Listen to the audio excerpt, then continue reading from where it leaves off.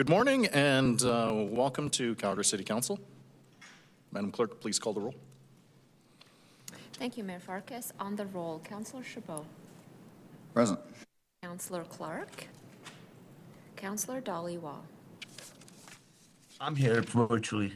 Councillor Jameson. Present. Councillor Johnston. Here. Councillor Kelly. Present. Councillor McLean. Here. Councillor Pantazopoulos. Councillor Schmidt. Councillor Tyers. Councillor Ward. Councillor Wyness. Councillor Ewell. Here. Oh, Councillor Wyness, that was you? Thank you. Councillor Ewell. Here. Councillor Atkinson. And Mayor Farkas. I'm here. Thank you, Mayor.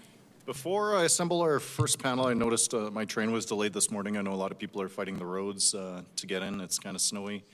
Madam Clerk, could you just recap for us some of the instructions if there's anybody who was signed up in person but would like the opportunity to participate remotely? How would they do that? Thanks for the question, Mayor Farkas. Absolutely. So the City Clerk's office is prepared to welcome participants both in person here in the council chamber or remotely. So at the time of registration online, anyone who submitted a request to speak, they would have received their panel number. The instructions also include the dial-in instructions. So there's nothing further required other than following the instructions in that email and dialing in remote. If anyone has any questions in terms of how to switch or if they need support, please email public submissions, that's all one word, publicsubmissions@calgary.ca, and we'd be happy to help. All right, thank you very much. So last night we ended off on panel 28, but on the off chance that there might be somebody on the line or here in person that was on any of the previous panels, we'll give that opportunity. Is there anybody here in person or on the line who was on panel 1 through 5? How about 6 through 10? 11 through 15? 16 through 20? 21 through 25? Great, come on up.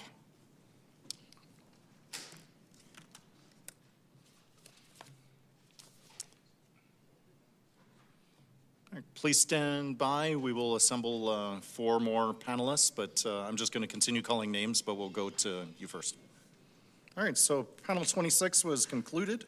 On panel 27, do we have Kate Stenson with us? Hi, I'm on the phone. All right, Kate, please stand by. On panel 28, do we have Idaza Shah? 21 through 25. All right, well, just make sure if you're watching the live stream, please mute that. On panel 28, do we have Tony Morris with us?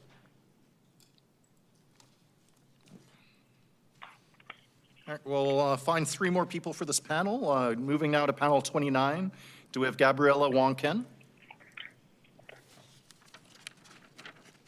Jerry Spidowski? Great, coming down, Jerry. On 29, Lorraine Moulding. And 29, Kirsty, you can come up. And we'll find 1 more person. On panel 30, do we have Sandy Claremont? Michelle Hebert? Art Matsui? Adele Sanoy? Or Jill Robinson? Moving now to panel 31. Oh, was that you, Jill? Yes, it was. All right, Jill, you will be our remaining panelist. Please stand by. Thank you. So we will go first to the folks who are here in person, and then we will go to the other 2 panelists. So please approach and just please state your name as well as the panel that you're part of, please. Good morning today. My name is Ryan Cairns. I was on panel 25. I'm a designer here in Calgary. My profession is designing single-family homes, row homes, townhomes, garage suites, other such residential developments, along with obtaining development permit approval for those developments. 2 years ago, I quit my full-time job, and I now work for myself. working with homeowners and developers to build their own houses to live in or to build units to rent or sell. Over my 10-year career so far, I've designed and permitted around 50 row houses and townhouses since 2017 in the RCG district, representing approximately 175 units and 140 secondary suites. I've also obtained several specific land use amendments from other districts to RCG before the before the citywide zoning was approved.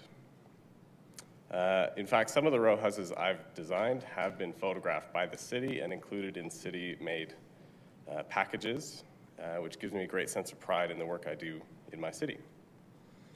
Notably, I want to mention all of these projects that I've worked on have been in the established inner-city communities such as Capitol Hill, Hillhurst, Killarney, Richmond, Bowness. In my experience, those developments are taking place in communities where the existing housing stock is aged, usually more than 50 years old. I'm here today to speak in opposition of the repeal of the citywide zoning, and I would like the RCG zoning to remain. Personally, I was born in Calgary. I intend to live the rest of my life here.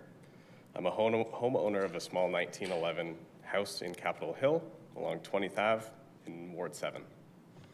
There are dozens of currently under construction and recently completed row and townhomes in my area, and I think the community character that exists has not been compromised. Construction is not fun to live near, but once everything is built out, I think it works great. Professionally, I believe a base zoning of RCG for the city makes good sense. The bylaw is a very broad scope piece of policy and shouldn't be overly gerrymandered to specific roads or areas in the interests of individual people.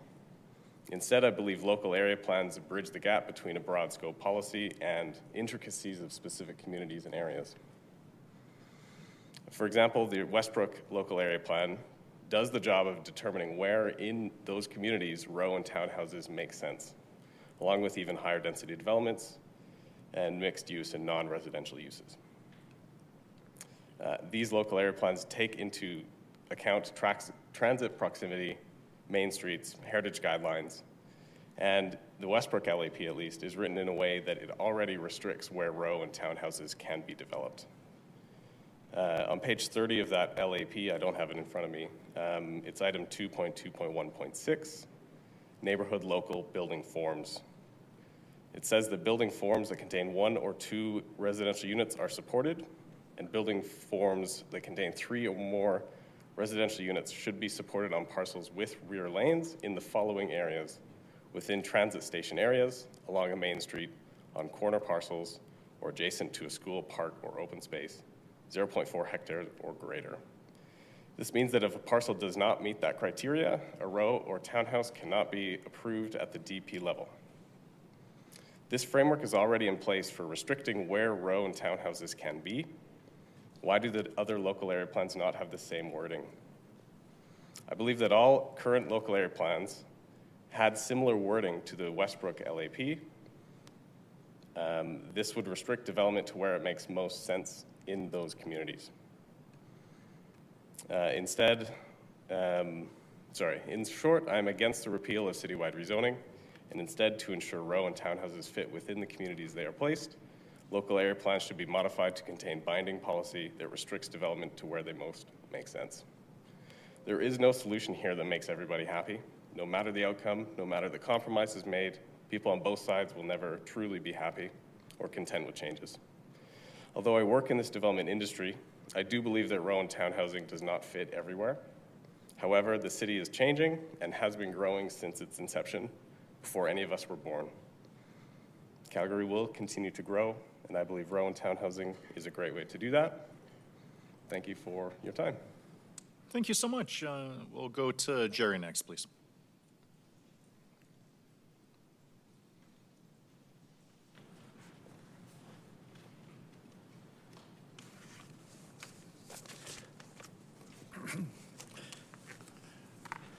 Thank you, Your Worship. I have 11 slides loaded, and I was assured by the nice young lady outside that they were loaded. Oh, here we are. Okay. That's a beautiful dog you have. And I didn't realize, Your Honor, that, or Your Worship, that, you know, snow clearing was a part of your duties this morning, so I commend you for that. It was the only exercise I'm going to get all day, I think. Okay, Mr. Mayor, councillors, Madam Chairman, I thank you for the opportunity to speak on this important matter. My name is Jerry Frank Spidowski, and I've lived literally in the center of my beloved Kingsland at 78 Kirby Place since 1981, a period nearing 4 to 5 years. It's my residence up there. We put a lot of labor into that. Now, the wonderful thing about Kirby Place is that literally half the bungalows, single-family bungalows around it, are renovated partially or fully. It's renewing itself. Okay, slide 2, please.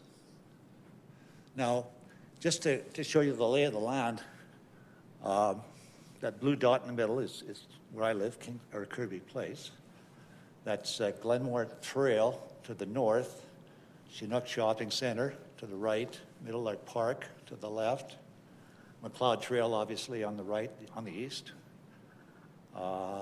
Elbow Drive on the left, and Heritage Drive on the south. Okay. And a little known fact about Kingsland, as I look at it, and I obviously know it very well, is that I think it, in terms of housing and rental housing outside the Beltline, it's probably done more of the heavy lifting than any other district in Calgary. And as we go along in my presentation, I'll give you evidence of that.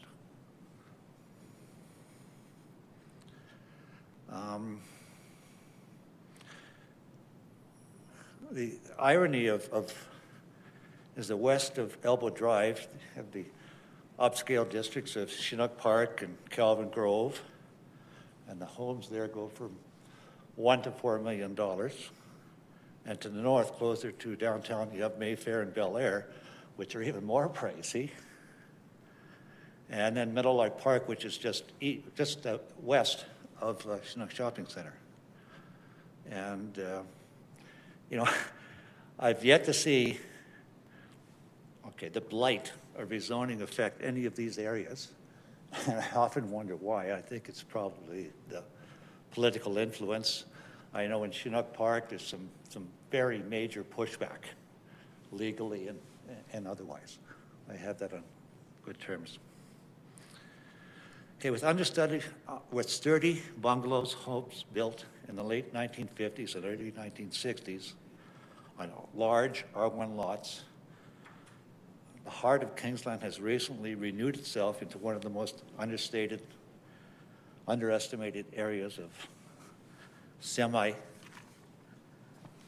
city Calgary. Until recently. Slide 3, please. At the end of Kirby Place, on formerly a R1 residential lot, there's being built not a duplex, not a triplex, not a fourplex, but an 8-plex would-be, I'm going to say it, slum in the making. Aesthetics and architectural incongruity aside, with a four-patch, next slide, please.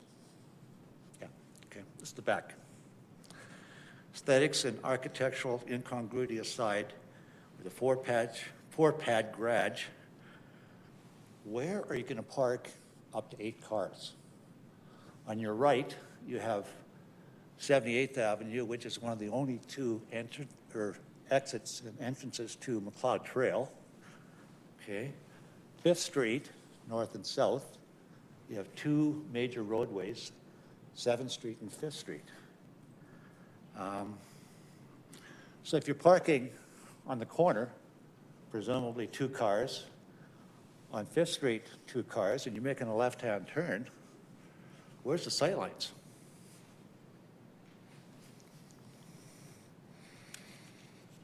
Okay. And the back end part here, I've looked at this, where are you going to put up to 24 green, blue, and black garbage bins? Okay, it looks like to me there's not enough room for commercial bins. I'm not sure how a truck would ever get in there. And I'm not sure how you're going to cover up 24 garbage bins. And how is the garbage guy going to pick them all up? People going to haul them to the curb? I don't think so.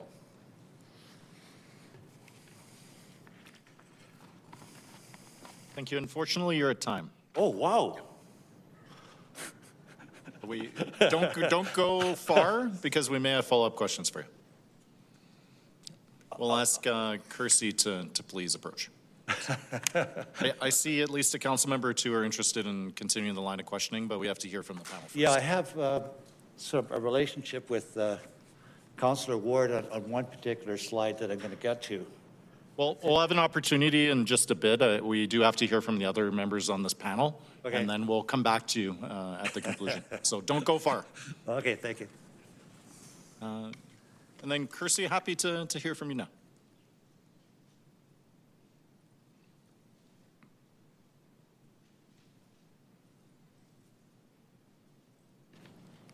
Well, thank you very much, Mayor and members of Council. My name is Kirsty Bird. I'm a resident of Ward 11, a co-chair of the Affordable Housing Team of the Calgary Alliance of the Common Good, and an Anglican priest here in the city. There's an owner of a small business in my neighborhood of Haysboro. Every time you go into his shop and ask how he's doing, he replies, "I'm blessed." I love that. It's hopeful and appreciative, and it makes me do a gut check every time I hear it. I am blessed too, and that is the spirit in which I would like to speak to you today. My husband and I arrived in Calgary in 2003. We were newlyweds from Vancouver, and we moved here so that I could start my first job in ministry. We moved out of our tiny one-bedroom apartment in Vancouver to a two-bedroom apartment in Calgary with a garage for $300 less a month than we had been paying in BC. It was so spacious that I did a cartwheel in the living room the morning that we moved in, just because I could. It was early in July, and by the end of the first day, one neighbor had baked us cookies and another lady had offered me an outfit to wear to Stampede. It was prairie hospitality at its best. Our introduction to Calgary was beautiful. My husband eventually landed a full-time teaching job. The next year, we bought our first house, and the year after that, we had a baby. We had planned to stay for 2 years, but you know how that goes. We had found a community, and we were blessed. That baby is now 20. He's living at home and going to university. I hope, though, that he will not be living at home forever. I want him to have the same opportunities to be independent, to live his life, to have his own adventures, and to have to figure things out.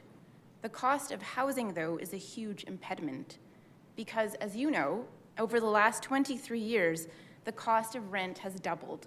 The price of your average bungalow has tripled. Utilities, food, insurance have skyrocketed. His reality, like that of most young people and newcomers to the city, is very different. It's just too expensive.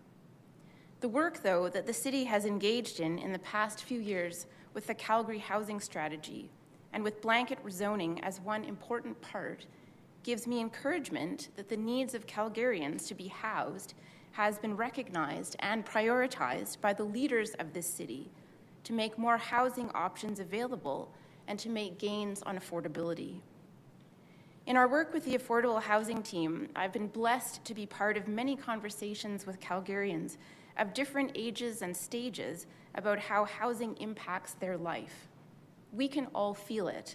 The city is getting bigger and busier, and people are excited to call Calgary home. But with all this growth comes a squeeze on available places to live. We heard from young adults about how hard it is to find an apartment, how the rent is so expensive and landlords are slow to address maintenance concerns, how some people even have unconventional living arrangements to afford their rent, like two married couples sharing a two-bedroom apartment. And we also heard from seniors, people looking to move into assisted living and calculating just how many years they can afford to live there. trying to get into subsidized housing but being unable to qualify.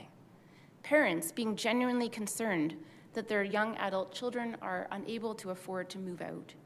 New Canadians who are struggling to get a place or a place that is suitable for a growing family. All of these people are touched by the housing crisis. All of these people need you to have a plan that unlocks more places to live across the city, a plan for growth, greater density, a variety of housing that suits individuals and families, and one that gives people hope for the future that they also will be able to make a life here. For those of us who have been blessed to have a stable, affordable home, do we not want the same for others? To have a strong society where everyone has a good place to live? I love my neighborhood, and I'm willing to see it change and transform so that other people can enjoy it too. There was an expression in Vancouver that I heard in the 1990s about people moving out to that city, that when you move there, you wanted to quote unquote pull the ladder up before it got too crowded. There are things that we have learned through the last 18 months about blanket rezoning that need to be reworked. So work on them, fix them, make the changes that will keep us moving forward, finding places to live that are affordable and unlocking housing potential. Don't pull up the ladder. Share the blessing instead. Thank you. Thank you so much, Kirsty. We'll ask our final presenter here in person to come and please approach. I don't have your name, but you can come on up. I just spoke a minute ago.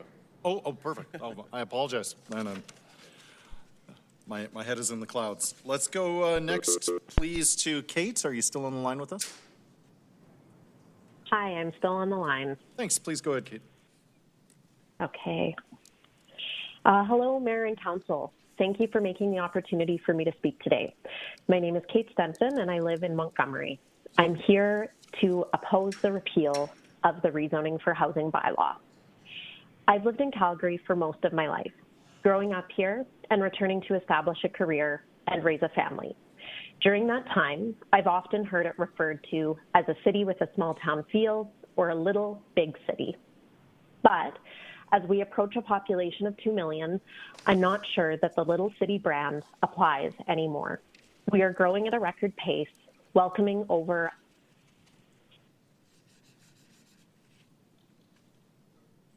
Kate, did we lose you?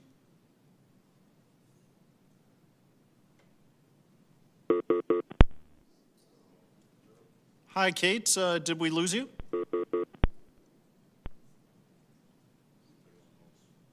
Hi, my apologies. Oh, Can no you worries. hear me now? Yeah, you're still with us. Okay, sorry about that. No problem at all. Okay, so we are growing at a record pace, welcoming over 100,000 new residents in just 4 years and expecting many more in the years to come. We need bylaws and policies which respond to that growth.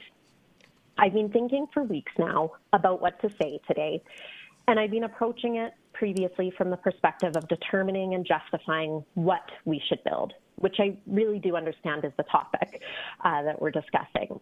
I've laid out many arguments in favor of the rezoning for housing bylaw: fiscal responsibility, process efficiency, increased supply and choice. But as I've listened to many Calgarians speak during this public hearing and the one in 2024, and as I've reflected again and again, I realize we are debating how or if we should make changes to base zoning. 2+2s, 3+3s, 4+4s, trying to find that magic number that citizens will accept.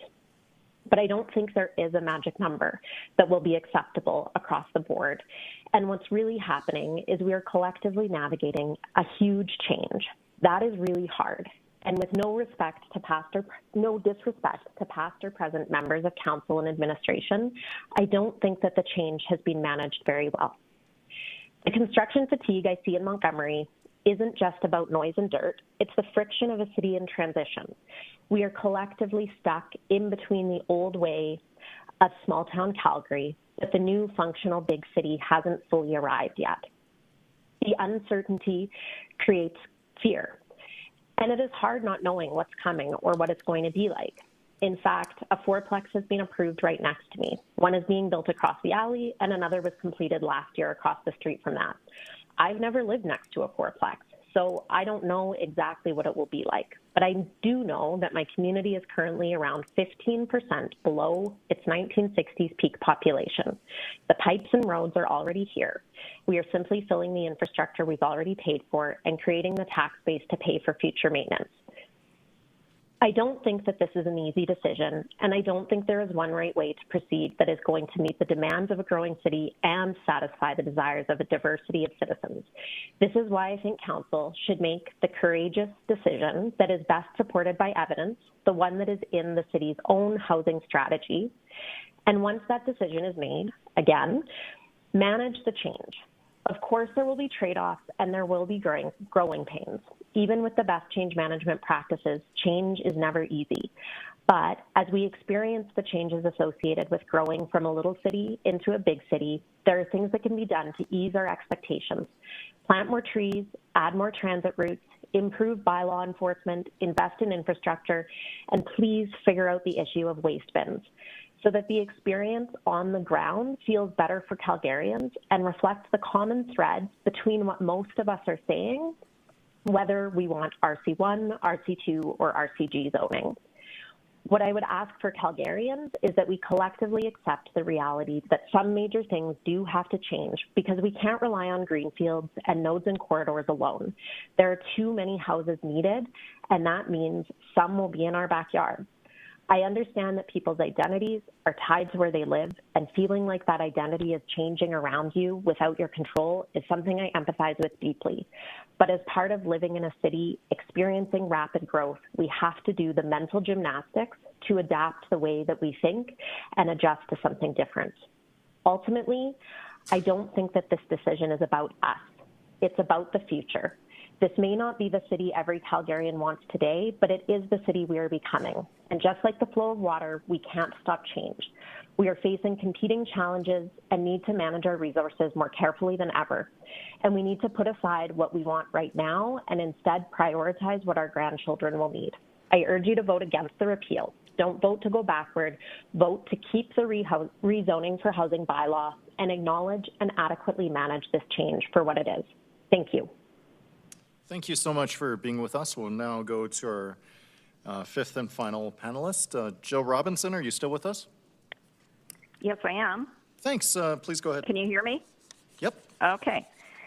My name is Jill Robinson, and I am a longtime resident of Marda Loop and also the owner of my grandparents' century home in the historic district of Ramsey. Both my husband, Jim Robinson, and I are in favor of fully repealing blanket rezoning. Sorry, I'm getting feedback here. Sorry.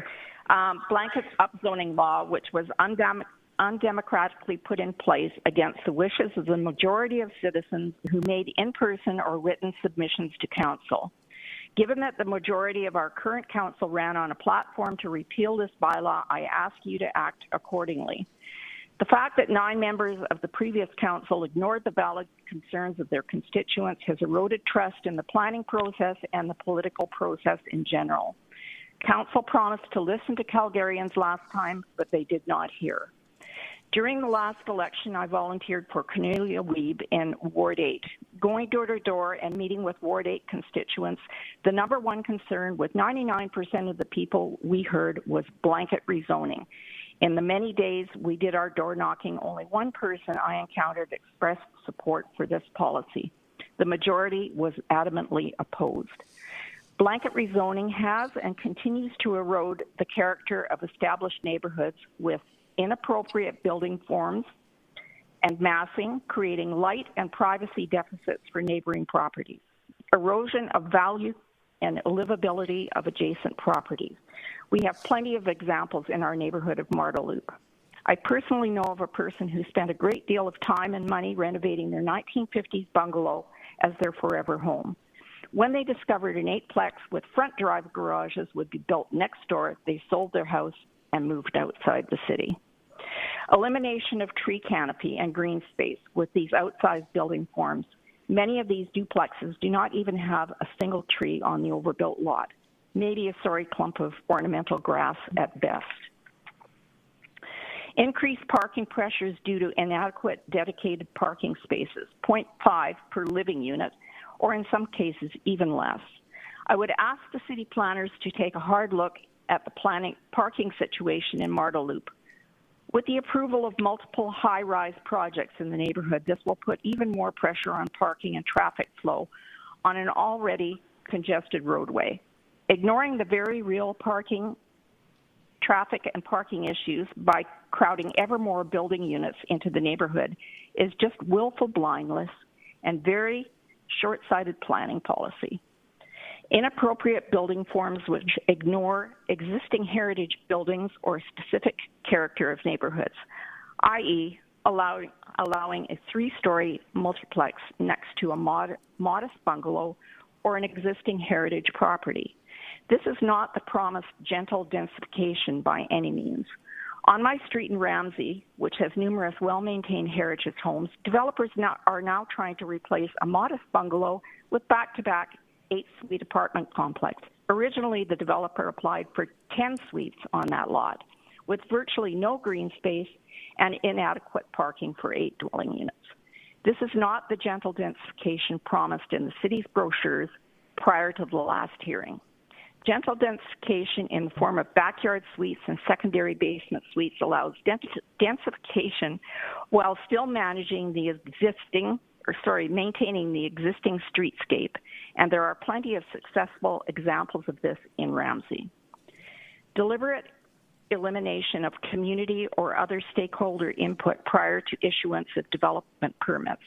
I think everyone knows the city's tell us what you think process is a virtually meaningless exercise in the existing development process, since city planners give little or no weight to the valid concerns of affected property owners.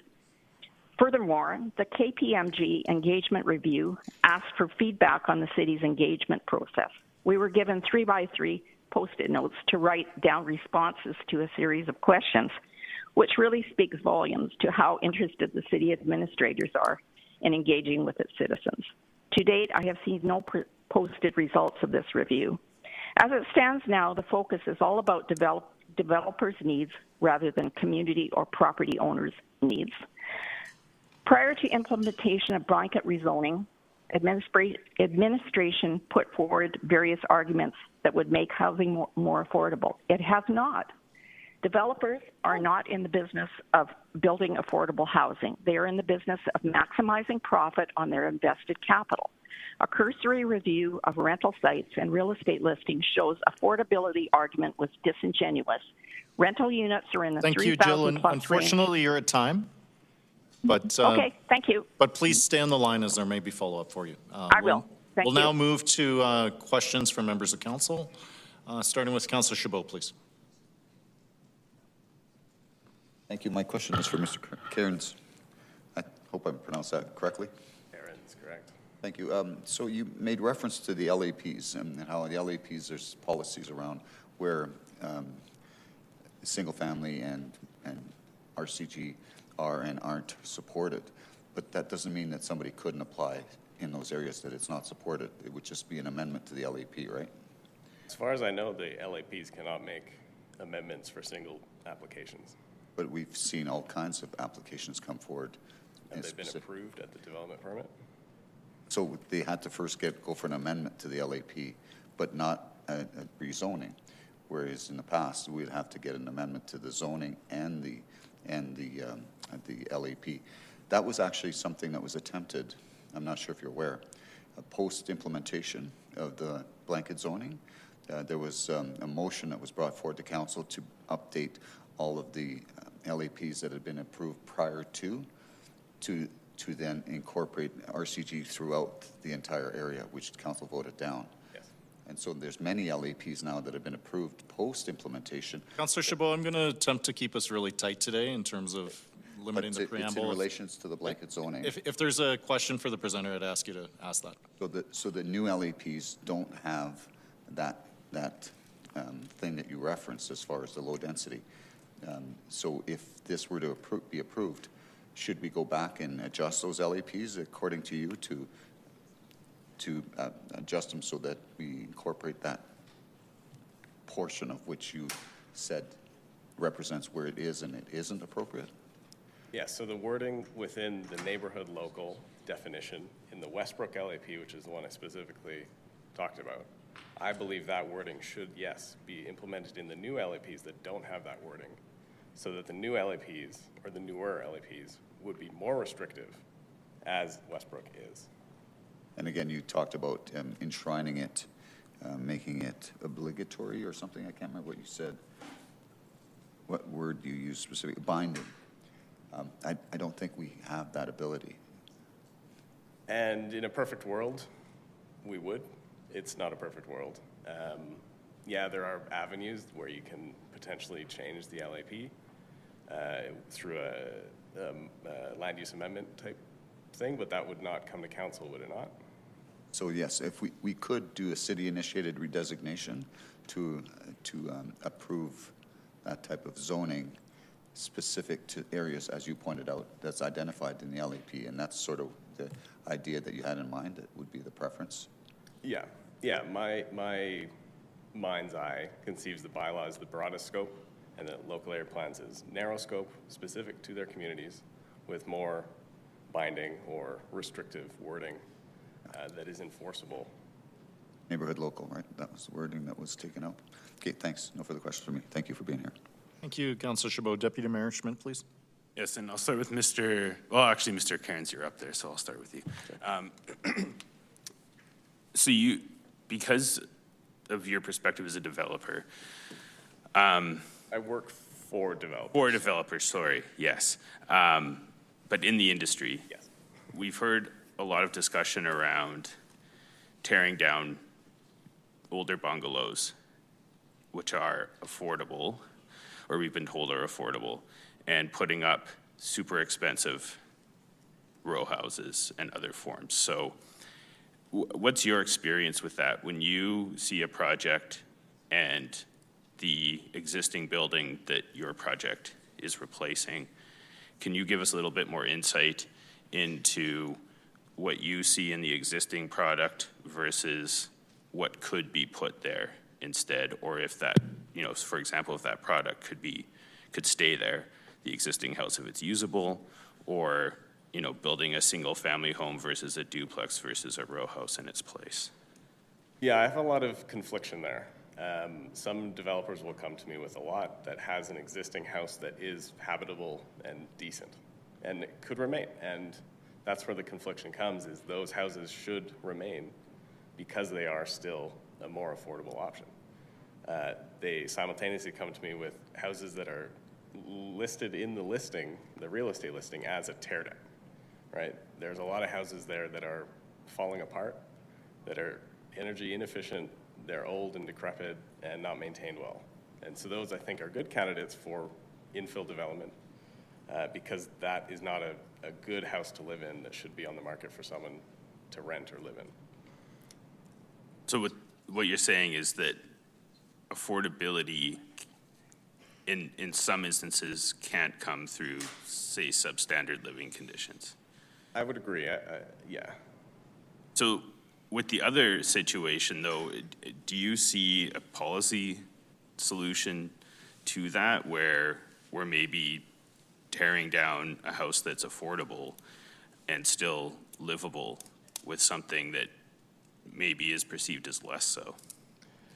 I think that's a hard thing to do as a government, to restrict what a private property owner can do with their property. I think if you own your property, you have the right to demolish it.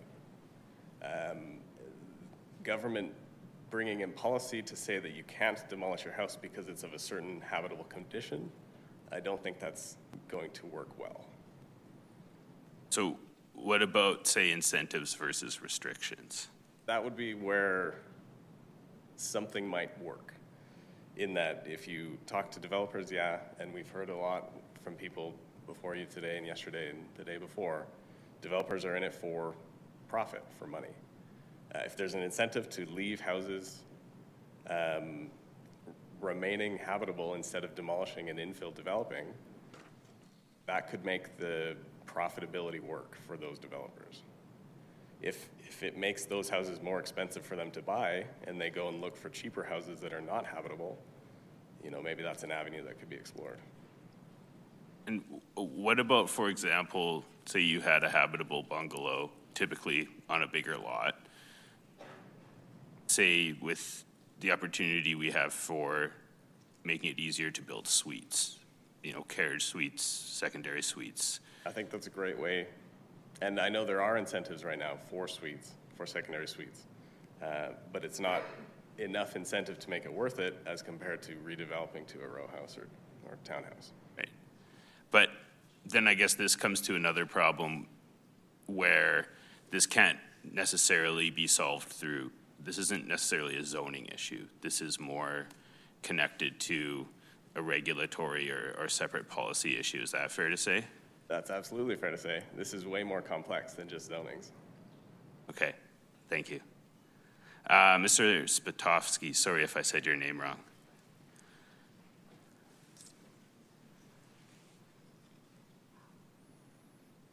Yes. Can you tell me what you mean by slum?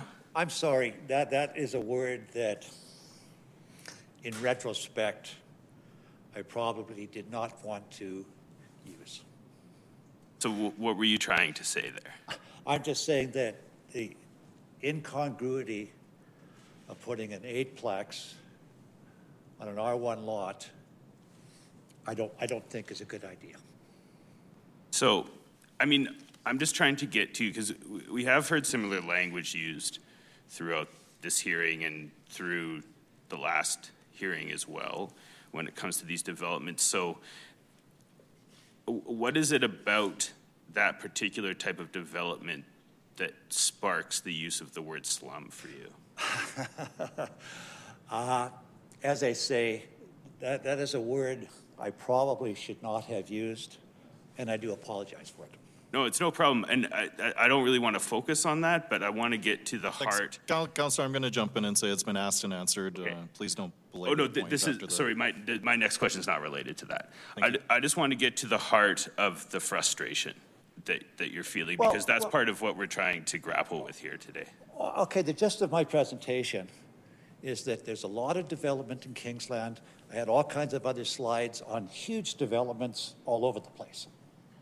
Okay, and on the periphery of Kingsland, there's all sorts of 8-plexes and multiplexes and so on and so forth.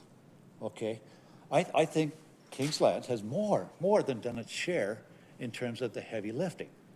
Okay, and I think, to put an 8-plex right in the heart on an R1 lot is simply not a good idea.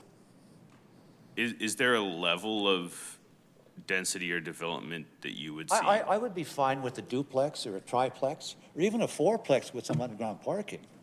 That's fine. I have no problem with that whatsoever. And there's some 8-plexes along Elbow Drive, which I could speak of, that I think are fine. Right behind the shopping center on 75th and Elbow Drive, there's a concrete building going in, about 30 suites. Right next door to that, there's an 8-plex. There's lots of access on the roadway. There's the alley access and so on. I have no problem with that. But, and so, yeah, I'm glad for your answer there, because that's I think what we need to hear. But what I heard you say was that duplexes, say in your neighborhood and likely in other neighborhoods, completely reasonable? Yes. Okay, excellent. Thank you. And no, I didn't mean to grill you on that. I'm sorry. I'm sitting here thinking, well, what did I say that was probably inappropriate? And that word came to mind, and I do apologize for it. It was my old lawyer habits dying hard, one question to the other. So no, I appreciate your answers. It was enlightening. Thank you. Okay. Thank you. Stay right there. We have Councillor Ward. Hello. Oh, come back. Please come back. Mr. Spidowski. It's me over here. First of all, thank you for retracting that. That probably wasn't a good word. Yes, so I appreciate that. I'm sitting there and saying, oh, what did I say?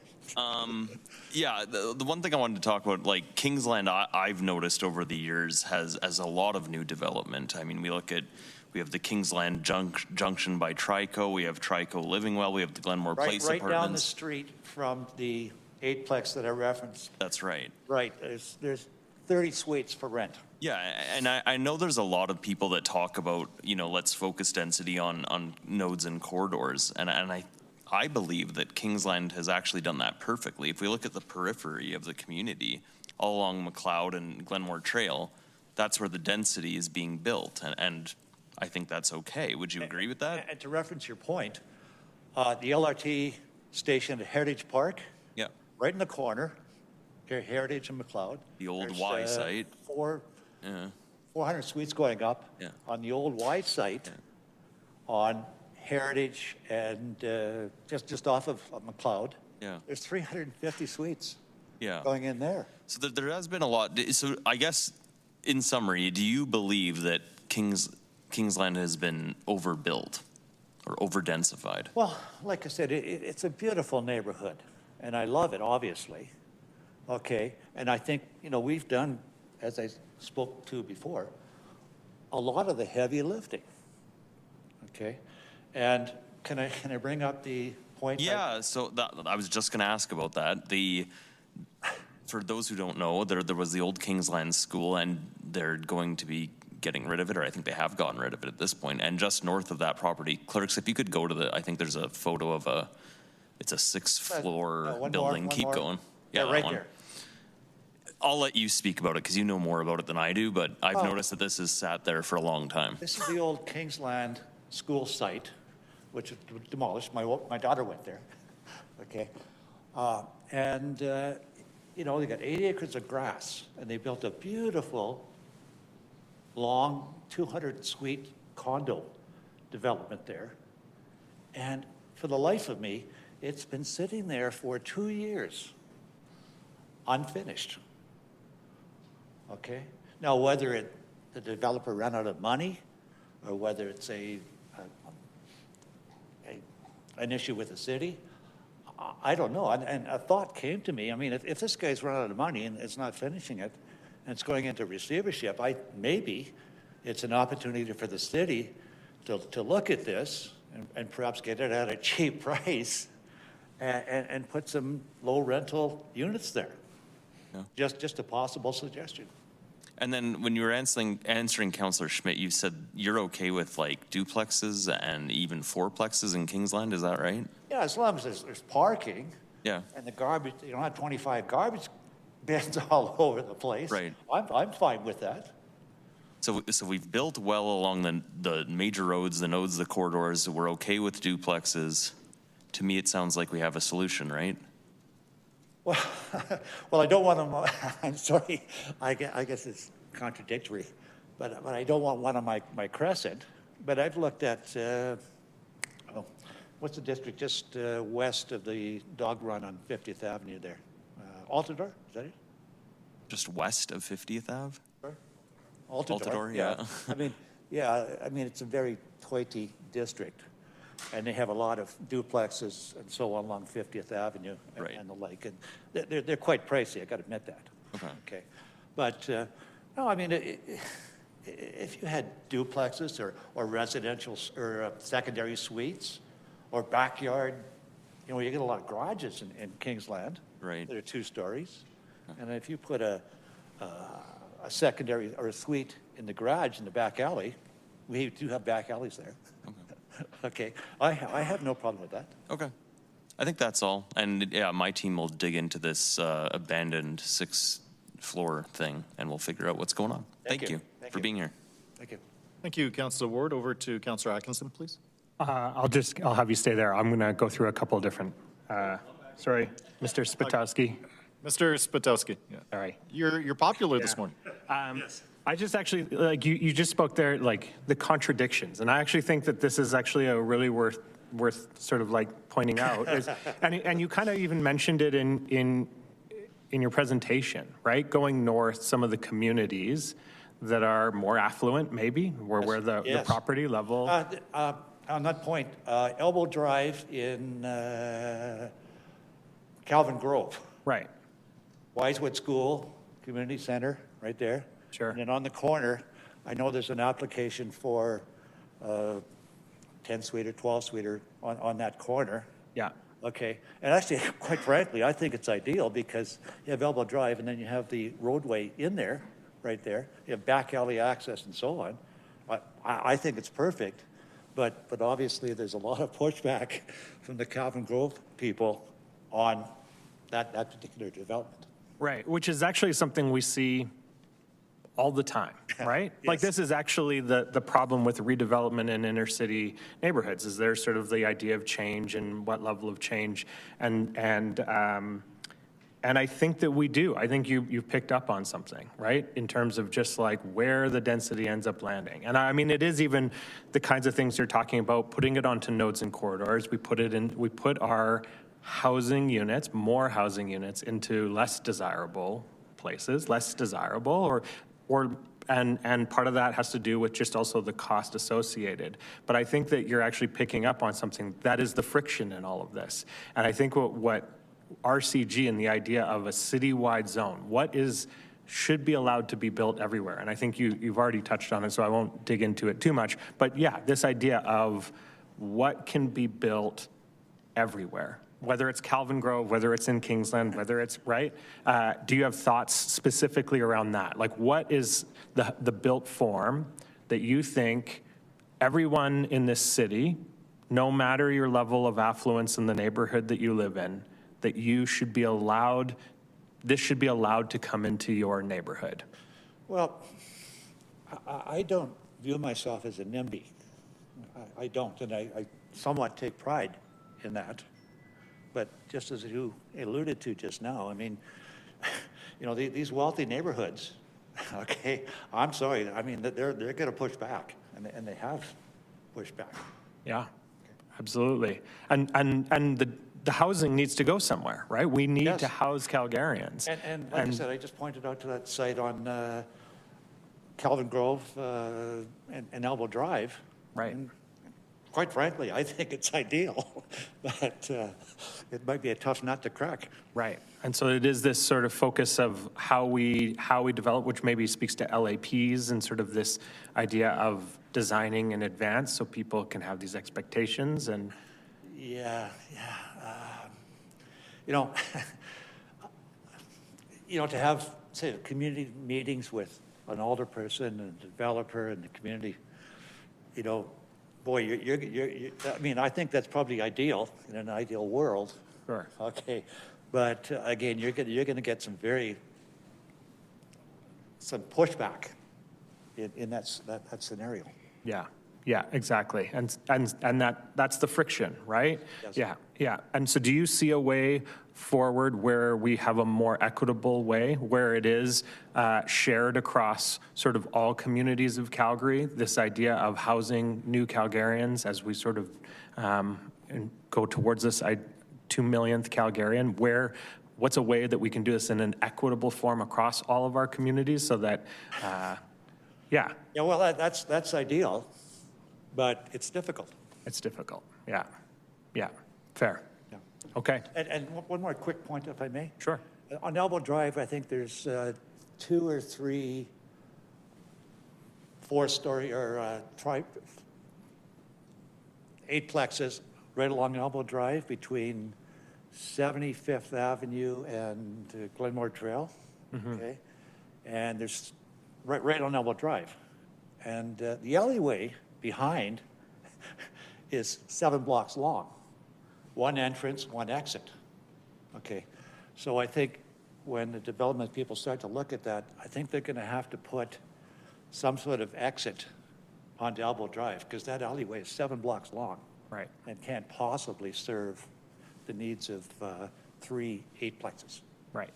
Yeah, it's these design considerations, making sure that we're building livable communities. And I'm not sure the fire department or fire marshal would look at that favorably either. Well, and that is a problem also when we focus that density into certain areas, right? It requires those areas to take on more, and then you do have some of these knock-on effects that we are sort of, you see it in certain neighborhoods and maybe not in others. Yeah, absolutely. Yeah. No, I appreciate. I point to your contradictions because I think this is the friction that is being felt actually in a lot of the neighborhoods that are sort of seeing this densification and then looking across the way and saying, hang on a second, what's happening here, right? And that is the idea, I think, that RCG originally was trying to propose. Whether we have the rules right, whether we have it right across the board. Yeah, I mean, you have some very tough decisions to make here. Yes. And I don't envy you, but all I ask for is a little reasonableness, if I can use that word. Absolutely fair. Thank you very much. Thank you for your presentation. Okay. If I can speak to Mr. Cairns, please. Hello. Hey, Mr. Cairns.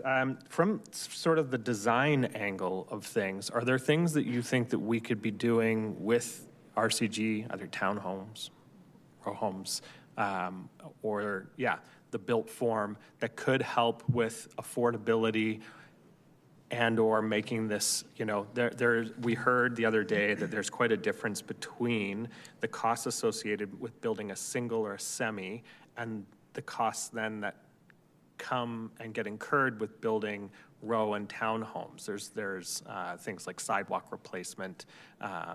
We heard about stormwater on site. Are there certain things that, from the design angle, that you would have to point to that would potentially help with that affordability?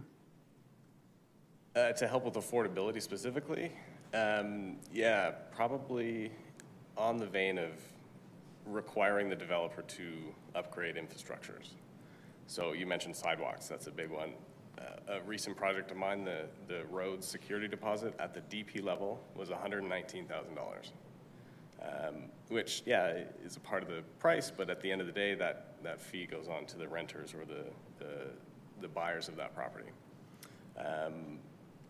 There's the stormwater management systems. So on a site with 3 or more units, no matter the size of the site, we're having to install stormwater management, which is collecting all the rainwater on site in a tank so that the rainwater won't overflow the city in the event of a large storm. And I agree that that's needed to an extent, but all of that cost is put on the developer, which increase the cost of the end product.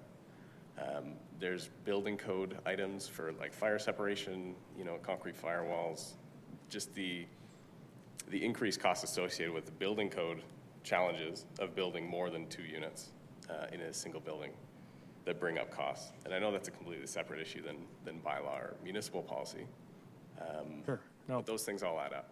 Right. Yeah. And it is that divide sort of between semis and like 3 or more units that you suddenly see that. Yeah, the distinction between single and semi versus 3 and more. Fair. Attached. Perfect. Thank you very much.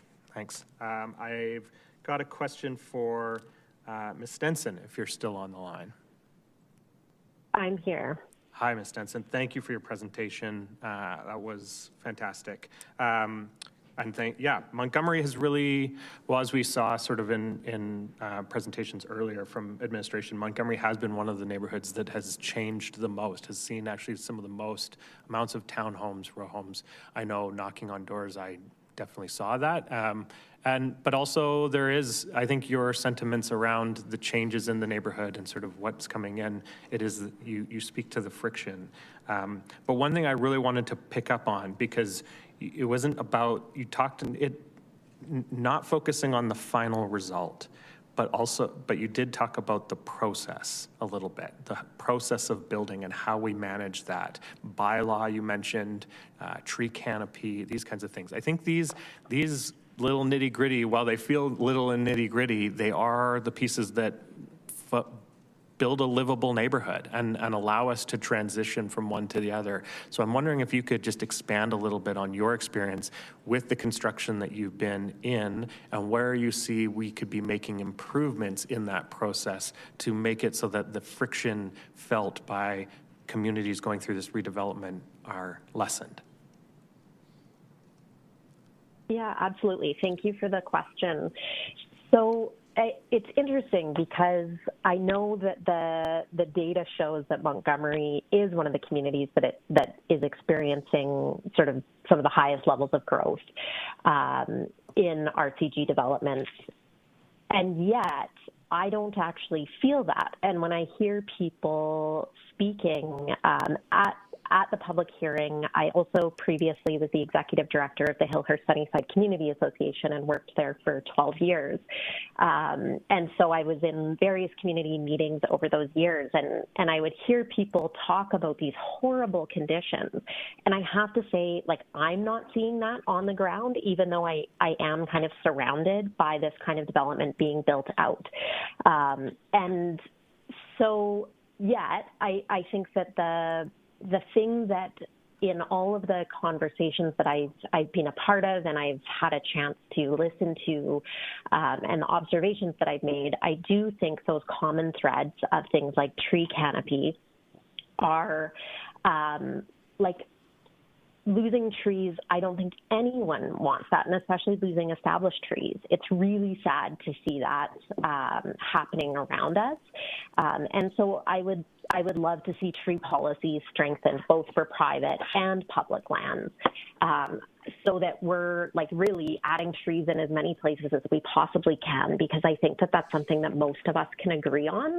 And those places where we can find common ground, I think are where we need to focus, because I not to be sort of glass half empty, but I actually don't think we will in a city our size. I don't think we will find common ground on what that right number is of base zoning. I just don't think we will ever reach consensus, and that we could have public hearings until the end of time.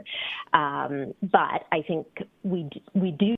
I think most people do agree that we need housing. Where it goes, is the contentious piece. So I think that planting trees, like, to me, that should be sort of the lowest hanging fruit that we have.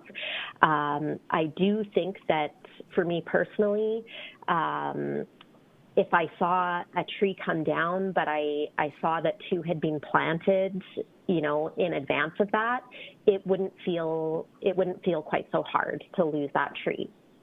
And I think that for the concerns around parking, like, that is obviously one of these very big friction points. I live in Montgomery, as I said. I work at the University of Calgary. It should be feasible for me to take the bus to and from work, but it actually is quite difficult. The bus that I would take only comes once an hour, even during rush hour. So making it viable for people to get around the city without having to own a car will reduce the number of parking spots that we need, and it will reduce the amount of traffic on our streets and the amount of cars parked on our streets. And again, I think that that's something that most people can agree on. And I was sort of saying this with a bit of humor, but like, figure out the garbage bin thing. I do believe that this RCG-based zoning is effectively like a non-negotiable. Like, I don't really actually think we have a choice. I think it needs to be done. But the thing that could maybe push me to the other side is if the unit that's going to be next to me and then the one across the alley, if there are 48 waste bins in the alley a couple years from now, like, that might actually push me to the other side. So I think, but that's solvable. Like, that to me is a problem that we have the minds in this city to solve, and make that experience on the ground better. I hope that answers your question. Yeah, no, that's great. Appreciate those nuances. That's fantastic. One final question for Ms. Bird. Sorry, thank you. I know the Calgary Alliance does a lot of work with engaging with communities, especially those maybe experiencing poverty and sort of, where housing is more precarious. Can you speak specifically how you see RCG housing helping those folks who are most vulnerable on the housing continuum? Yeah, thank you. I think that what we've been hearing is that people, and listening to the hearing thus far, it seems like people who do not have the means, who are living more precariously, they really need options. And I think that the RCG offers those options. Like, the market will determine, obviously, where a lot of these developments happen because of the price point of the land, all of those things. But in the places where it's affordable and it makes sense to have greater density, I think that it really goes a long way, as we heard from people who've spoken, that it unlocks all of those suites, the mortgage helpers, things like that, that helps both the homeowner as well as the person who's looking for an affordable place to live. And so we see that that actually does make progress in unlocking some of those houses. That's great. Thank you very much. Thank you. Thank you all for your presentations. Thank you very much. We will assemble our next panel here. Is there anyone with us or on the line that was on panels 1 through 30 and didn't catch their name when it was called? All right, seeing none, we'll move on to assemble our next panel, starting with panel 31. Do we have Lucy Meow with us? Nicole Kits? Hi, I'm calling through the phone. Thanks, Nicole. Please stand by. Andrew Howell? Okay, come on down, Andrew. Susan Quinn? Thanks, Susan. Please stand by. Hal Lowther? Moving now to panel 32. Renee Edwards? Charlotte Kingsford? Yes, I'm All right, great. Hello? Renee, is that you? Yes, it is. I'm calling Thanks. in online. Thank you. Please stand by. Do we have Charlotte Kingsford with us? Ross? Yes, I'm online. All right, Charlotte, please stand by as well. All right, so we have Nicole, Andrew, Susan, Renee, and Charlotte, and I'll call for the presenters in that order. So first up is Nicole, please. Hi, everyone. Thank you for having me today. My name is Nicole. Loop area. I have been living in Calgary for about 2 years now and originally moved here for job opportunities and to be close to family. My partner and I intend to settle down in Calgary for the rest of our lives. I am speaking at council today to advocate for affordability and the quality of life of those who live here. I am in opposition to the repeal of blanket rezoning. Accessibility to me includes having choice when it comes to selecting housing, as well as choice in location. As someone who cannot drive, it is very important to me that I live in a walkable area that has good access to transit and bike lanes. It is also important to me to be comfortable in my own home, which includes having enough space for me, my partner, and our 2 dogs, being in an area with lower noise pollution, having a green space for our dogs, and being close to work and amenities. Not all families and individuals look the same, nor do their needs. Hence, not all housing should look the same. My partner and I have been renting for close to 12 years now and would love to purchase a home of our own one day. Seeing the lower housing prices and the increase in townhomes as a result of the current RCG rezoning has been encouraging and gives us hope that home ownership could become more attainable one day. We do not need a single detached home, yet a condo also does not meet our needs. The RCG rezoning has provided more options such as townhomes that are suitable for our specific family's needs. At the same time, affordability remains a real challenge for many Calgarians, including individuals like ourselves. Even with stable jobs and relative financial security, it is difficult to save for a home while managing high rent, grocery costs, medical expenses, and student loans. This underscores how important it is to continue expanding housing options and increasing supply. Scraping the current RCG rezoning would be a step backward and would only make the housing crisis worse.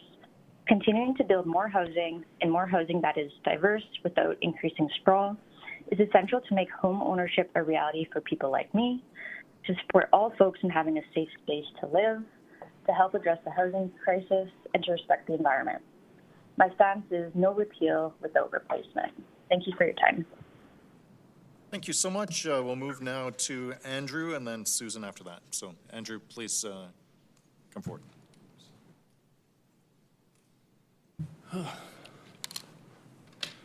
Howdy everyone, I'm Andrew Howell. I'm 30. I've lived in Calgary pretty much my entire life. And in fact, I've lived in the Ward 2 area pretty much my entire life. I've lived with family, I've lived with friends. I currently live in a cheap basement, but I've lived in cheap basements of all sorts. I've been in an old woman's basement, an old man's basement. I've lived in the basement of a hippie commune, but that's a long story. I've been around. I've taken many different career paths. I used to draft pump facilities for oil and gas using AutoCAD. I used to develop websites. I currently do home maintenance solutions. As soon as I'm out here today, I'm going to be shoveling snow for probably 12 hours. Among many other things, I used to be an animator. So I'm a bit of a storyteller by trade. You'll have to forgive me while I spin my yarn. In my academic pursuits, I was an honor roll student in high school. I got my bachelor's degree in computer science. And in many ways, I've lived a comfortable middle-class existence, but I'm also no stranger to hard times. I brought a little prop with me today. This is the police report I filed when my bank account was hacked and I lost a decade of savings. Now, I don't want everyone to feel too sorry for me. After this happened, I've made everything back by double, at least. I worked 6-day weeks and 12-hour days for pretty much 2 years, on and off a bit, depending on the season. I was the best salesperson our company had. I had the most upsells. I generated the most leads. I've gotten all the honors that entails. And I suppose I feel the need to be here today because none of that is good enough in this current world. I tried to get pre-approved for a mortgage about a year ago. And despite making decent money, despite having good credit, I couldn't even get a $200K approval for a mortgage. Now, look, taking the microcosm of my life and blowing things up to the broader perspective of the whole world, I don't know if everyone's been keeping up with the news lately. There's a lot going on in the world right now. And I fear it's going to get worse. I fear we're unprepared. I think this is a very simple supply-demand problem we're facing right now. Houses are too expensive. And sure, Calgary, the metropolitan area, compares much better to metropolitan areas across Canada.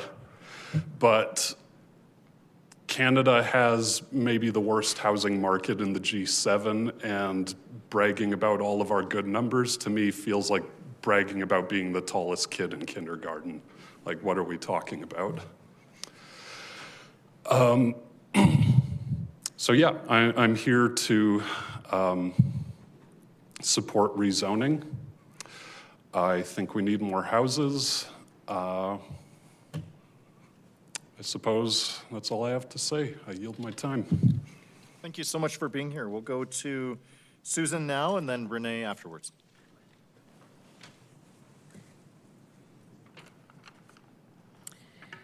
Good morning. I'm Susan Quinn. I'm representing myself and my husband. We live in Oak Ridge, which is Ward 11. And I'm here because I'm opposing the repeal. I don't think that the bylaw should be repealed.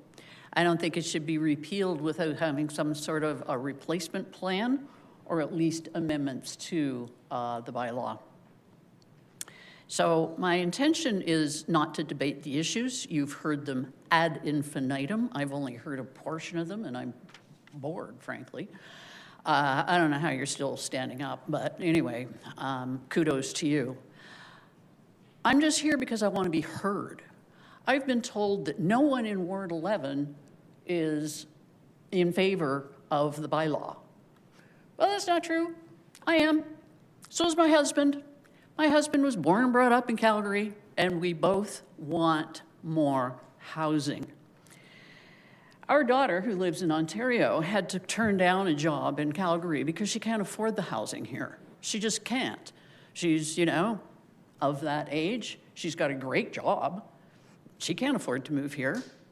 And we're all kind of upset about that. And I think that's a real shame because she'd make a good contribution to Calgary. My husband and I own our house, but we are not able, and don't have enough money to pay for a house for her or even contribute to a house for her. So that's not an option for us. So I thought what I'd do instead of argue the issues is to give you 2 quotes from sources I never, ever thought that I'd quote in my life. One of them is from the Fraser Institute. The article is entitled, "Misguided Policies in Calgary and Edmonton Would Make Housing Less Affordable." That's the name of the article. The quote from the article is, "If it's repealed, many housing opportunities will be locked behind an arduous municipal approval process, shrinking supply and pushing up prices." That's the Fraser Institute, for goodness sakes. The second one is even more amazing, that I agree with, Michelle Rempel-Gardner in the House of Commons said, in part, she said a lot, "So I'm sorry. At this point, an esoteric debate about parking when we can't house our families is ridiculous. I'm saying this as a conservative." Keep in mind, this is Michelle Rempel-Gardner. "Everybody needs to wake up." End quote. That's her. I'm going, holy moly, even she's saying that. So I have a hope and a vision where endless sprawl into the netherworlds of Calgary is not happening, where we can reduce our infrastructure costs by minimizing this endless sprawl, where we have more housing options made available to people, so that we can encourage rather than discourage things like secondary suites, backyard suites, anything, where density makes public transit make more sense. And coming in from Oak Ridge today on the public transit was quite exciting. It's amazing I made it, but I did. We can have local businesses that open and thrive, as opposed to a favorite restaurant in our neighborhood that closed down because there aren't enough people. Well, there are other reasons too, but where we take climate destruction seriously, and Calgary becomes a welcoming city to all. What I'm hoping is that we have a council that is proactive, forward-thinking, and takes a leadership position moving this city forward.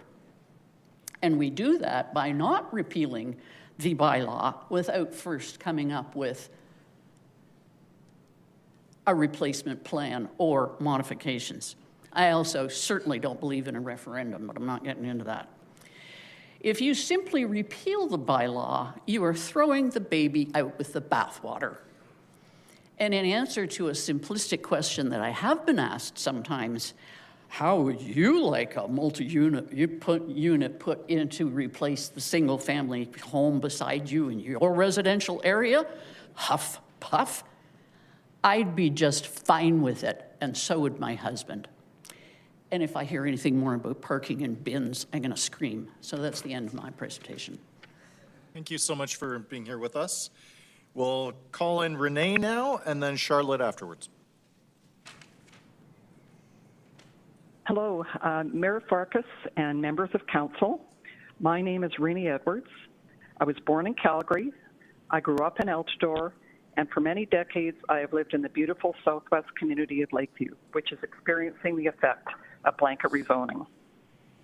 I am in favor of the motion to repeal blanket rezoning and would like to provide the following comments.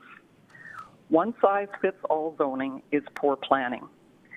Blanket rezoning ignores real differences among neighborhoods when considering lot patterns, heritage character, mature tree canopy, existing density, lot setback requirements, traffic patterns, and infrastructure constraints. Blanket rezoning cannot and should not replace area-based planning that respects local area plans and community input. Citywide rezoning removed residents' legitimate expectations that local planning processes would shape their community's growth. Repealing blanket rezoning and returning communities to their previous zoning designation is not anti-development or anti-densification. Rather, it is pro-democracy, pro-planning, and pro-targeted development where it fits and where services can support it. Infrastructure and transportation impacts were not properly assessed. Blanket rezoning was unleashed, and I use that word deliberately, on communities without adequate consultation and without detailed neighborhood scale assessment of infrastructure capacity, meaning water, sewer, roads, schools, parks, and transit. It also failed to meaningfully evaluate the increased traffic, parking pressure, and safety impacts on established mature communities. Loss of affordable housing stock. I have seen modest, relatively affordable houses and rental properties demolished to create new multifamily units that are often unaffordable from a purchase or rental cost perspective to the missing middle or lower income individuals. Replacing older affordable homes with expensive infills and row houses does not solve the affordability issue. While adding more housing units was promoted as a way to improve affordability through increased supply, there is no guarantee that new developments will achieve this goal. The market will continue to remain out of reach for many, particularly those units that are built in desirable inner-city communities. Environmental and green space concerns. Higher density forms has led to a marked reduction in green space, trees, and permeable surfaces, and I have witnessed this outcome firsthand on many occasions in my community. Also, reduction of the urban tree canopy runs directly counter to the city's stated climate change goals. Federal Housing Accelerator funding. The Federal Housing Accelerator funding should not be used as a veto. I understand the concern about the continuation of this funding. However, federal programs are tied to housing supply targets and outcomes, not to one specific zoning mechanism. Calgary has already exceeded its housing supply target and should be in a very strong position to continue to receive this funding based on our results, not a zoning designation. My requests are as follows. Number one, for the Mayor and Council to repeal blanket rezoning and restore each affected community to its previous land use district zoning designation. Number two, redo or restore local area plans and require all LAPs to have meaningful community engagement and to be reflective of community input. Number three, contextual sensitivity. Bring back contextual setback and height requirements that align with community development parameters. Number four, parking. Require reasonable off-street parking that matches the scale of the development, not the inadequate 0.5 parking spaces per unit that is currently permitted. And respect restricted covenants. Include review and compliance with restricted covenants as part of the planning process, and don't abuse direct control as a way to defeat restricted covenants. Thank you for the opportunity to speak on this consequential issue that is before Council. Thank you so much, Renee. We'll go now to Charlotte Kingsford to round off the panel, please. Good morning, Your Worship and members of Council. My name is Charlotte Kingsford. I live in Ward 8, and I'm a longtime Calgarian business owner and community member. I'm in support of repealing blanket upzoning, as I'm not convinced this policy addresses housing affordability, and I believe it may create unintended social and economic consequences. Housing affordability is a complex humanitarian problem. And from my research, the evidence shows that increasing land use capacity doesn't guarantee increased housing supply nor affordability. Next slide, please. We are seeing modest improvements in the housing economy. Real wages are up slightly. Lending conditions are stable. Population growth has slowed. This suggests the current market pressures are easing slightly. In saying so, there still exists a concern for growing income inequality and a lower standard of living for various economic reasons, and unlikely to be solved by blanket upzoning. The erosion of purchasing power lowers everyone's standard of living, but disproportionately impacts those families with the lowest incomes where housing and food costs consume the majority of the household budget. Next slide, please. Housing and rental prices have also declined modestly year over year. There is currently a supply imbalance, more supply than demand.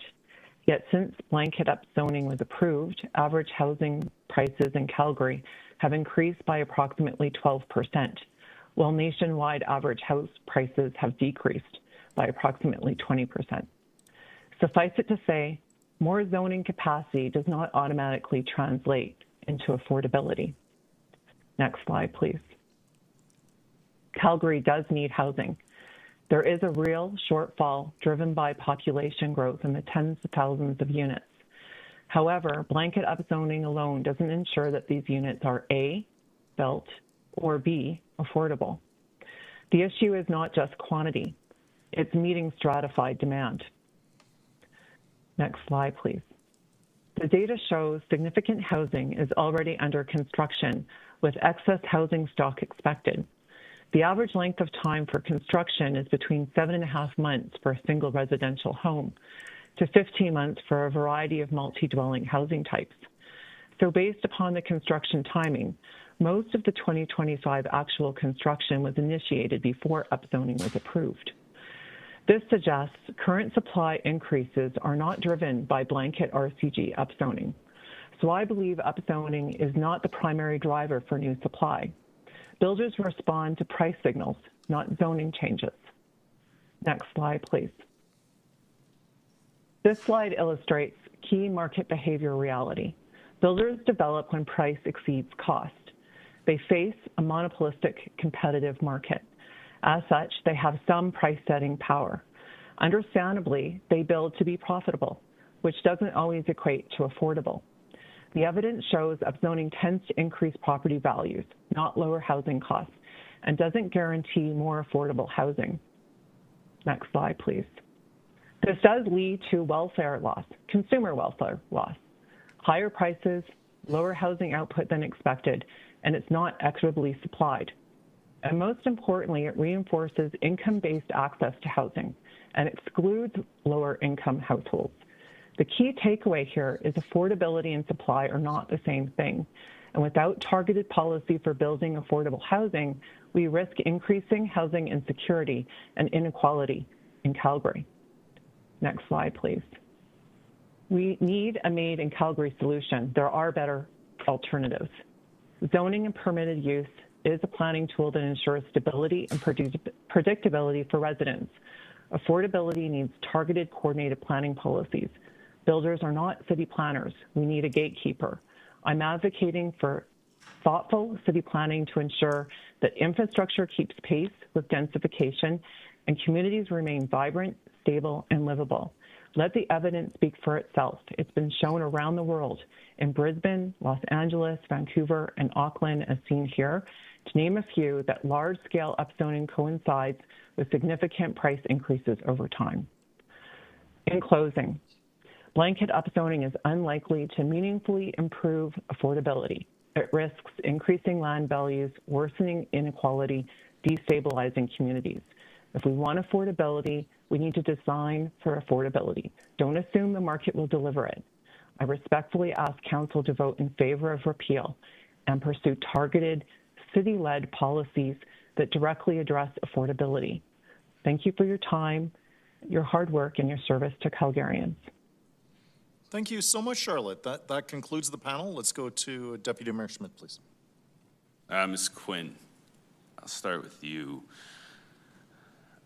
I think, being the councillor in Ward 8 and Ward 11 being similar, there's a lot of conflict around this issue, and that factors into part of the decision making that we have to make up here, is how to balance those opposing views that come from our wards. So being that you live in Ward 11 and you feel the way that you do, how do you, if you do, have conversations with your neighbors and your community about this and about how you feel? Well, yes, we have had conversations. Not everybody thinks the way I do. And what appalls me is the complete lack of information or wrong information that some of these people have. When I have conversations with them, it's just bizarre. Suddenly in a leafy cul-de-sac where there are $1 million homes, now there's going to be a slum. I've heard that before, so I wasn't surprised when I heard the term today, that we're going to have parking issues. I'm just going to jump in and just ask if Yep. we could avoid that word slum. I know that we've had individuals sort of casting aspersions at renters and whatnot, and I know that that was not your intent. No. But just given the apology from the previous presenter, I'd just politely ask that as well. But they seem to think then there's not going to be any planning approval needed. It's going to happen willy-nilly. And I see that conversation happen in social media where there's a lot of wrong information about what exactly blanket rezoning means and what might be the logical ramifications in our area. It's really scary. And I see it happening a lot. And I think what would have to happen is accurate information and education given to people about what blanket rezoning means and how it works. And ultimately, for your neighborhood, is this something that, given that you're here from Ward 11, you told us that not everybody in Ward 11 thinks this. So no. Can you tell us more about what you've heard from your neighbors and from Ward 11, and perhaps if there is an appetite for this, or if there's an appetite to have change in the neighborhood? What I hear from a number of people is perfectly NIMBY. You know, I'm fine with it, but let's have it somewhere else. It's not going to happen in Oak Ridge. And the old comment about, you know, we bought into this area, so we don't want it to change. I happen to do a lot of historical research. It's part of what I do. And I look at pictures of Calgary, you know, 50 years ago. It looked a lot different. My husband's lived here for 70 years. It looked a lot different 70 years ago. And guess what? There are changes that were made, and somehow we've survived. So that this attitude of we can't have any change is, I think, bizarre. And that's one of the things I also hear. Okay, thank you. I appreciate you coming today. Okay. Mr. Howell.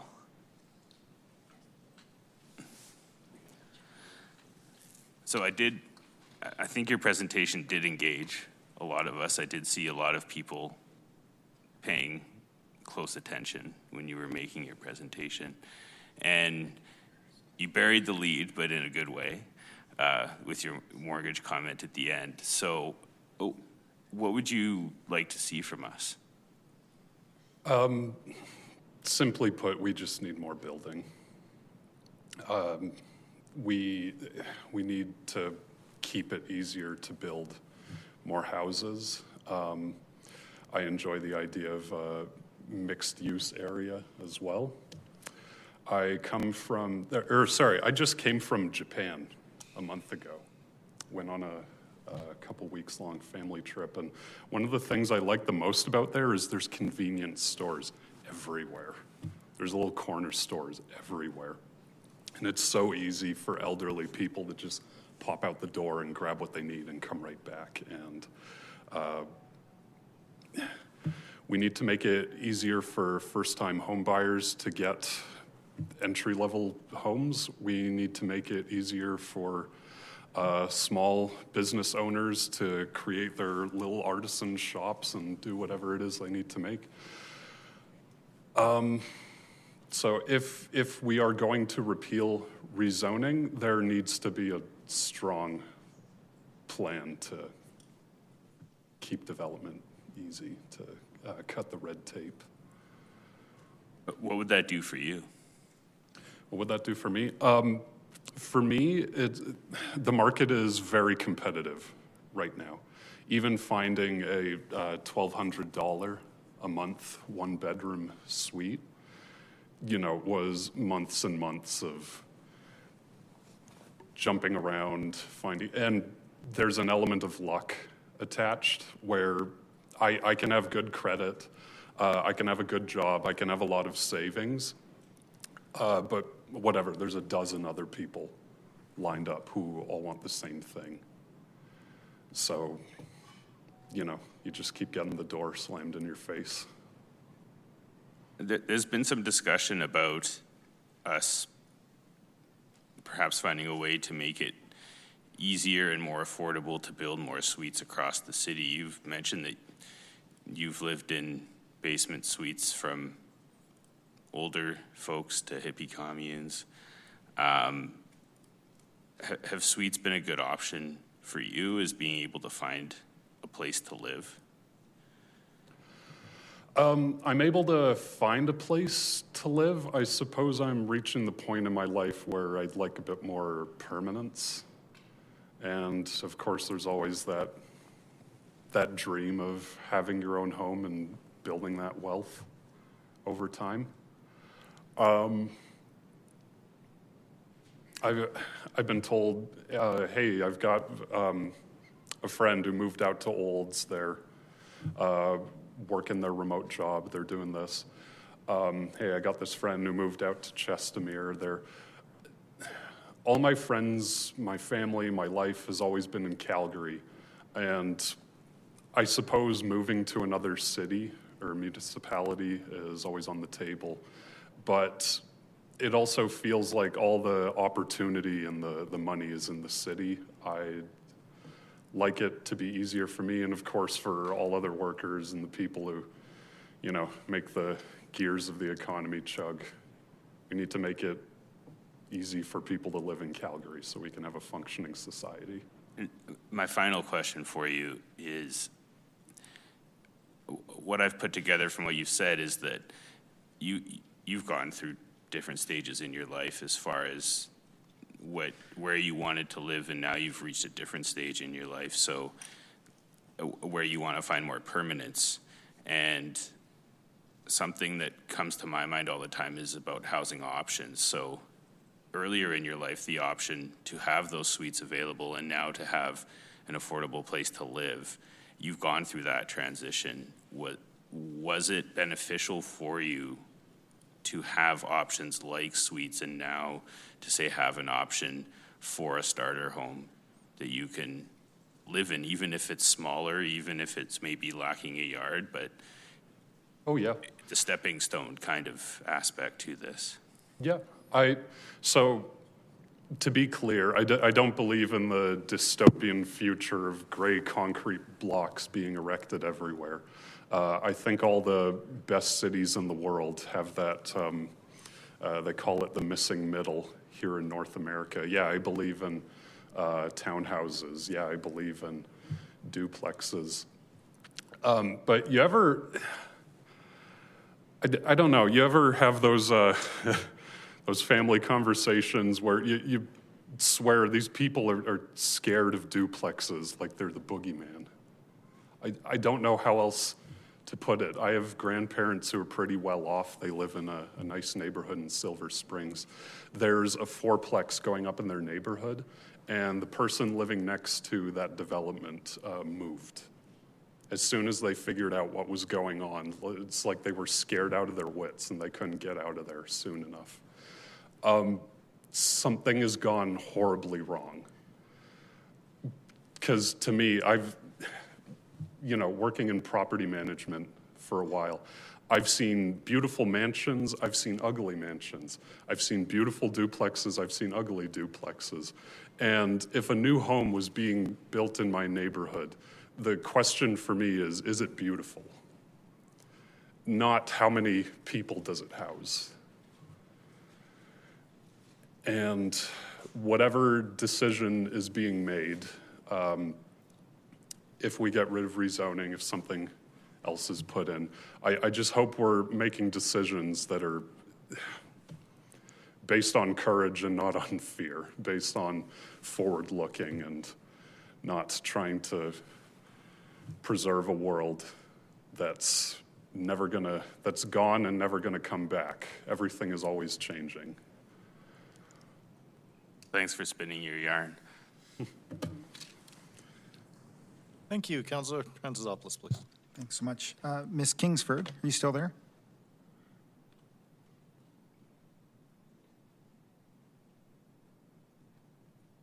Charlotte?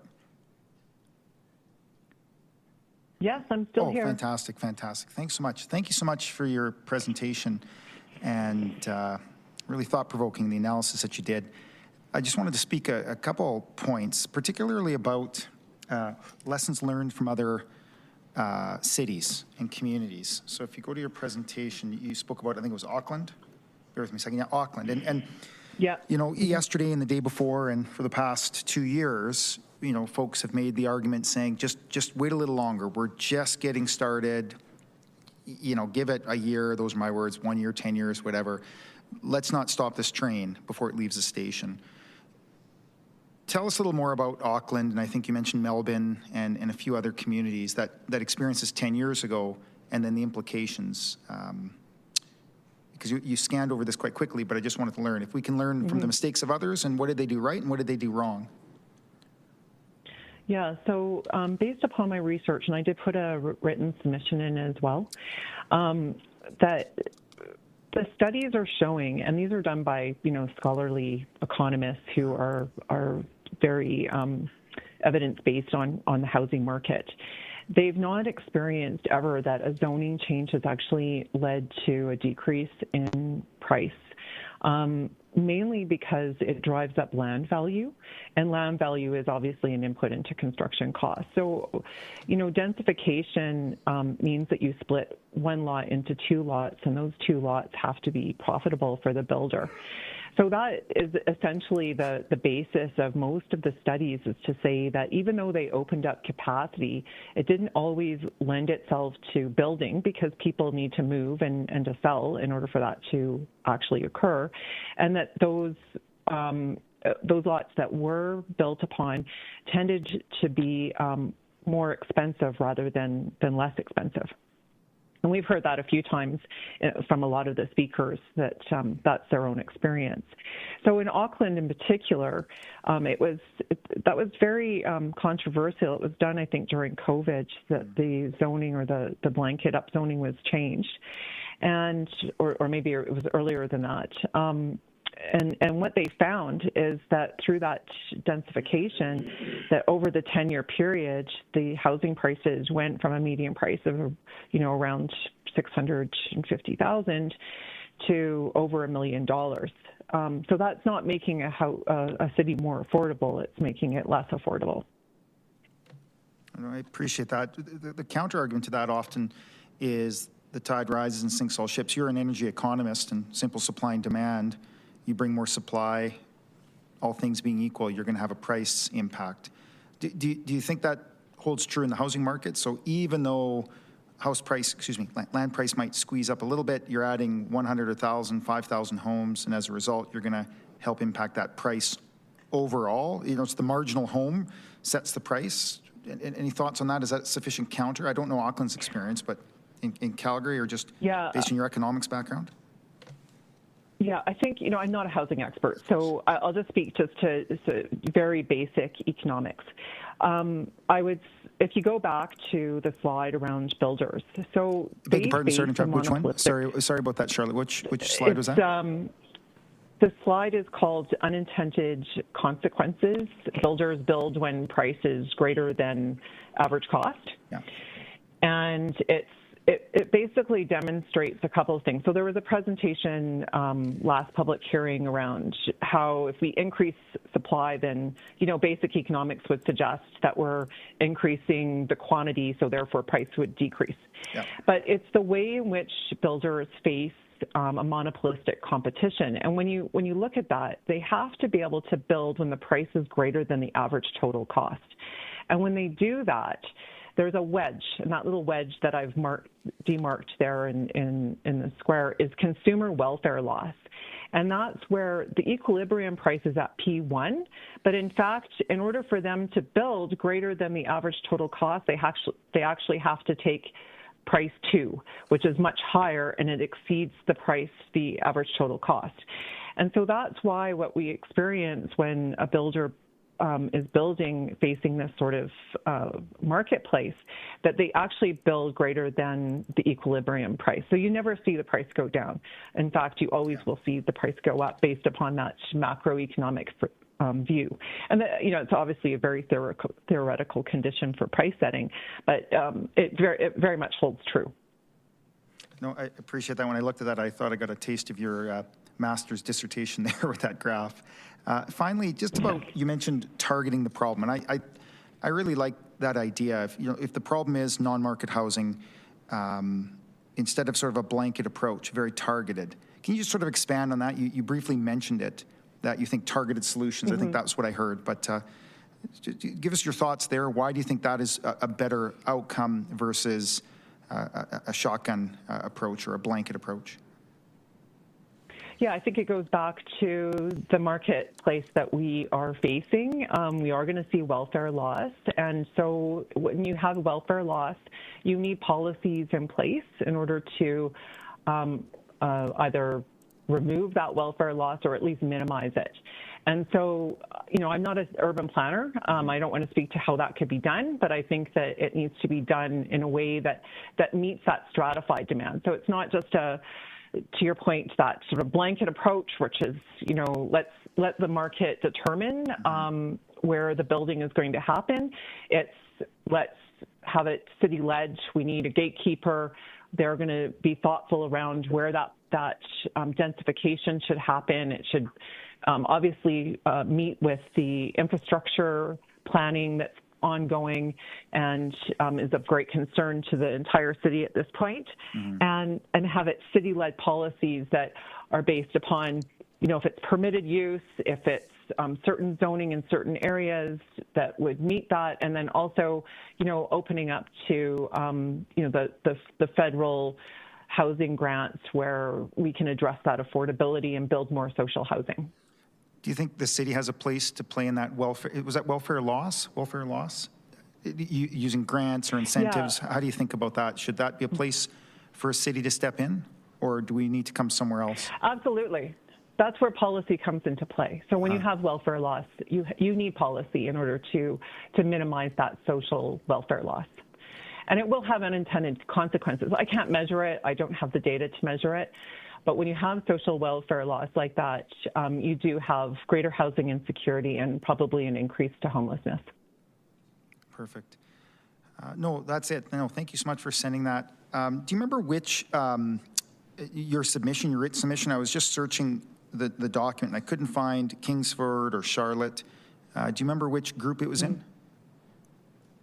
I don't. No I did submit it with the presentation material. Oh, okay. So it would be with Perfect. panel 32. Yeah. Great. I will look forward to reading that, and thank you so much for your presentation and your analysis. Very thoughtful. Thank you. Thank you. Thank you. Over to Councillor Tyers, please. Yeah, my question is for Nicole Kit, if she's still on the line. Hi, I'm here. Hi, Nicole.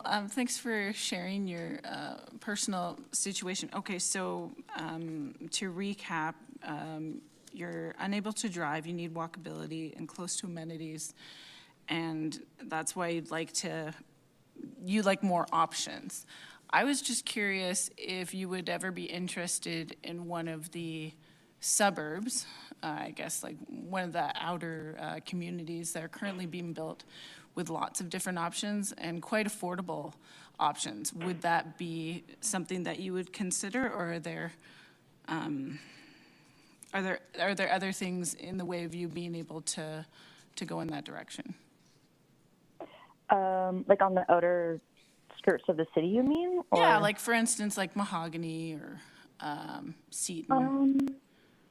I think it's really important so my partner, he's an assistant professor at Mount Royal University, so it's really important that he's able to walk and or transit or bike to the university. And then I'm a social work student, so I'll probably end up working kind of towards the inner city, so it's important for us to also kind of be able to get there without having to rely on a vehicle necessarily.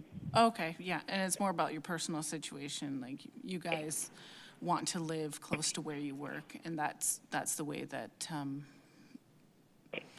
that's just the way that it's worked over the years, and that's just how you like it. Yeah, I would say it's more of a need based, just because of unable to drive. So. Okay, understood. Yeah, thank you so much for sharing that with us. I'm just trying to get into the minds of everyone here, so really appreciate you sharing. Yeah, I appreciate the question. Thank you. Thank you. Thanks, Councillor Atkinson, but I just want to remind Council we're getting a little tight on quorum, so no quick and sudden movements. For Ms. Kingsford, please, if you're still on the line. Yes, I'm here. Can you hear me? Yes, thank you. Yeah, great. So yeah, I just, in your research on sort of this affordability, this is great, like in terms of building, and we sort of see whether or not it will impact the price of what's being built right now. But have you done any research into then the impacts of this on a long-term basis? So for sure, like the price of something being built right now is going to be impacted by the land costs and the rise of that cost in this moment. But then how that adding to the supply affects things on the longer term scale, when potentially there's fluctuations in pricing, or we have that land price equalized over time. Right. So I think, okay, there's 2 points that I'll address there. So the evidence is showing that in the long run, in Auckland, it never led to a price decrease. And then point 2, when we're speaking to the market behavior, and you can go back to that same slide, what happens because they can't meet the equilibrium price, output actually goes down for supply. So that's a theoretical basis for the builder. So it never really adds to the supply in the way in which we think it will. In fact, they will build less. So they actually lower their housing output than expected because they need to be profitable. Okay, and then have you looked also at the impacts of this on also the property taxes and like the affordability on sort of the maintenance side from the city, right? Property taxes are basically the way in which residents sort of incur the costs of the city that we build out and maintain, and how this sort of change would then potentially be affected in property tax values. No, I didn't look at the taxes. I mean, I was certainly my research was focused on social welfare and affordability, and the motivations for blanket upzoning to increase housing and lower housing insecurity and inequality in Calgary. Okay, great. Thank you very much. Thank you. I'm going to jump in, and I would like to ask Andrew about the hippie commune. So we haven't actually had much discussion over like housing cooperatives and whatnot, but what was that like? I miss the shared meals. My kingdom for some shared meals. The arrangement was, it was always a rotating cast of characters where a lot of renters, only 3 property owners. They were always looking for more people to buy into it. Yeah, I think I would actually be really interested in co-owning a property. I think that's an option we can explore for many other situations. I'd have to do it with a lot of close personal friends because I'm not a hippie, but yeah, there's a lot of things I miss about it, and a lot I think people can learn from it. Is this your first time coming to Calgary City Council? Yes. Well, I just want to give you kudos. We get the opportunity to hear from a lot of people, but your presentation really resonated with me, and just want to thank you for taking the effort to come down. Good to know. Thanks. All right, colleagues, we have about 35 minutes to the regularly scheduled break. How about I bend the rules a bit and do a panel of 3, if that's good? Seeing no objection? All right, so I will call 3 more names. We're just picking up on panel 32. Do we have Ross Hayes with us? Yes. Ross, come on down. You'll be our first panelist. Do we have Allison Abbott? Great, come on down, Allison. Do we have Verna Lisk? Yeah, perfect. So you're 3 panelists. I do not think that we're going to be able to hear from more people beyond those 3 before we break at noontime, but otherwise stay tuned in case we go through this very quick. Otherwise, over to you, Ross. Thank you so much for waiting for us. Well, thank you. Good afternoon, folks. I'm a bit late today. I found some snow with my Volkswagen. Anyways, my name is Ross Hayes. My wife and I have lived at 1919 11th Street Southwest since 1977, which in my math is almost 50 years. It's an older sandstone house, the same material used to build City Hall, built in 1910, and continues for us to be an ideal place to live. Could I just jump in and just briefly interrupt you? And I apologize. You didn't say anything wrong, but what I'll suggest is it's not necessary to provide your exact address in terms of your submission. And for anyone interested in providing that information, you can, but certainly it's not a requirement to do so, just out of respect for your privacy. Okay, thank you. Yeah, it was built. The house was built in 1910, and for us, it checks all the boxes. We raised our 3 kids there. It's within walking distance of an easy bus ride to the downtown. I've always worked in the downtown area. We raised our kids there, 3 children, and they went to school in that neighborhood. And now there was a period when I'd say the neighborhood was a bit in transition, but it's back in full swing. There are now 3 kids behind us and 2 to the side. And thanks to the city, it's a big bonus that the 11th Street area is now connected to the river and to a fantastic regional pathway system. But it was interesting. At first when we moved in, it was iffy. There were some houses that were almost vacant. It had gone through a bit of a transition. But it's interesting, the whole neighborhood pulled together. We ourselves did extensive renovations to our house, the full gamut, electrical, getting rid of asbestos, all those kinds of things. And everybody else seemed to do the same thing. So now we've got a very vibrant community. And it's probably, well, for us, one of the best places we find to live for our particular requirements. And we've benefited from many. The neighbors, from the city, in the sense that we've been able to draw on the sandstone skills in the city that have been developed for City Hall restoration and the inner city. But we're horrified, actually, with what blanket zoning has done to the city and to our neighborhood. And right now we find ourselves at a very important yet fragile point in the community's evolution. And I've done enough study on cities that I've seen communities unravel very quickly.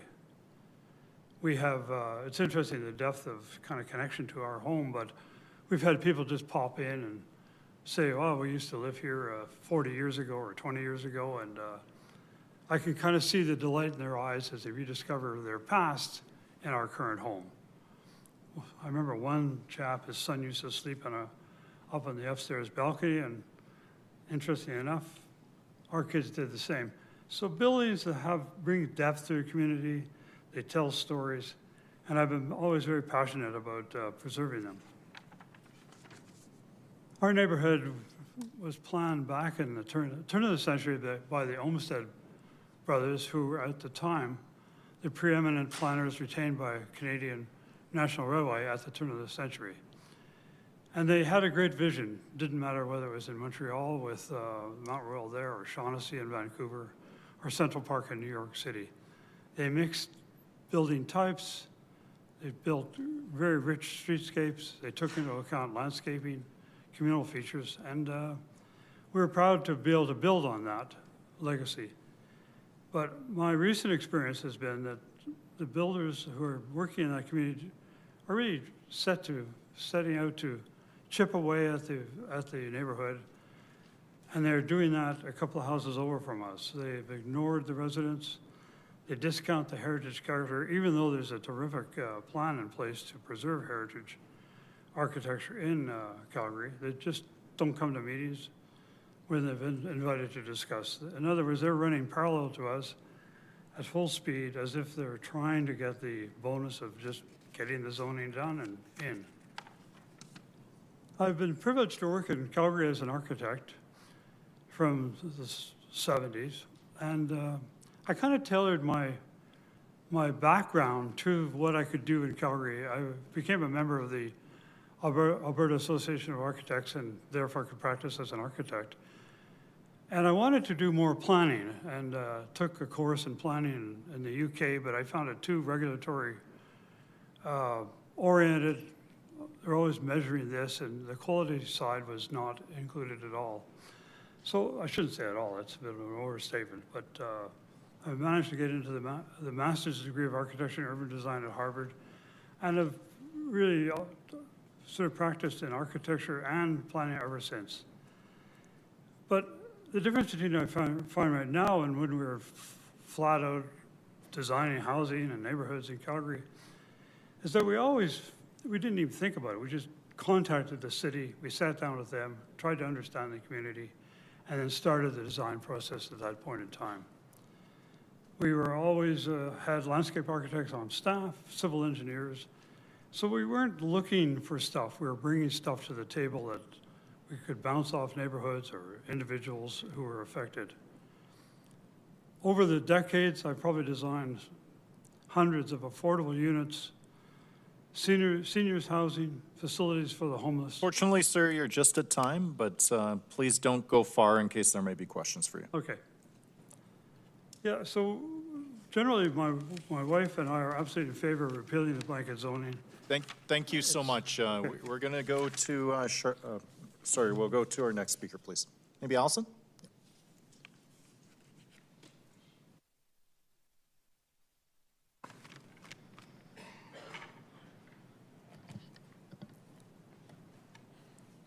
Good morning, Mayor and City Councillors. My name is Allison Abbott, and I'm here to speak on behalf of Thorncliffe Greenview Community Association and reiterate our support for a repeal of the blanket rezoning. As a community, we've been seeing the effects of blanket rezoning, and instead of thoughtful or gentle density as often stated, it's been more like a hammer has been taken to the community. We're upward of about 16 different proposals in various sizes, locations, increase in density. We have a large variety of housing options already within Thorncliffe Greenview and have been an affordable inner city community, which we are concerned that could erode. We also have many long-term renters who are very concerned about the homes they live in being sold off for development and losing that affordable rental property. As stated by the word blanket, it very much conveys a one-size-fits-all approach, but what's missing is all communities are not the same, and therefore trying to force fit more density into established communities without a consistent plan, approach, or buy-in leads us to where we are today. We're not density or development resistant, but rather opposed to an approach that is not thoughtful, consistent, well-planned, and disregards resident input and knowledge. More concerning, we've seen a fundamental breakdown in engagement, which has become more of a check-in-the-box exercise, resulting in more residents utilizing SDAB as a mechanism to be heard. Recently, we had a group of residents appeal a development, and although they were not successful, there were some revisions that came out of it that made it better. And I couldn't help but think it's unfortunate to going to SDAB to have some much-needed amendments put in place. A big concern for us as a community association is this breakdown in engagement has made residents less likely to engage as they see it as a fruitless exercise, and the city already has an outcome in mind. Lots of infrastructure concerns that you've heard a lot today, whether it's sewer, water, capacity, parking spillover, aging utilities, roads, alleyways. I can tell you nothing infuriates residents more when those are dismissed, as they live with them every day. So where do we go from here? If we all agree as a starting point that urban sprawl is not sustainable and established communities need to take on further density, let's align on an approach that provides more certainty for both residents and developers, which takes local context into account. Some thoughts and recommendations. What's the current community contact? What's the current housing makeup? What percentage is single-family homes, apartments, townhouses? The percentage of affordable housing currently in place, access to amenities, demographics, the infrastructure age and current deficiencies. The city really needs to include secondary suites as part of density counts. Secondary suites and backyard suites have been a very effective way to increase density within our community and should be utilized more. It's a big missing in how the city looks at density. We should be able to identify and target areas within the community where density is appropriate, and by coming up even with a percentage of how much more a community would be expected, where it is, and what type of density. Examples, no mid-block developments within our community, prioritize more density options along our major corridors, Edmonton Trail, Centre Street, 4th Street, Northmount. Centre Street has been neglected for a long time, and some mixed-use developments, particularly on corner corridors, would bring some badly needed rejuvenation of commercial space and more housing options. Corner lots need some analysis. Not all corner lots are the same, but what is the right size or scale for development there? So not utilizing our main corridors is a real missed opportunity. I'm also not proposing that this has to be large towers, 3-story buildings. And why are we still seeing strip malls go up on Edmonton Trail and Centre Street without residential as a part of it? Going back to our starting place, if we all agree communities need to take on more density, how do we make sure it's equitable? Wealthier communities have tools at their disposal, such as restrictive covenants, higher priced properties, ability to advocate. You end up with less wealthy communities taking on more of the densification. We've recently been working with the U of C School of Architecture and Planning on an urban study of our community, also partnered with North Haven. In a short period of time, they have identified some very creative approaches and identified where density makes sense. I'd like us to be able to make use of that work, particularly in a detailed local area plan, as we are a 73-year-old community that's never had a local area plan. In conclusion, although you'll never please everyone in terms of density, more certainty and understanding of what to expect in terms of size, location, types of density would help alleviate a lot of the concern and opposition. It would also improve the process for community associations in working with the community developers and the city. Thank you. Thank you so much for being here. We'll go to Verna next, please. Good morning, Your Worship and Councillors. My name is Verna Lisk, and I'm speaking on my behalf. As the President of Meadowlark Park Community Association and the Chair of the Development Committee, I am keenly aware of developments in my own neighbourhood and in many others. I have spoken at numerous city hearings related to the guidebook, blanket upzoning, and the LAP process. I believe that blanket upzoning is fundamentally flawed and should be repealed in full without amendment. It effectively contracts out to developers the power to randomly cherry-pick single-family lots for redevelopment anywhere in our diverse and vibrant established communities with a wide range of building forms and densities as they see fit, with no regard to the nature and character of the neighbourhood.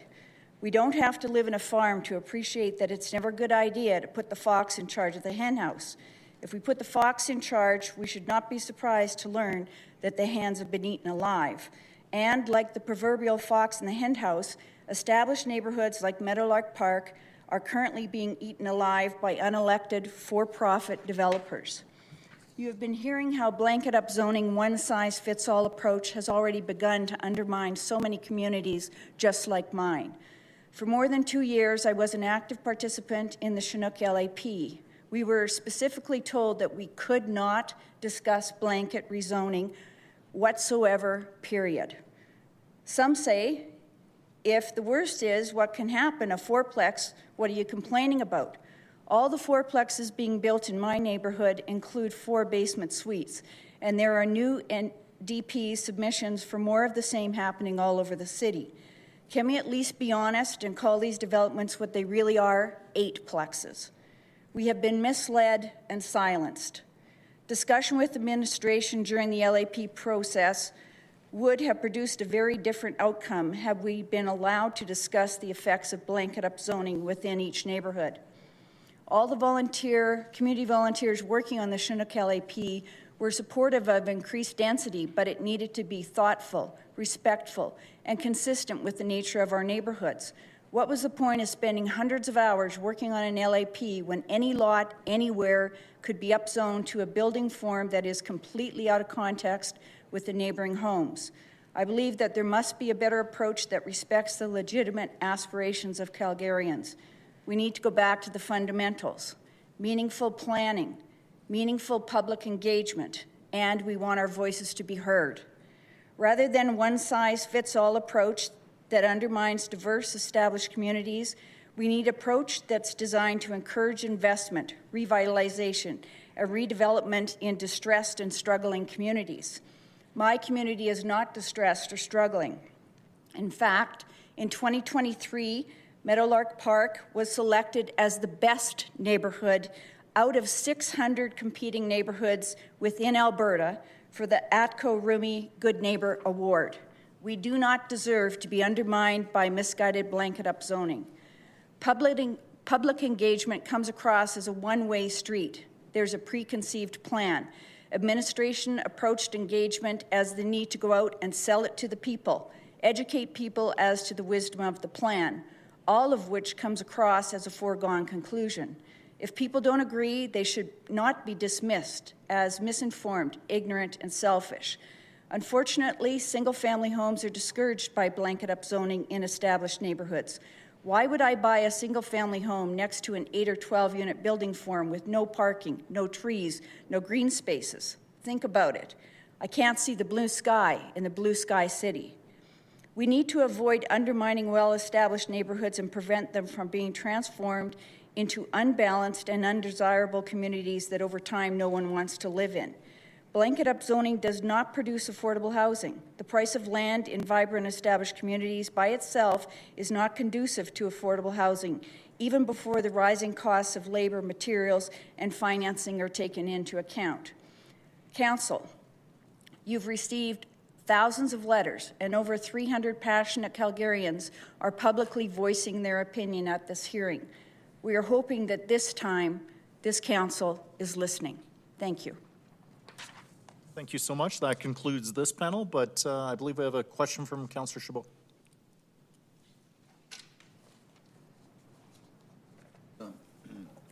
Let's start with Ms. Ms. Abbott. Ms. Abbott, thanks for being here and for providing your position. You're speaking on behalf of your community association, I assume? Yeah. Okay. So insofar as your community is concerned, the blanket zoning hasn't resulted in, from your perspective, a positive outcome. Is that fair to say? I think it's been more concerning than positive so far based on all of the issues that I outlined in terms of location, size of density, the whole process. I do know within the community there's a lot of support for rejuvenation, but this is seen as more of a hammer versus revitalizing the community. So evolution rather than revolution is what you would have rather have seen, I guess. Evolution? Yeah. Yeah. You know, when you go, for example, you have a small street on a crescent that has 8 single-family homes and no alleys, and the plan is to tear down, put up 2 buildings with 9 and 9, adding significant density to a small street, not thoughtful or gentle, whereas there is other opportunities in the area, we would argue. So there's no, I think part of the problem is there's just no, it pops up here, pops up there, here, there, and there's just no rhyme or reason to it, and it's hard to keep track of, and some more consistency and thoughtfulness would be much appreciated. So you're operating, your community's operating off an older ESP, right? You're not part of We an have LAP? nothing. No ESP at all? Never had one, nor an LAP. Yeah. So I guess you'd probably benefit from going through that process, and you'd be interested in getting engaged in all of that so you can make sure that right density goes in the right place? 100%. As I mentioned, we're actually partnering in an excellent project with the U of C students right now, and the wealth of data and information that's already been captured has just been so effective, and we want to use that and grow it and use that to inform a good local area plan. Yeah, and actually many years ago I was involved in a charrette that essentially used the environmental design students to undertake a process similar to what you're talking about doing. So, yeah, no, those are good things to do and could potentially help to inform an LAP into the future.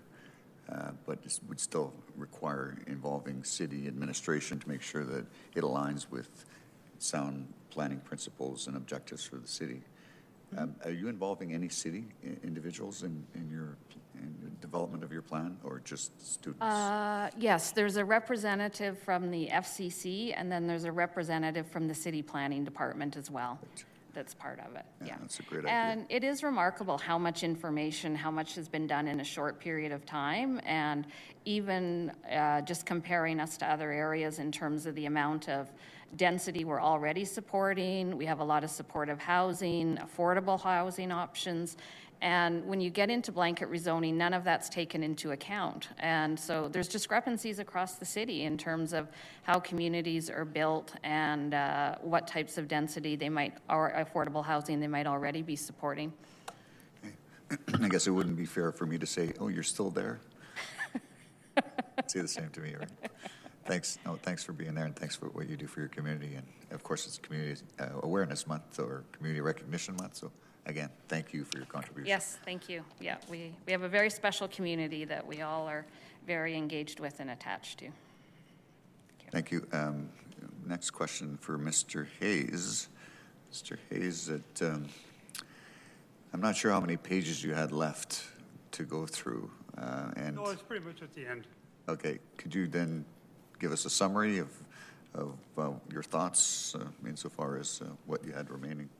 Well, I guess in a couple of sentences, it's a neighborhood that's been around for a long time, gone through tough times, and the neighborhood has pulled together, and one person after the other has upgraded their house, whether it's things like getting rid of asbestos or new electrics or new boilers or this and that, to the point where today it's a great place. It's a sought-after place to live. Kids are moving in. The syndrome used to be that families would move out.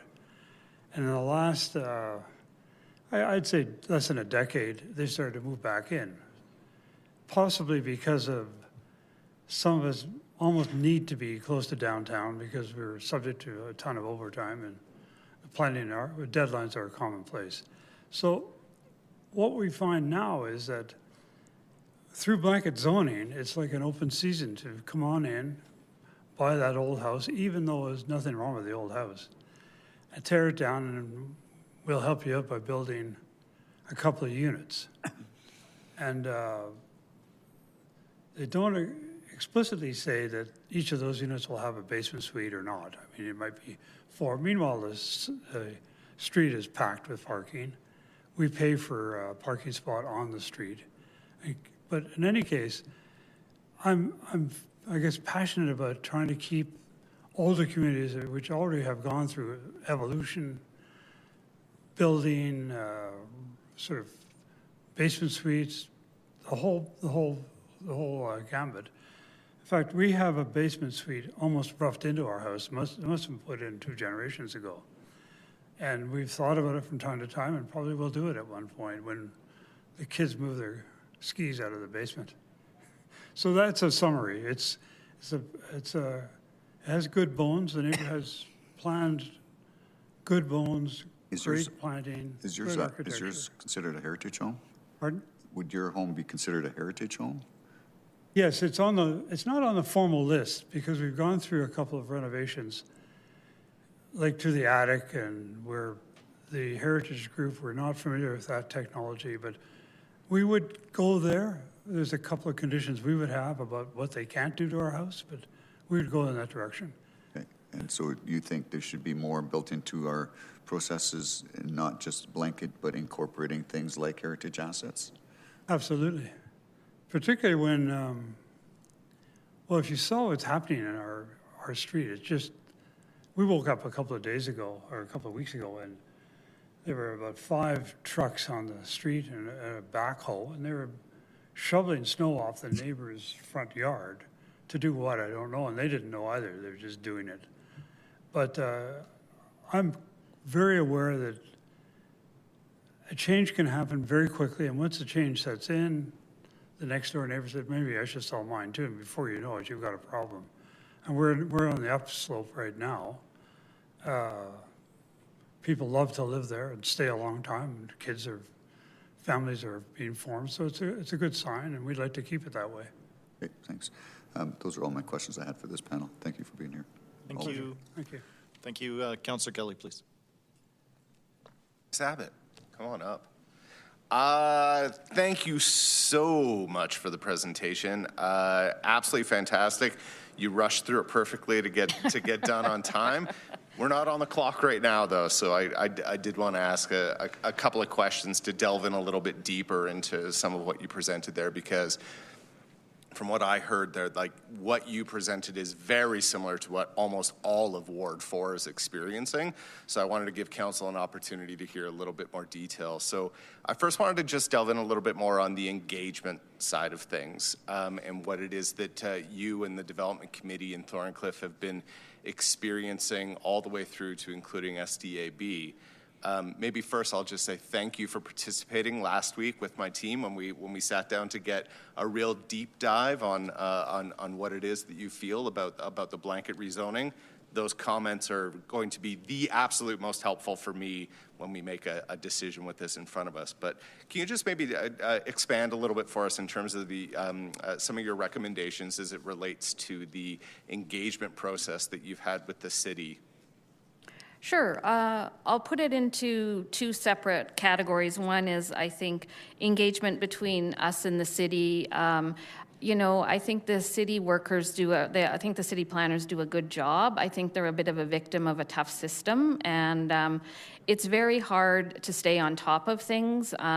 We have lots of challenges with when development permits are circulated, when signs go up on property, when development permits are amended. We often don't see them. So there's a lot of logistical types of issues that we find I call it more administrative, that can make it very difficult.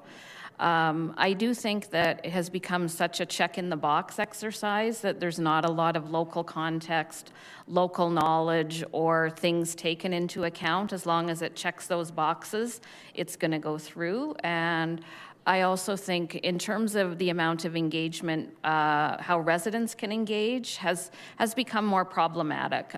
It's very cold. It's all online, which is fine. But you know, we're seeing now developers that hire third-party companies to do engagement on something they want to put in, and it's a QR code or something dropped off in a mailbox. We often, particularly on contentious developments, offer to host a meeting with residents and developers or their representatives, and it's always turned down. Or, you know, they'll sometimes want to do a Zoom with the development committee, but it's just really so they can say they did. And I think that's been significantly eroded since blanket rezoning. When council was involved in previous decisions, there was more work done up front. You wouldn't always come to the great right, you know, not everyone's going to agree. Everyone's not always going to be happy with the outcome, but I would say that people felt they were more heard and there was more opportunity to advocate than there is now. And you'd mentioned in there that that engagement with neighbors, and it needs to be the local context, that local expertise. Can you maybe expand just a little bit on, like, how do you provide that, or how would you wish you provide that? And I suspect you're probably going to say something here about not having a local area plan. We won't belabor that, but 73 years without a local area plan. Yeah. And I think it's just, we did a lot of work when the Green Line was supposedly coming up Center Street as well. And so I think there's just no opportunity to provide the local context right now, the way engagement is set up and the way things are approved. Different things like what we've been working on with the university has created that opportunity. But right now, I would say there's just not a place to do it. And so I want to talk a little bit about that process that you're going through with the university right now, because as we've talked about before, and my colleagues have heard me ask this question of previously, Thorncliffe Greenview has about 25% less people than it did before. But in your conversation, or in your speech, you talked a lot about Center Street and Edmonton Trail, and that development can happen, and you are looking to develop in the right place. But without having that local area plan, where is the right place? And it seems to me that you're turning a little bit to the University of Calgary to help facilitate this. Can you tell us a little bit more about that process and why you're going through that process? Yeah, it was an opportunity that came forward, and we really wanted to take advantage of the students' expertise and just be able to have the time and a structure to actually do the work. And so we've done a community walk with the students. We've provided them all the history. We've done a community workshop, and then they've done wonderful analysis about the community in so many ways. And so there's a steering committee made up of North Haven and ourselves. And so they present to us as they're going through the project. We give feedback. We're working toward an April open house where all the community can come and see the types of work. But they've provided various options of where density could be, things to help rejuvenate park space. One of the big areas in our neighborhood is we have lots of great green space and pathways, but they all end. They don't connect all together. So for example, looking at a way to get from Egerts Park to Laycock Park is one of the things they've identified without, wouldn't that be wonderful? Yes. Yeah. Yeah. Maybe just building on that a little bit, because you'd mentioned in your presentation about revitalization, and I realize that revitalization and redevelopment are obviously very connected. So I wonder if you can just talk about what is the revitalization that you're looking for and that's perhaps coming up in those conversations? I think definitely, if you look, we've got a lot of, Center Street's been badly neglected, Edmonton Trail to some extent as well. And when you look at a lot of aging strip malls, I know residents would love to see more unique coffee shops, things like that. I can't tell you how many times I hear from people, oh God, another strip mall with a vape store, a liquor store, and a vacuum repair shop. So it's, there's so much potential to bring some really good commercial mixed with residential on those main corridors, and they're right on transit as well.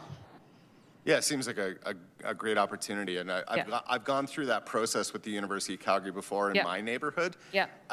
Sounds to me like it's, and in my experience, it's about as close to a local area plan as you can get doing it yourself. Is that kind of how your board felt when you chose to do this? Very much so, and in a short period of time. Like the amount of work we've been getting done and the amount of analysis and things that have been brought forward is just amazing. Thank you very much for your time and for all your hard work, and on behalf of the entire community association, and say hi to Patrick for me as well. Thanks, will do. Thanks, folks. We will be back at 1 o'clock. I'll start with panel 33, as well as I know we have Evan Spencer, Lucy Meow, that'll be on the first panel.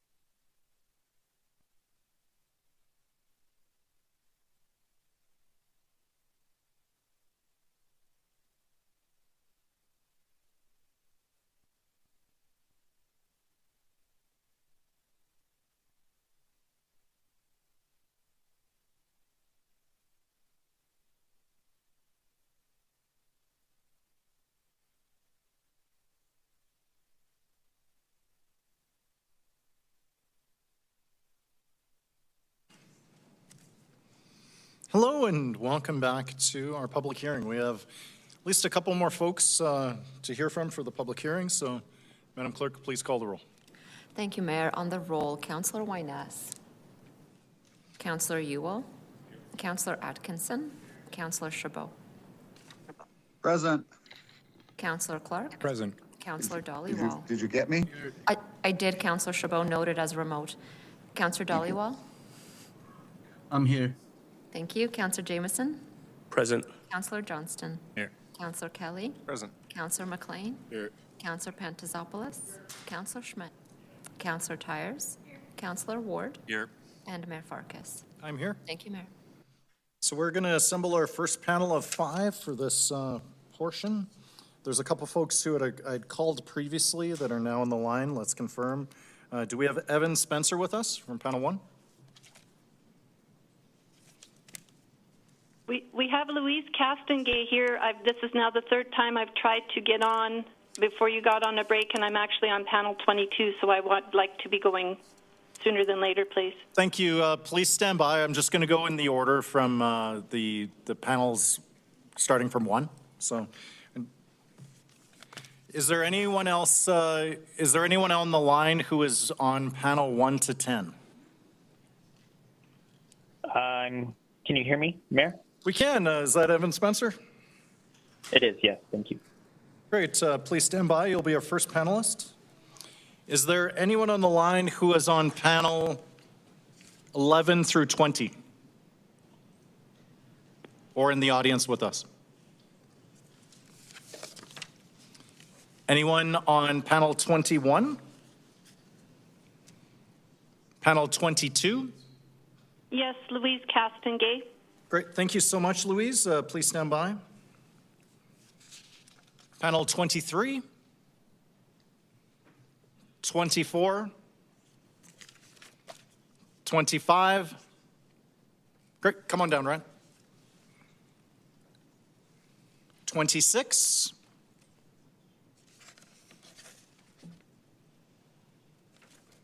28? 29? I think we have a few folks from panel 30 there. Yep, come on down, Art, please. And then on 31, do we have Lucy Meow with us?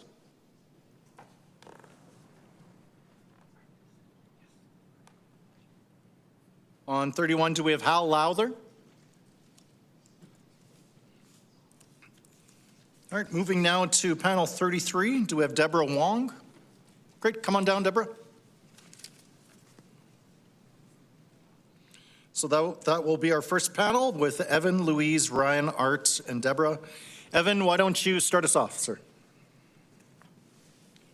Thank you, Mayor. Good afternoon, Mayor, members of council. My name is Evan Spencer, and I want to speak to you today about rezoning through the lens of stewardship. What is before you today is not just a question of land use or housing supply, while it is absolutely those, but it's also a question of long-term financial stewardship. Because at its core, this decision is about how we manage and sustain more than $1.26.5 billion in infrastructure. That is the city we are collectively responsible for. And I do believe that that number should shape how we think about what is in front of us. Calgary's built an extraordinary city. We have an extensive network of roads, pipes, transit systems, parks, public facilities, serving well over 1.5 million people. But we also know 2 things to be true. 1, our infrastructure is aging, and 2, it is expensive to maintain and replace.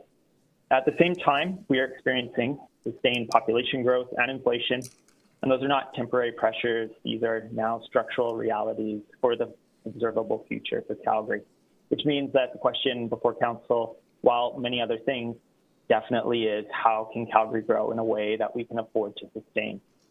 Land use decisions directly shape how infrastructure performance and costs work together. Some patterns of growth require more infrastructure to serve the same number of people, increase long-term maintenance obligations, and stretch existing systems further. Others make more effective use of infrastructure we already have, improve utilization of those assets, and strengthen our ability to maintain service levels over time. So this is not just a planning decision. It is a decision about whether we are increasing long-term exposure or improving system efficiency. And I want to offer a simple analogy. In a windstorm, it is a tree that bends that survives. When the winds of change come, growth, inflation, cost pressures, when they come, and they come whether we like it or not, when those winds blow, it is the tree that can move with the wind that survives long-term. Cities are no different. A flexible land use system allows Calgary to respond to demand, adjust to changing conditions, and use infrastructure more efficiently. A more restrictive system reduces that flexibility. And over time, that leads to higher costs and fewer options. We already see what that strain looks like. Bear Spa, which you've heard plenty about, and thank you for guiding us through yet another tough portion of our journey with that piece of infrastructure, is a perfect example of what happens when we underfund and we don't maintain the systems that currently allow us to have the quality of life that we have. We need to be about enabling adaptability. I would encourage you as a former councillor to make decisions with adaptability and flexibility in mind. Because there's a metric that I would encourage you to ask administration about consistently and to track as a part of your work, and that's capital replacement value per capita, which is very simply that 126.5, so just divided by the people that share that cost. The question is, how much infrastructure are we carrying per resident? If that number increases, that means cost is rising, maintenance pressure is growing, and long-term financial risk is increasing. If it stabilizes or improves, we are increasing efficiency, strengthening financial resilience, and making a system that is more sustainable. Land use decisions directly influence that outcome. So in summary, this is a decision not just about what happens in the neighborhood. While it is that, it is also a decision about a $1.26.5 billion infrastructure system. It's about whether we can give Calgary the flexibility it needs to adapt to growth and change, or whether we constrain that flexibility and increase long-term cost exposure. I'd encourage council to maintain and advance this rezoning. I honestly believe that what is before you has become a lightning rod for much more than it was ever meant to carry. And to embed metrics like the capital replacement value per capita into your decision-making, so you can clearly see how choices like today shape tomorrow's financial reality. Because ultimately, we reduce our ability to grow efficiently, we will increase the cost of sustaining our city for future generations. That's it for me, Mayor. Thank you so much. We'll go to Louise next. Mayor Farkas and council members, my name is Louise Caskenday. I am very supportive of a full repeal of blanket rezoning. Blanket rezoning has recently led to a development application for 11 units and 17 bedrooms right beside my home. Behind my home. This will cause issues for the neighbors, noise levels, privacy concerns, and serious parking concerns. This will be a massive project on the lot. It will forever change my community as well as the horizon from my property. I will have no privacy in my backyard. I have spent a lot of time and money and a lot of energy to create a private oasis in my yard. Now people will be overlooking my yard and will totally detract from my enjoyment of this beautiful space. I will incur additional costs trying to prevent overlooking into my garden. The plan shows insufficient waste and recycling amenities for this many units. This could lead to bins blocking the alley and most likely to people putting waste in the garbage cans of the neighbors. There are not enough bins for 17 bedrooms. We will lose significant urban canopy because of blanket rezoning. Because there is limited arable land, large trees will never be able to grow on this property again. They absorb CO2 and water to create a better environment and prevent drainage into the alley. Because of blanket rezoning, my view will be a block of buildings that are looking down on me. This will reduce the enjoyment I have in my yard. While the city is working on upgrades to our water supply, nothing has been done in terms of sewer upgrades. This could cause potential issues as well. These kinds of large-scale developments are out of character with our community. This has caused me an extreme amount of stress and has impacted my sleep and overall well-being. It has been very depressing for me to consider the impact of this development and the impact of blanket rezoning across the city. Blanket rezoning needs a full repeal. While I understand we need to add density, this density should be added along the LRT lines and in places like Curry Barracks where the density is planned for and approved. Whatever is decided, we need to go back to a maximum 10-meter building height and 45% lot coverage to protect our urban canopy. 10 meters will help prevent extreme overlooking and allow people to charge their solar panels on lower buildings. Residents and community associations need to get notice and be allowed to provide feedback for everything other than a single-family home. Blanket rezoning has had a huge negative impact in the established communities and need a full repeal. Please vote in favor of a repeal. Thank you for your time. Thank you so much. We'll call on Ryan next.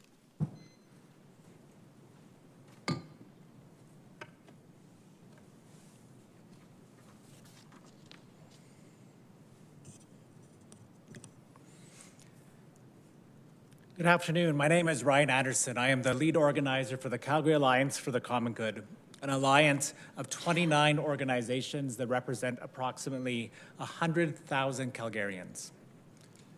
Food, water, and shelter. These are the very basics of life. So you have been dealing with a water crisis. But our leaders of communities have been dealing with a food and a housing crisis now for a very long time. 32% of Calgarians are now food insecure, and 20% of Calgarians are housing insecure, and since that's an old number, it's probably higher. And when you talk with Calgarians, what becomes very clear very quickly is it is the housing crisis that is causing the food crisis. This is why our members, who are members of communities who have the same 50-50 split over this issue as the broader city has, voted 90% in favor when they had the chance to look at it in detail of taking the stance that there should be no repeal without a replacement that continues to advance the Home is Here strategy and secures federal funding for housing and transit.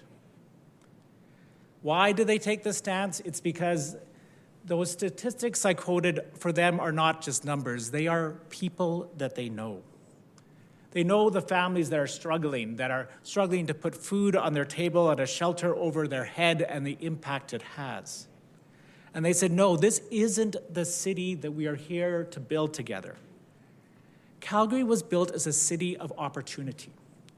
People fled other places where opportunity was held by those who were already established, who were already wealthy, and they came to Calgary because there was a chance to build a life. Things like duplexes and row houses are often the very places where people and families have the opportunity to begin building that life. Our members chose no repeal without a replacement because this is the city of Western hospitality. It means we are built as a city that welcomes everyone into all of our communities. It doesn't matter how wealthy you are, where you come from. This is the town where people are welcome. You know, one of the great symbols that we have is a Stampede breakfast, right? Everyone is welcome into every community no matter what, and guess what? We start out by giving people the basic necessities of life for their day, because people need those basic necessities to build a life in Calgary. This is why housing is so important, but also why things like transit is so important. Our communities are facing an affordability crisis, and both housing and transit are driving this. This is why there needs to be a replacement if you repeal this, so that we continue to secure the federal funding to complete our transit system, especially the green line and the blue line, which means you need to have this dense housing within 800 meters of the major current and future transit routes. It is also essential that we secure the federal funding, the $251 million. This is like a once-in-a-generation opportunity to address the homelessness crisis that we have in our city. I've heard some of you being shocked at the price of a row house. Yes, welcome to the affordability crisis that Calgarians are facing. And it is why so many families are actually priced out of the market system, which means that this federal funding for non-market housing is absolutely critical for our city. And you must ensure that you do not jeopardize it. From our sources, what we've been told is that means you need to have, if you do repeal, you need to have a replacement that has at least some of the densification requirements, so that by August, which is the same time in which this repeal will be put into place. So I hope you do not leave here without having that replacement plan, or at least the process in place to be completed by August. food, water, and shelter. That all three are in crisis speaks to our profound lack of planning and our profound lack of investment in our social infrastructure. You've been hearing many stories here, and I hope you've heard some of the stories of the people who are struggling in our city. Now you're in the position where you get to decide how those stories end or how they continue. You're also the people with the power to determine what is the story that our city is going to tell. Are we going to continue to be a city that lives out our most basic values of opportunity, of hospitality, and providing what people need to live and build a life? Thank you. Thank you so much. I'll call on Art next, please.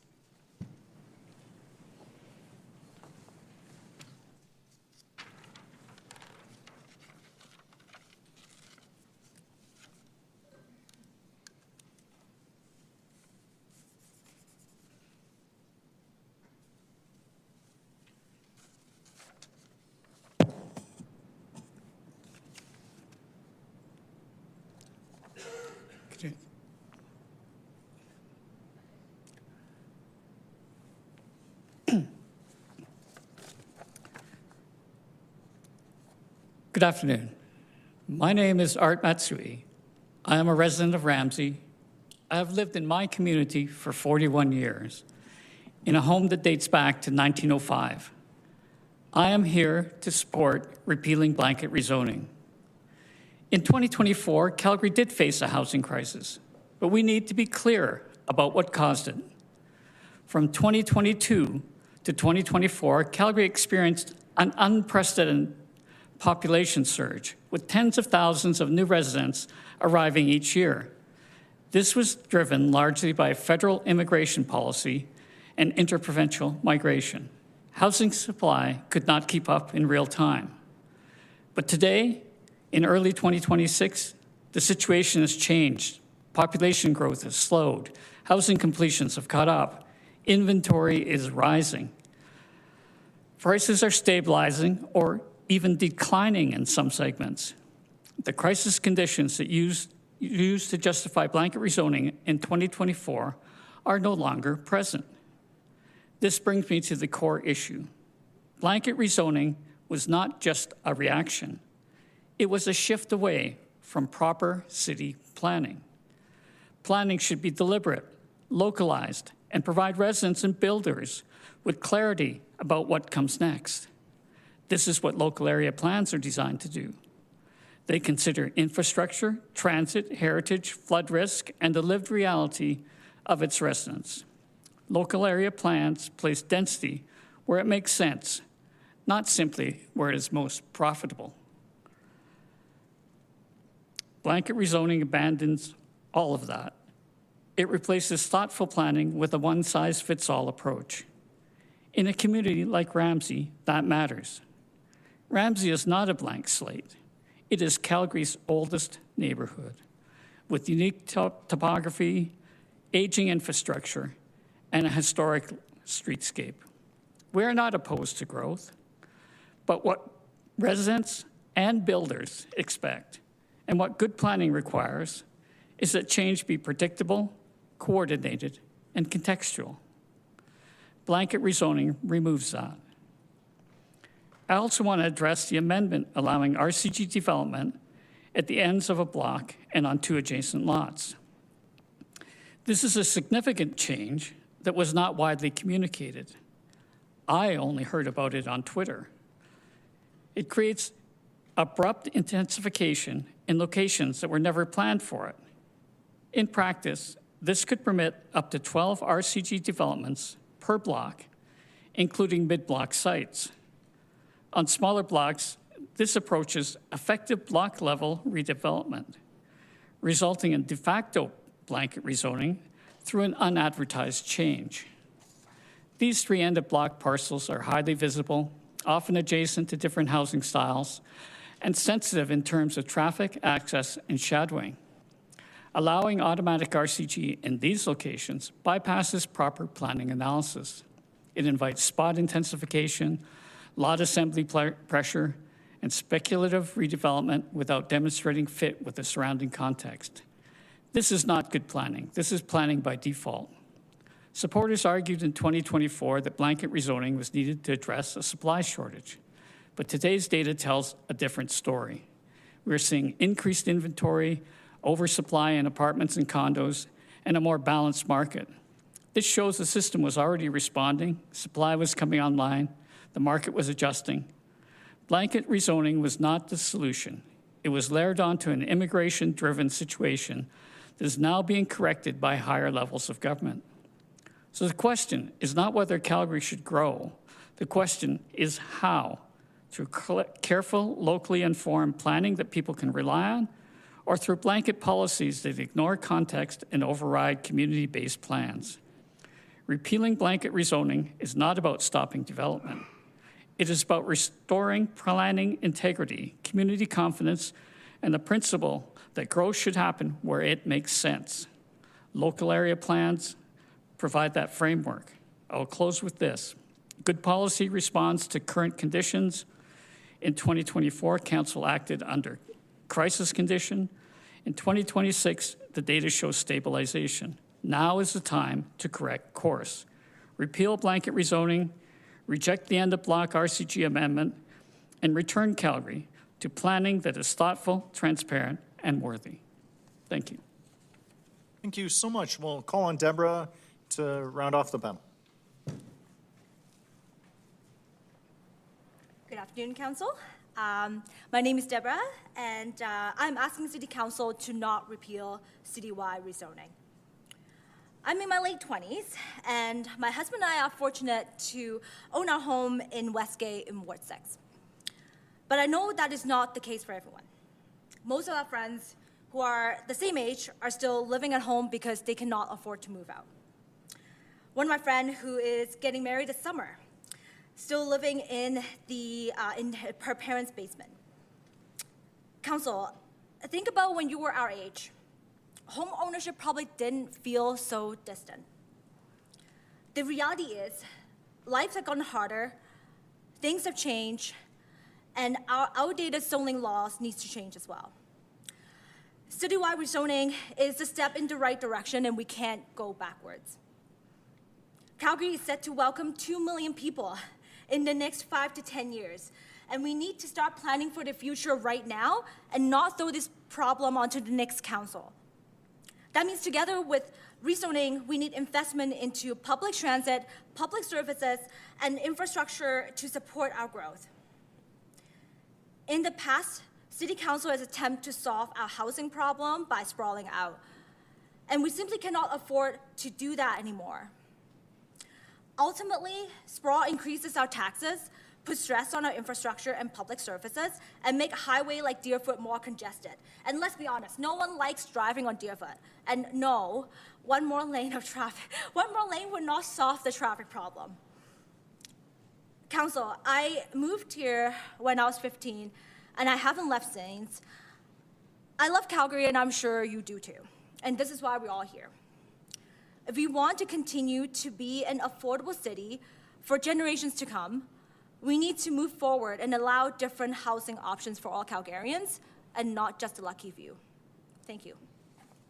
Thank you so much. That rounds off our panel. We have Councillor Jamieson here for Mr. Spencer. Good afternoon, Mr. Spencer. Are you on the line? Hello, Councillor. Hi. So first, thank you for attending this public hearing. The last blanket rezoning, you sat on this side of the process. And I just want to start by saying I do have a genuine respect for you as you served as councillor for Ward 12. Even if we may be slightly on opposite sides of this issue, I do have a few questions, not to try to argue the case, but really just to help the purposes of understanding, if that's okay. Sure, let's do it.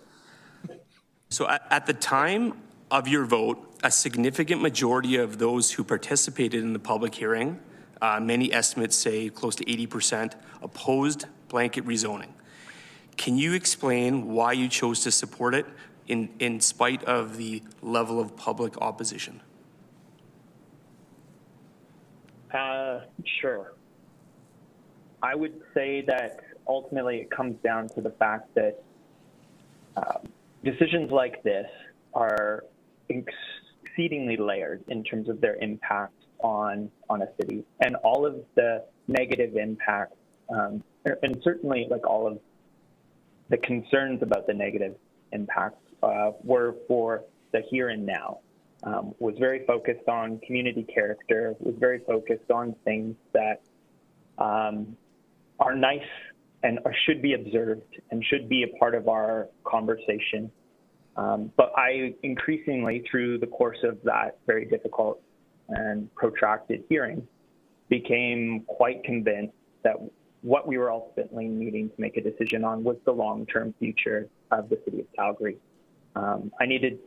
I felt increasingly convicted that I need to make a decision for the future that included my son, that included my daughter. And even in that moment, I would have felt that, to a degree, I was committing political suicide by making that decision.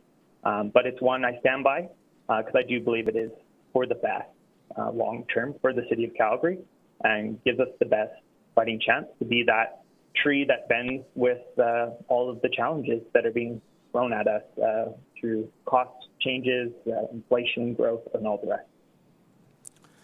On that subject of voting on it, how significant of a factor was the perception that the federal housing funding was conditional on adopting blanket rezoning in your decision to support it? Yeah, it was minimal. Because at this point, I would have been, becoming increasingly a student of the infrastructure woes of our city.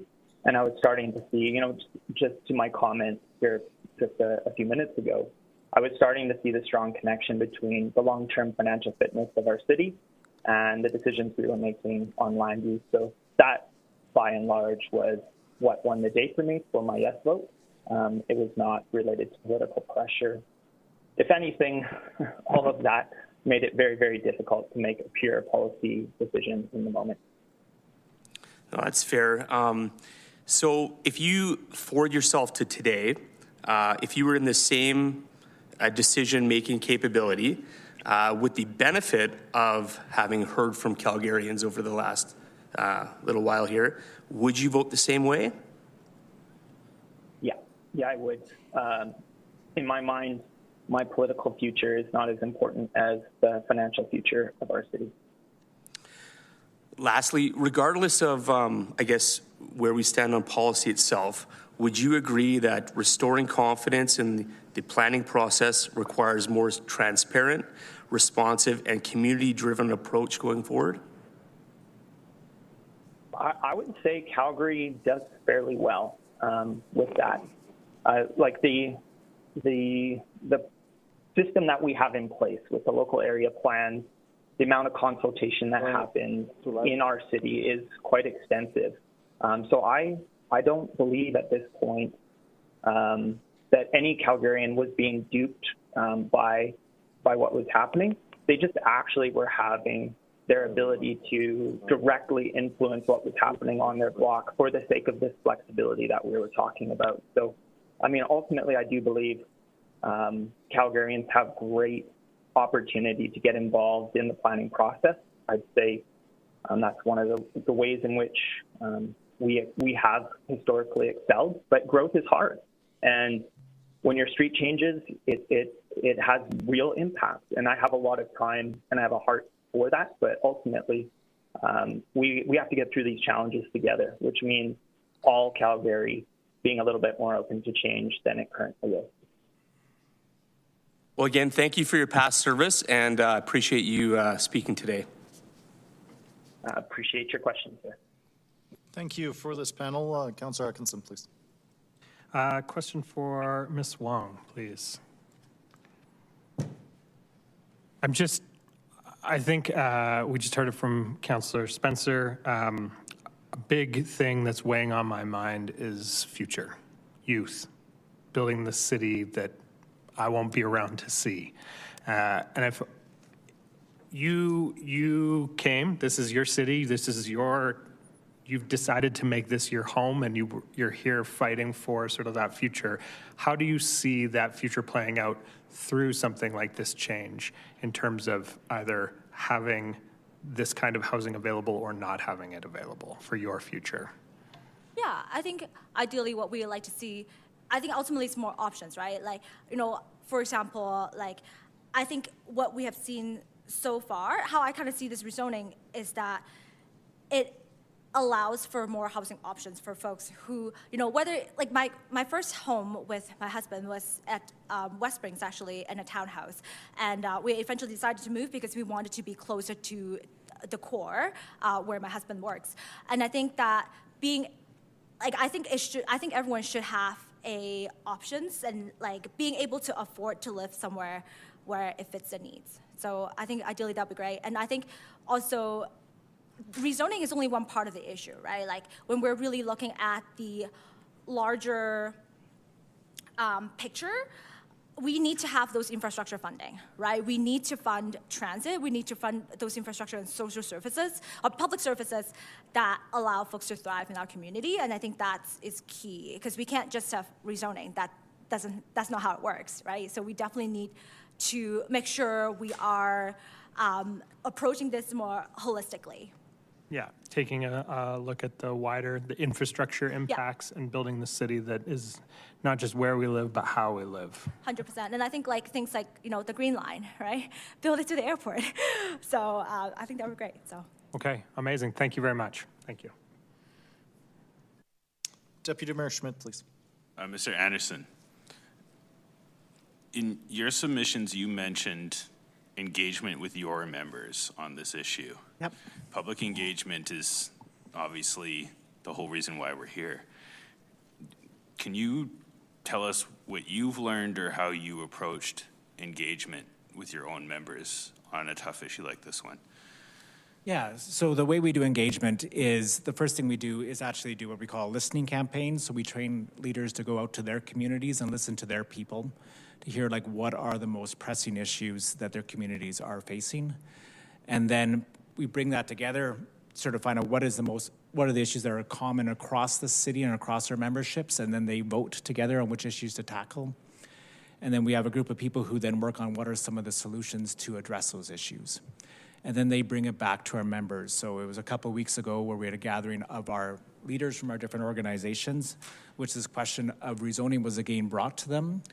And as a part of that, the people who've been working on the issues also brought forward a whole variety of the different facts and concerns that they had around this and what they've learned about it, including things like the infrastructure costs, the financial, but also what does it actually look like in communities actually and not just imagined. And it was out of that sort of thoughtful reflection that our members voted on the stance that they chose to take, of that there should be no repeal without a replacement. So based on that and your experience here in these chambers with this public engagement, any engagement that you've experienced from a councillor side or a city side, do you have any advice for us about how we could do this? Yeah, well, the reality is, there's two things about it. One is the reality is to come and speak here is incredibly logistically challenging, especially for the people who are struggling the most in our city.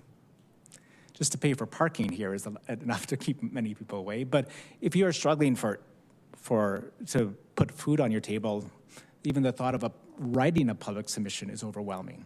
So you end up hearing a very select number of people. And then also in the engagement process, what's often happening is, yes, for residents, it often feels like decisions are already made by the time there's engagement. So how do you do engagement well? Well, actually make sure that how are you actually going out to where people are naturally gathering anyways, instead of expecting people to come to you. People are already organized within communities, so how do you connect to those ways in which they're already organized first? The second thing is it's early on in the process is when you want to do the engagement, not late in the process. So yes, what I hear about local area plans is almost like, yes, we need the replacement or not repealing, but then once you have that base level, yes, to actually do that ongoing engagement and make sure it's a genuine engagement where you're listening and also coming back with solutions and real dialogue. But the biggest thing is to, I think, is allowing people to not just have a voice, but also be a part of the decision-making process. And the recognition that, often it's very easy for people to get angry and excited, and real discussion happens when people are able to slow down and thoughtfully consider things and be in real conversation with each other. So how do you create those spaces, not just of, not just of speaking but actual real conversation and listening? Those are off the top of my head, but happy to talk about it more. And then when it comes to engagement on something like this, consensus can maybe be hard to find. And also, you've raised an issue too about, have we heard truly from everybody? So how can we approach that decision-making with those things in mind, based on your experience? Yeah, so the very nature of public leadership, and especially elected public leadership, is that it's not actually about a straw vote. So I keep hearing this citing of how many people came up here to speak. Well, good, you have a biased group of people and you did a straw vote. That's meaningless. That's not your job. That would be a very poor job of polling that would get a pollster fired for that type of biased thing, right? The role of a public official is to think about the deeper values that people elected you around. And also, I actually really appreciate what Evan Spencer said about thinking about the future of the city. You're responsible for both the whole community and the future of the city. So then to be able to very thoughtfully look at all of the facts, thinking about all of the people that you represent, not just your base, but the whole community and the whole. And that it's your job as elected officials to really think through the reality of public policies, the reality that people are facing, and to make the ethical and the right choice around policy. I actually really appreciate also what Evan said about, to how do you actually not put your political future first, but the people you serve? Because ultimately you are put in positions of service. So we elect you to be thoughtful servants of the community, of the whole community. Not just the people who pay for, who have lots of money, but the people who make up the whole community. And yes, and then it's us. The wonderful thing about this is that citizens can also be involved with you in the dialogue about that. So you can not get locked away in the few people who can speak to you, but also to be able to hear the wider community and how the community is thinking about this as well. Thank you. And so I think what I'm hearing you say is that decisions are more than 4-year election cycles. Well, absolutely. If you think about infrastructure, if you think about the structure of a community, you are setting decisions that will shape what our community will look like for probably hundreds of years. So you need to have that long-term perspective of what is our community going to look like? How is it going to be financially, ecologically, and socially sustainable and vibrant for your children and grandchildren's life? This is part of what actually I appreciate the Indigenous community is reminding us of, is that we are but short-term stewards of a shared good, stewardship. Thank you. That was grounding. Councillor Spencer, if you're still on the line. Sorry, God, I did that without even thinking. Former Councillor Spencer. I'm here. It's Evan from the block. That's yes. By now. Oh boy. Maybe just a similar question for you, given that the 2024 hearing is fresh in our minds. I think I have memories of when you came to your final decision and being here in these chambers, how much you struggled to get to that decision. And I think many of us up here are struggling with that same thing right now. So anything that you'd like us to know that you learned, that you thought about, that you're thinking about now? Sure, I'll keep it short. Yeah, I honestly believe that the decision you are being forced to make again is one of the toughest ones I've ever been faced with. The short-term political moment, change being thrust upon people that have grown up in a city and know it to be a certain way and are watching it change, that creates its own political life. And that's why some of you are sitting in the chairs that you are, is because of how you campaigned around this very specific issue. I'd encourage you to take a longer view, because ultimately, if we don't, it will be future generations that suffer. And I'm not saying that to be bombastic or to overstate. Land use decisions take a very long time to move in any one direction. We have federal political interests that, in the middle of all of this, that were encouraging us to remove process to make it quicker to build. This issue is not going away anytime soon. I would encourage you to take the long view. But yeah, it will hurt. So if you do, I'd be very grateful, and I would get you a beer. That's it. Thanks. Those are my questions, and I'm sure you're not jealous of us right now. So. All right. With that, we will move to our next panel. Thank you so much to these panelists.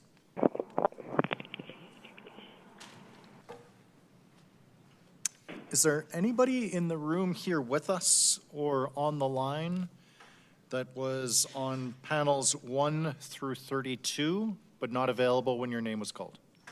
Great, come on up. I'll start now as well to build it out.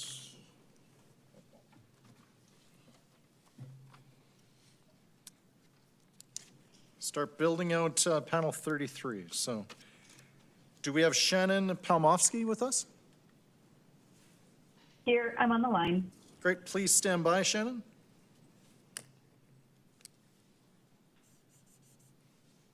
Do we have Allison Timmons? Hello, this is Allison on the line. Thanks, Allison. Please stand by. Do we have Ziana Katodia? Jonathan Ra? Kevin Lillis? Lael Peters? Speaking. Thanks. I'm available. Thanks, Lael. Please stand by. Scott Gelsher? Great, come on down, Scott.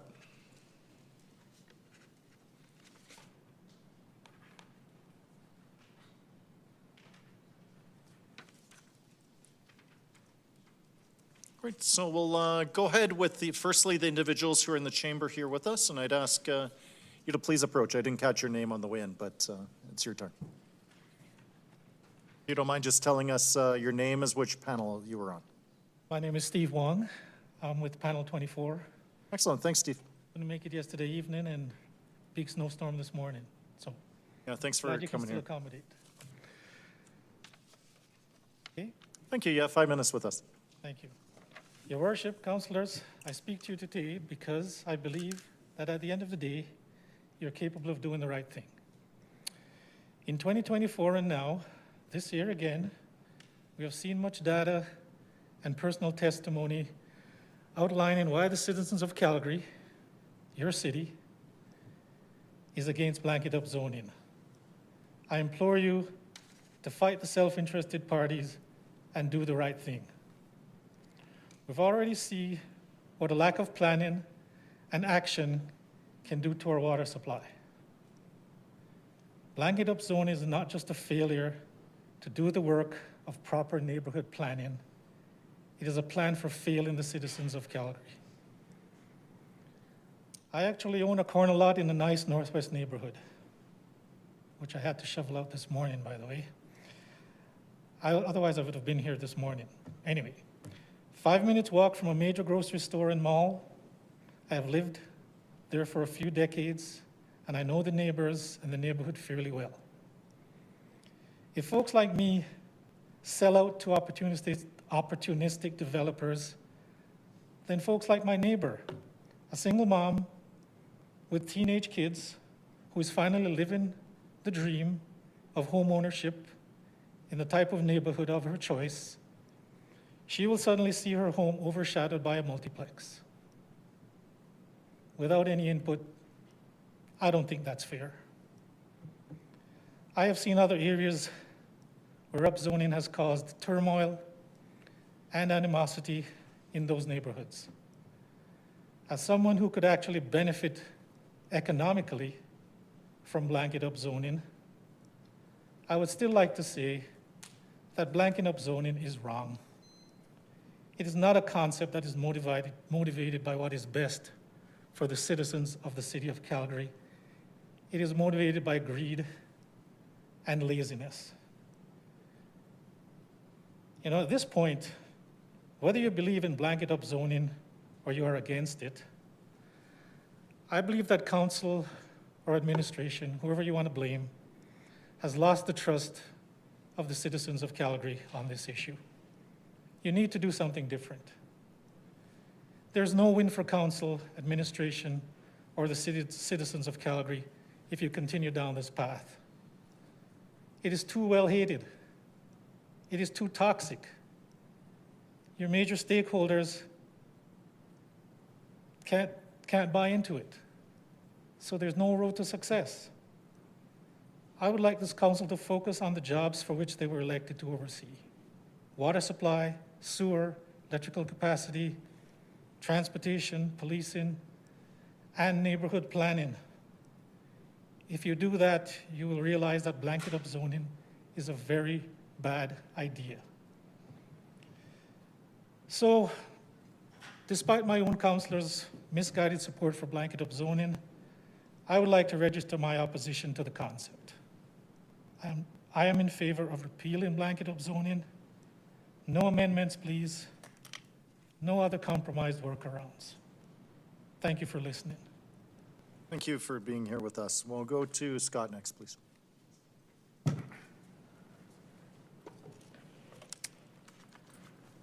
Good day, Mayor and Councillors. My name is Scott Gelsher, and I'm here today as a resident of Wildwood in Ward 6. I want to begin with something simple. Calgarians value choice. We choose our communities based on character, scale, and the kind of environment we want to raise our families in. Blanket rezoning removed that choice. It imposed a single planning model on every neighborhood in the city, regardless of context, infrastructure, community, or community vision. Repealing it is an important step towards restoring that choice and rebuilding trust between council and residents. One of the main arguments for blanket rezoning was that it would create housing diversity. But true diversity means having different types of neighborhoods across the city, not making every neighborhood the same. Blanket rezoning standardizes density. It pushes every community towards the same outcome: the gradual replacement of single-family homes with multi-unit buildings. We've seen this in areas like Marda Loop, where the original mix of housing has been replaced with a narrow set of high-density forms. That is not diversity. That is homogenization. Repealing blanket rezoning allows Calgary to maintain a genuine variety of neighborhoods. Some higher density, some lower density, and many in between. That variety is one of the main reasons people choose to live here. A home is the largest financial investment most families will ever make. But under blanket rezoning, homeowners were left with no predictability about what could be built next door. If I renovate my home, improve my yard, or invest in long-term upgrades, I should have a reasonable understanding of the future of my street. In fact, I chose this exact lot for the certainty provided by the RC1 zoning. Blanket rezoning removed that. It created a situation where a multiplex could appear beside any home on any street without meaningful community input. That level of unpredictability discourages homeowners from reinvesting in their properties. It undermines neighborhood stability. And it creates a sense of risk that should never be imposed on families who have committed their savings and their futures towards communities. Repealing blanket rezoning restores that stability. It gives residents confidence that their investments are protected and that change will happen through thoughtful planning, not sudden, uncoordinated development. Many established communities were never designed for higher density. Their water lines, sewers, roads, and parking capacity reflect the planning standards of the time.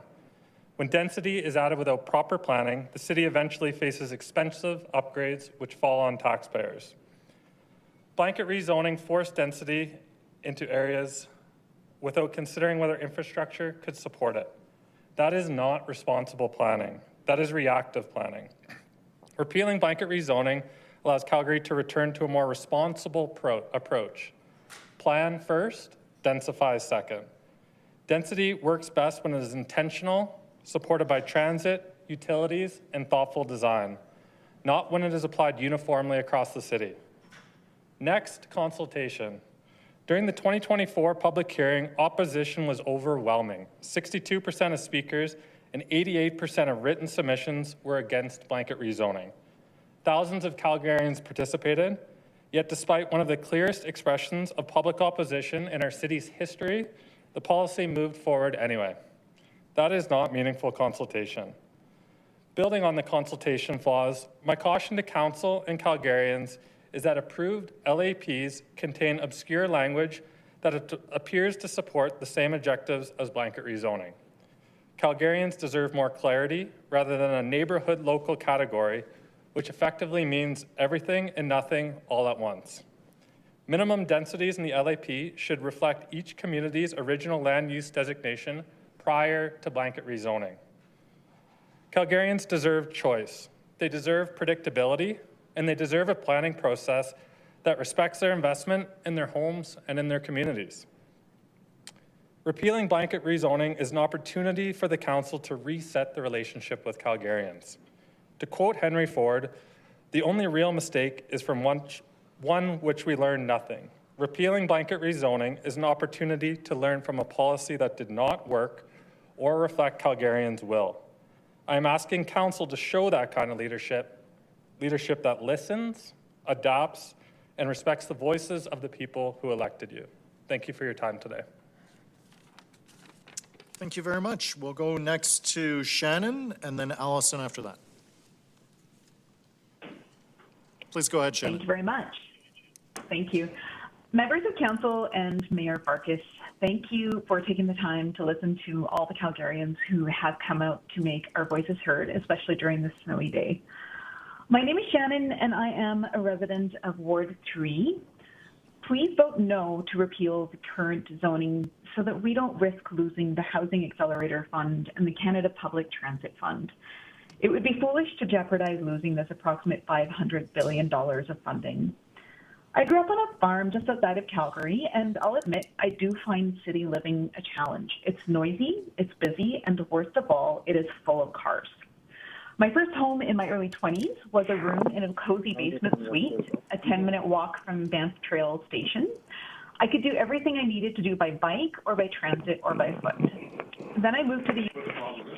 Let's please make sure, if you're not Shannon, to please mute on the line so that we can hear Shannon. So everyone, please mute unless you're Shannon. Sorry about that. Please go ahead. No problem. Thank you. Then I moved to the UK, and row homes were everywhere. They call them terraces. Even in the small farming town where I lived, single-family homes were rare. The vast majority of homes were terraces. There were enough people to support local businesses, so again, I could walk everywhere I needed to go. When my partner and I moved back to Calgary, we were fortunate enough to be able to buy a home, but the only ones we could afford were in the far-flung suburbs.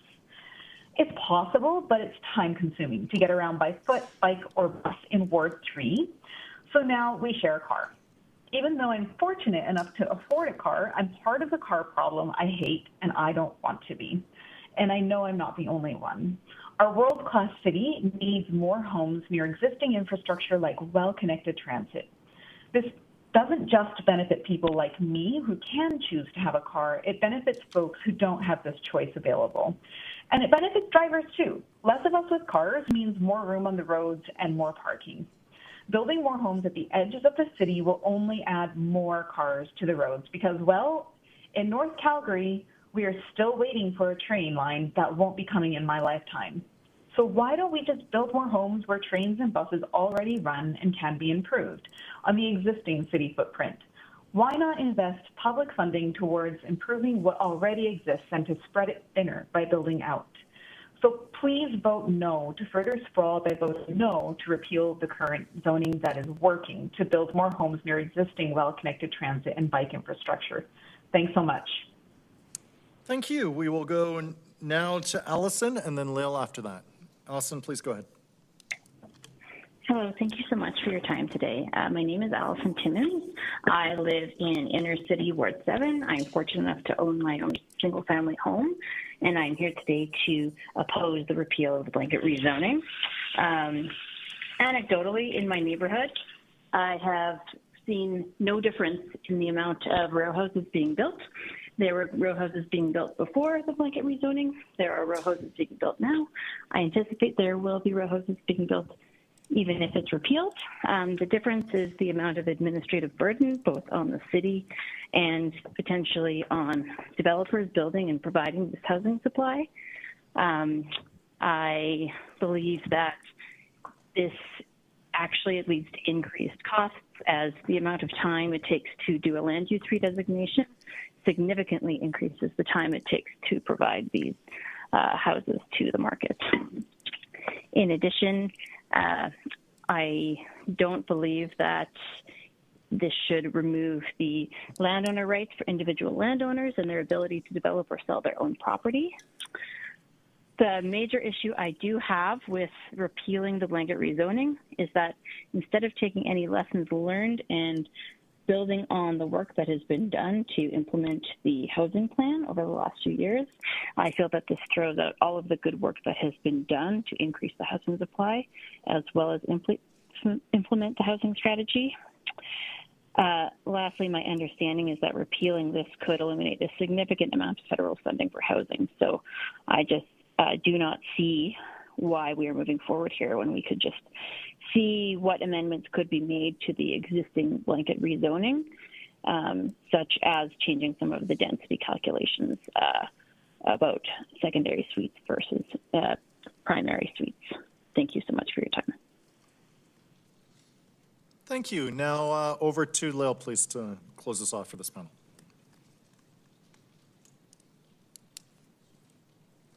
I'm grateful to at least participate by phone. I was in on Monday when I was allowed a day off by my work, but unfortunately, once I realized the number of speakers, I got some grace from my general manager to come phone in by phone. So my first thing I do want to say is thank you, Mayor Farkas and the councilors, for taking all this time to be so patient and listen to all those for and against.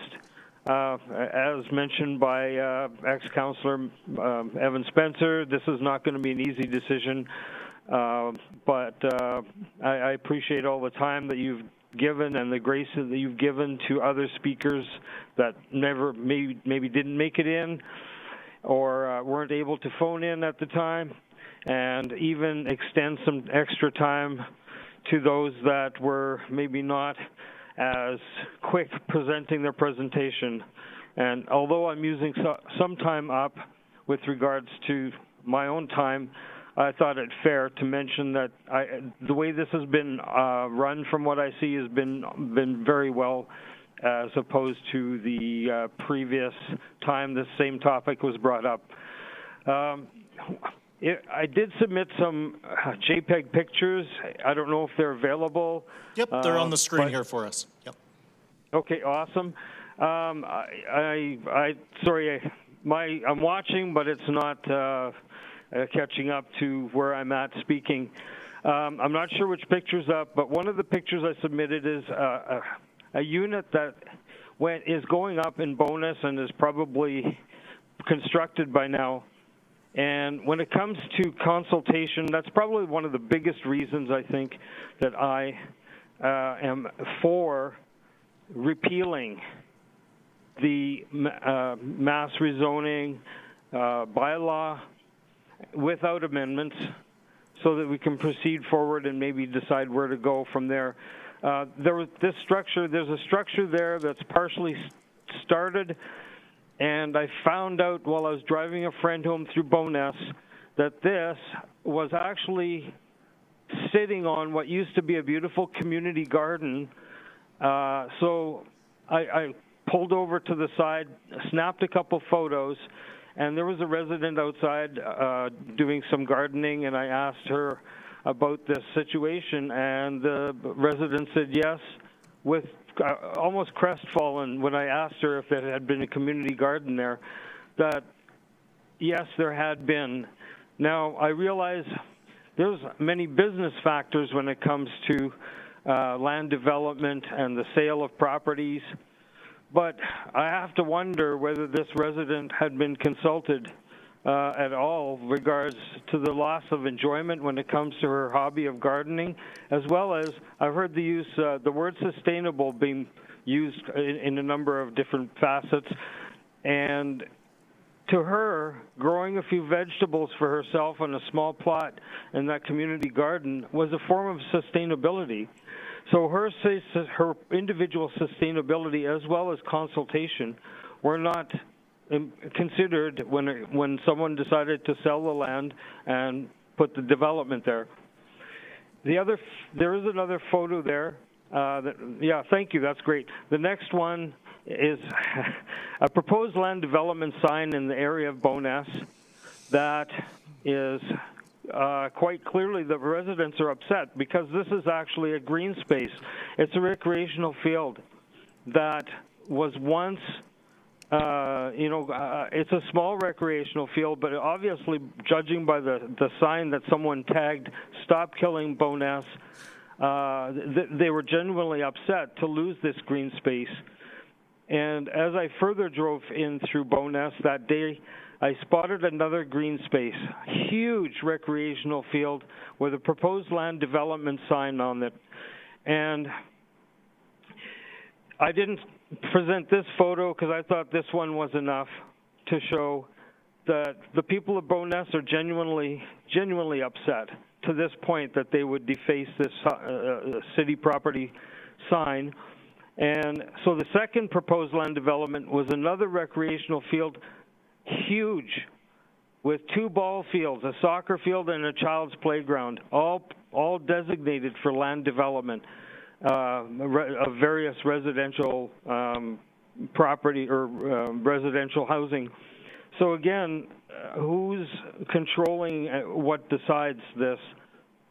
Now, I don't know. I did submit some other photos. I don't know if they made it in time or if they got recognized. Unfortunately, you're just at time, but there may be follow-up for you. So please stand by. Okay. Yes, thank you. Thank you. We'll go into, this concludes the panel. We'll go into questions from council members. Councillor Pandazopoulos, please. Thank you so much. Mr. Kilcher?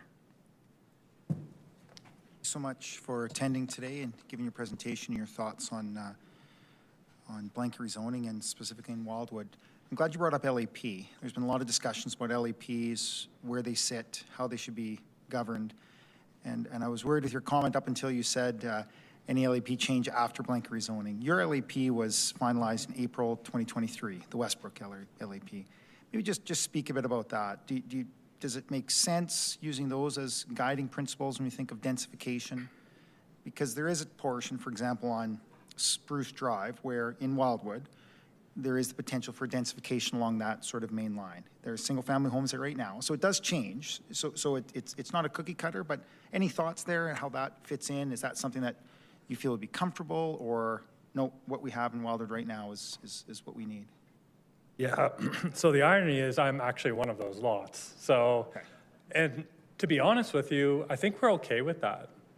What we're not okay is the terminology within the LAPs, like to quote, neighborhood local is characterized by a range of housing types and home-based businesses. What I would like to see in the LAP is a very specific set of RC1 zoning within that LAP, but it's very ambiguous within the LAPs. And if you look at similarly the Chinook, it's the same definition. And I think when we talked earlier on the panels, the Calgary Inner City Homeowners Association was for repealing, but they were also for quicker development permits in context of the LAPs. When we leave it very ambiguous like this, that creates a ton of uncertainty still within the community, and it will allow them to actually shorten the development permit process if they're awarded that amendment. Because of the ambiguity, I think there will be a lot of challenges there. I think you need to sit back down with the actual community members and carve out actual zonings in the different areas, not leave it ambiguous. There should be RC1 pockets within Wildwood. And I don't think we're against densification at all. I think that's a common theme you're hearing, is people are for densification. It just needs to be done strategically. And I would say 90% of the LAP is correct, and I think there just needs to be a bit of a refinement. If we gave that clarity through council, like, every LAP has a different, term, but that clarity where it was a little more tighter, where Westbrook's LAP is similar to Chinook, et cetera, so you get that comfort. You think that would be good? You made the point about obscure language, like if we sort of clarified it and then that becomes the governing document. If there's an interpretation, you have more sort of bigger guiding principles that say, well, this is what it generally meant. Or do you think we have to go community by community and go back and exactly define what, neighborhood connector means, neighborhood flex, neighborhood local, et cetera?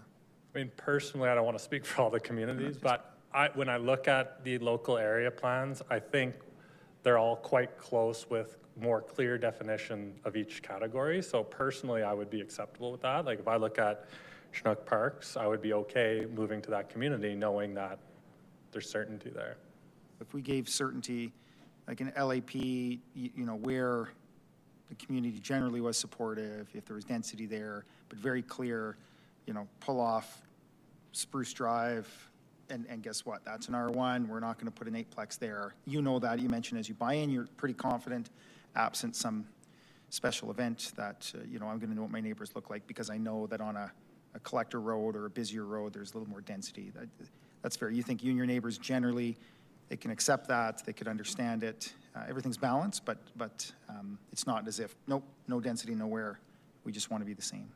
Yeah, I think for me personally, that would definitely suffice. Beg your pardon? That would definitely suffice. Really appreciate it. Thanks so much for coming down and appreciate your comments. Thank you. Thank you.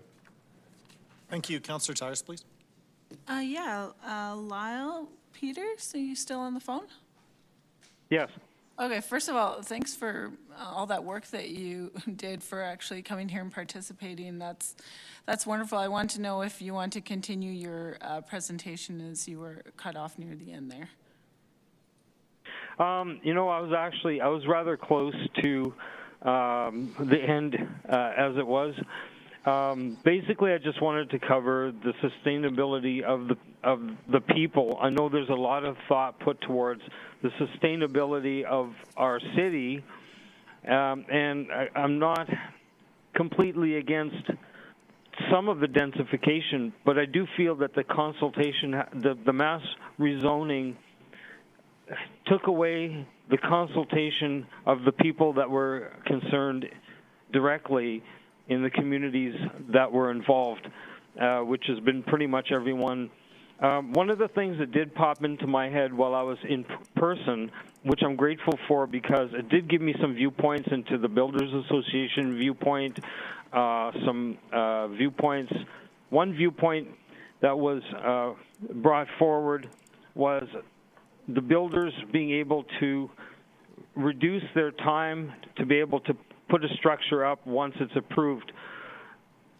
And I think if we could help them in that general way once something is approved, I think that's fine by me personally.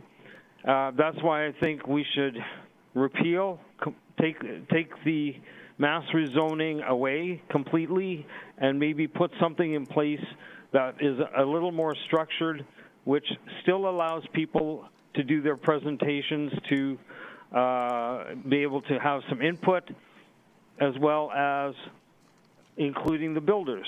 So I don't know if that makes sense. I don't know. That's one of the things that kind of gained some of my insight while I was in person. One of the things I did want to mention, though, is that it's come to my attention that in 2022, the city voted in something called the Climate Strategy Plan that seems to be something that is possible why this mass rezoning was pushed through initially in 2024, because it suits the guideline of the Climate Strategy Plan as opposed to listening to the people that took part in the presentations and submissions at that time. That's just a thought forward.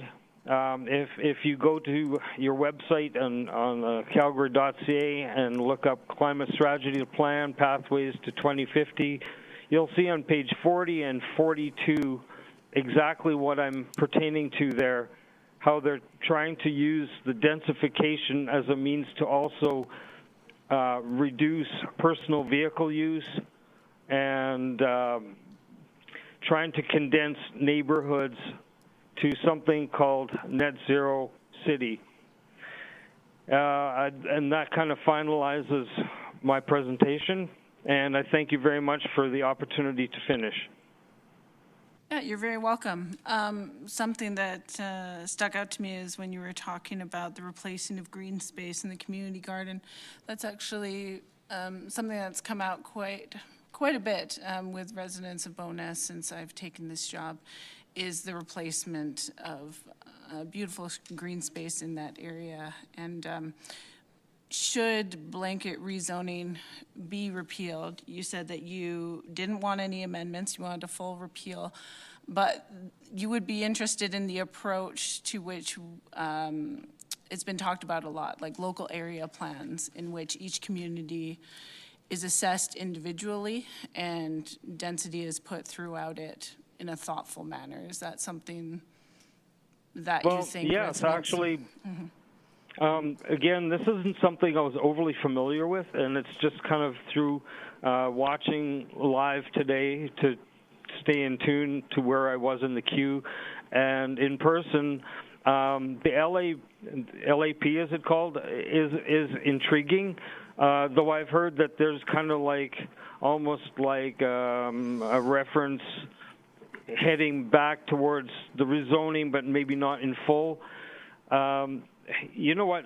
Truthfully, you've inspired me to contact my local community association and see if I can get involved to find out a little bit more and maybe have a little bit more of personal insight into community development. You know, but that's neither here nor there. No, but we actually just had sounds... We just had our Bowness CA Planning and Development Chair here presenting yesterday. And so, yeah, I'd love to connect the two of you if you want to reach out to my office, just ward1@calgary.ca. I can connect you guys. I'm not in Bowness. Oh, you don't live here? No, I just happened to be driving through. Oh, and there you go. You're just a fan. I was appalled at what I saw. Just in driving through, and I've driven through many other parts of the city, both by transit and by vehicle, and I'm still appalled by some of the developments that I've seen and where they've been placed, and that's why I decided, you know, it's time to just repeal it and maybe try again, you know, take another approach. Now, this LAP, I would have to look a little closer at it, but it sounds like, if worded well and clear, that it could definitely be a move forward. Okay. Well, I really appreciate your feedback. And, yeah, you're more than welcome to still get in touch with my office. My next question is for Allison Timmons. Hello. Hey, Allison. Okay, so you are also from the Thorncliffe Greenview CA. We had a previous Allison here from the Thorncliffe Greenview CA. No, I'm not from the CA. I actually live in Tuxedo Park. I'm just speaking on behalf of myself today. Oh, interesting. Okay, sorry. That must have been an error because your name popped up with that. So you're not related to the community association. No. Okay, sorry. Yeah, my question was in regards to that. Okay, no more questions for me. Thanks. Thank you. Councillor Kelly, please. Thank you, Worship, and thank you, Councillor Tyrus, for clarifying that. We have the same question in our office as well, so I appreciate that. Mr. Gilcher, did I pronounce that correctly? Yep. Apologize if I didn't. You said something in your presentation that I just wanted to confirm that I heard it correctly. I believe you said that the blanket rezoning with RCG removed housing choice from your neighborhood. Did I hear that correctly? That's correct, yeah. Did you want to talk just a little bit more about how that removed housing choice in your neighborhood? Well, our whole neighborhood is either HGO or RCG. There's no RC1. So that's what I was talking about with the pockets. Give people variety. There should be pockets within the LAP that hold an RC1 zoning. But there's no predictability when the whole neighborhood's RCG, and our neighbor, actually one side's HGO, one side's RCG, has the ability to do whatever they want. And like I mentioned, we're okay with that, with our lot. However, we would like a pocket within the community that we could move to and still be in the community streetscapes that we bought in Wildwood in the first place. Sure, I might channel my inner Councillor Chabot for a second, if I may. RC1, like with RC1, you can only build a single family home, correct? That's right. And then with RCG, you could build a single family home. Yeah, you for could sure build you a can. duplex, triplex, fourplex, and as we've heard, even with secondary suites, up to an eightplex. RC1 or RCG, which of those offers more choice? I think a community that offers multiple zonings offers choice. I think I'm following where you're going to. I think just to clarify, like there's a lot of talk about everybody has the right to live in every neighborhood and we need the diversity to do that. Why can't you have that pockets of that diversity? And I guess what I'm kind of getting at there is just that question of like, you're okay with the city then limiting the density, not allowing anything more for you with your home to build any additional density on that. Just you prefer the RC1. For my specific lot? Sure. For my specific lot, I actually, as I mentioned to Councillor Pantazopoulos, I'm actually okay with the zoning. We're actually, I think, neighborhood connector or whatever it is. It's actually rezoned for commercial space as well. You're zoned RCG currently? We're actually HGO in the current blanket rezoning in the neighborhood, in the LAP where, I forget what the neighborhood context is, but we're okay with that on our specific lot. But my child's daycare is in the community. We're very invested in the community. We should have the option to live within that community, like I mentioned, have the streetscapes and a pocket, which is why we bought in that community in the first place. We actually left Marloop. We bought specifically in Wildwood in 2021. 2022, they started the LAP process in Westbrook, which completely changed the entire outlook of our community a year after we purchased our property. And here we are today now with blanket rezoning further impacting the property. So I guess the follow-up question I guess I have based on that is just, and we've talked about this with a few other speakers over the last few days, but like Wildwood has about 40% less people living in it than it did at its population peak. So I'm just trying to figure out like how can we help your neighborhood be sustainable with that many less people living in it. So it's obviously changed, right, from when it had 40% more to where it was before blanket rezoning. I'm not talking about blanket rezoning here. I'm just sort of curious, like in terms of when you moved into the neighborhood in 2011, it's lost a bunch of people even since then. I'm just curious, like, which neighborhood, when you say that, like, we want to keep that, is it from like the 70s, the 80s, the 90s, the 2001, the 2022, the 2035? Like, which neighborhood is sort of, is the one that you want to sort of preserve, if you will? I think most neighborhoods should have the variety. And I think when you talk about how do you deal with the decline in the neighborhood, I think we're kind of forgetting the fact that the LAPs will accomplish that.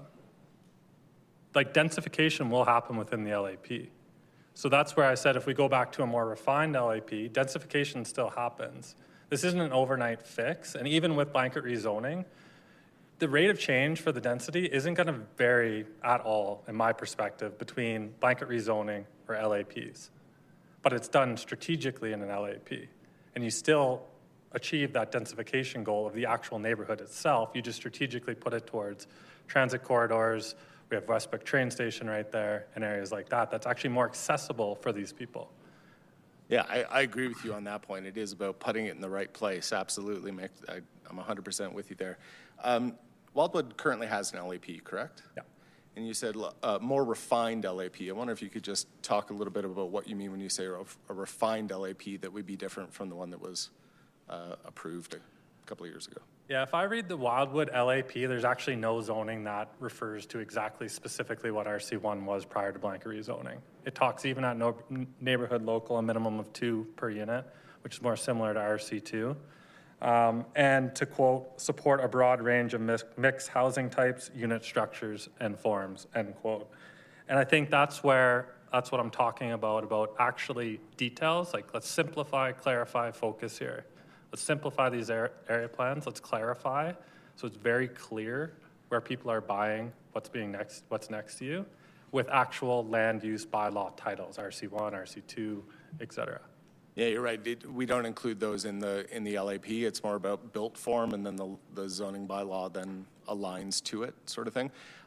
You mentioned that, like, the housing types, kind of going back to where we started in terms of the question. So if that area in there says multiple housing types, RCG doesn't achieve multiple housing types for you?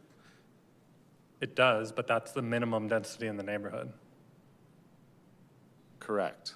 And I'm saying the minimum density in the neighborhood should reflect what was in the bylaw prior to blanket rezoning, which was RC1. Why do you think that? Because I want variety in the neighborhood. And again, we're kind of going in a bit of a circle here a bit, that I'm trying to figure out how RCG doesn't give So you what was the point of the LAP? The point of the LAP was actually to create variety, but pockets and in the correct places. I'm saying refine that so it's RC1, RC2, RCG, HGO, whatever you want to use, similar to the LAP. Like, the LAP actually was doing exactly what I'm asking. I'm just asking to refine it. So, I mean, the counter argument of that RCG could just be everywhere is actually different than what the LAP was intending prior to blanket rezoning. It's just now it carries more of an RC2-ish, and I say ish because it's unclear, in the neighborhood local. But I believe that policy, as it's not a bylaw, said you should, not you shall, and the policy should say you shall. Or the bylaw should say you shall, sorry. So within the local area plan, if you just refine it, I think we're, like I mentioned earlier, we're 90% there. And so when you say refine, you mean getting a lot more granular in terms of, like, actually what zoning is where? Like, you should RC1, and the bylaw should say you shall. Yeah, and I think that's the purpose of the zoning bylaw or the land use bylaw, is to get into that level of granularity.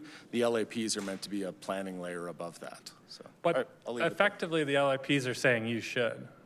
It's just very generalized and very open. And at the end of the day, like I mentioned, the Calgary Inner City Builders Association wants to use that to expedite permitting, which I think is actually a good idea if done effectively. But it needs to be more granular if that's the case. And you see that granularity happening at the LAP level, not at the zoning level? Correct. Okay, thank you. Thank you. Over to Councillor Atkinson, please. A question for Mr. Peters, if you're still on the phone there. Yes. Hey, great. So just sorry. So you don't live in Bowness, but so you were sort of going through there. So you're sort of going on main drags, and so like along Bowness Road and those kinds of areas, or were you going also deeper into the communities? Like, what was your experience of the neighborhood there? Well, I was driving a friend home, so I just happened to cross to pass. Hello? Hi. Yeah. I was disconnected. Okay. It sounded like I was briefly disconnected. No, I was just kind of driving a friend home, and that happened to be one of the buildings that I passed. Then I thought, you know what, I'm just going to take a trip around through Bowness just to see what exactly is happening in this part of the town, because I'm actually out by Marlborough. So it's a little out of my specific neck of the woods, but I do like to, I take a great deal of interest in the city, what's happening in it, and thought, you know what, that I'm here, I'll take a little travel through Bowness. And then I discovered those other two greenfield or green spaces, one smaller, one larger, that both had proposed land development signs there. Both, well, the one that I took a picture of that had the tagging was already expired. They were disputing it. And the other one was the sign was already expired as well. Again, I don't know who speaks up other than maybe a community association for green space that is about to be residentialized. So it concerned me that these wonderful green spaces that are supposed to be for the people to, come and maybe walk their dog, play, would just be so blatantly removed. And I have noticed throughout my travel, both in transit and vehicle, that I've spotted other green spaces as well that are affected by this mass rezoning that has allowed developers, if I may quote kind of like the free-for-all statement. Yeah, so that I hope that answers your question, Councillor Atkinson. Yeah. So, I mean, I guess a bigger conversation we're having is sort of like, where do we put the housing, right? We need more housing for Calgarians. So what's your view? Like, you've sort of seen what's happening in Bowness. You said you're up by Marlborough there. Like, where do you see this planning, and where do you see the density coming into our neighborhoods? How do you see that sort of coming in to meet the housing needs that we have for our citizens? Well, truthfully, I think that I would have to understand this LAP more. Hello, I'm cutting in and out. Am I still there? Yeah, you're coming through fine on our end. Yeah. Yeah, you're still with us. Okay. I just want to say for those in the room, we're getting a little tight on quorum, so no sudden movements. Go ahead. Please. Okay. So this LAP sounds like it can be a reasonable option. I would have to understand it a little better. It's completely new to me, so I would kind of have to understand it better. Though I must say this particular experience has gotten me inspired to contact my community association and see if I can get involved, which would probably put me a bit more at the forefront to be a better understanding. I think that if the densification were to happen, if there was more community involvement, that's definitely a plus. And that way people are aware of what's happening in their neighborhood and able to, work with the builders and work with the guidelines of the zoning so that, building can be more planned and organized and create a community that's more feasible for everyone, as opposed to what seems to have happened with the mass rezoning as it became, as I will go back to my free-for-all statement. Right.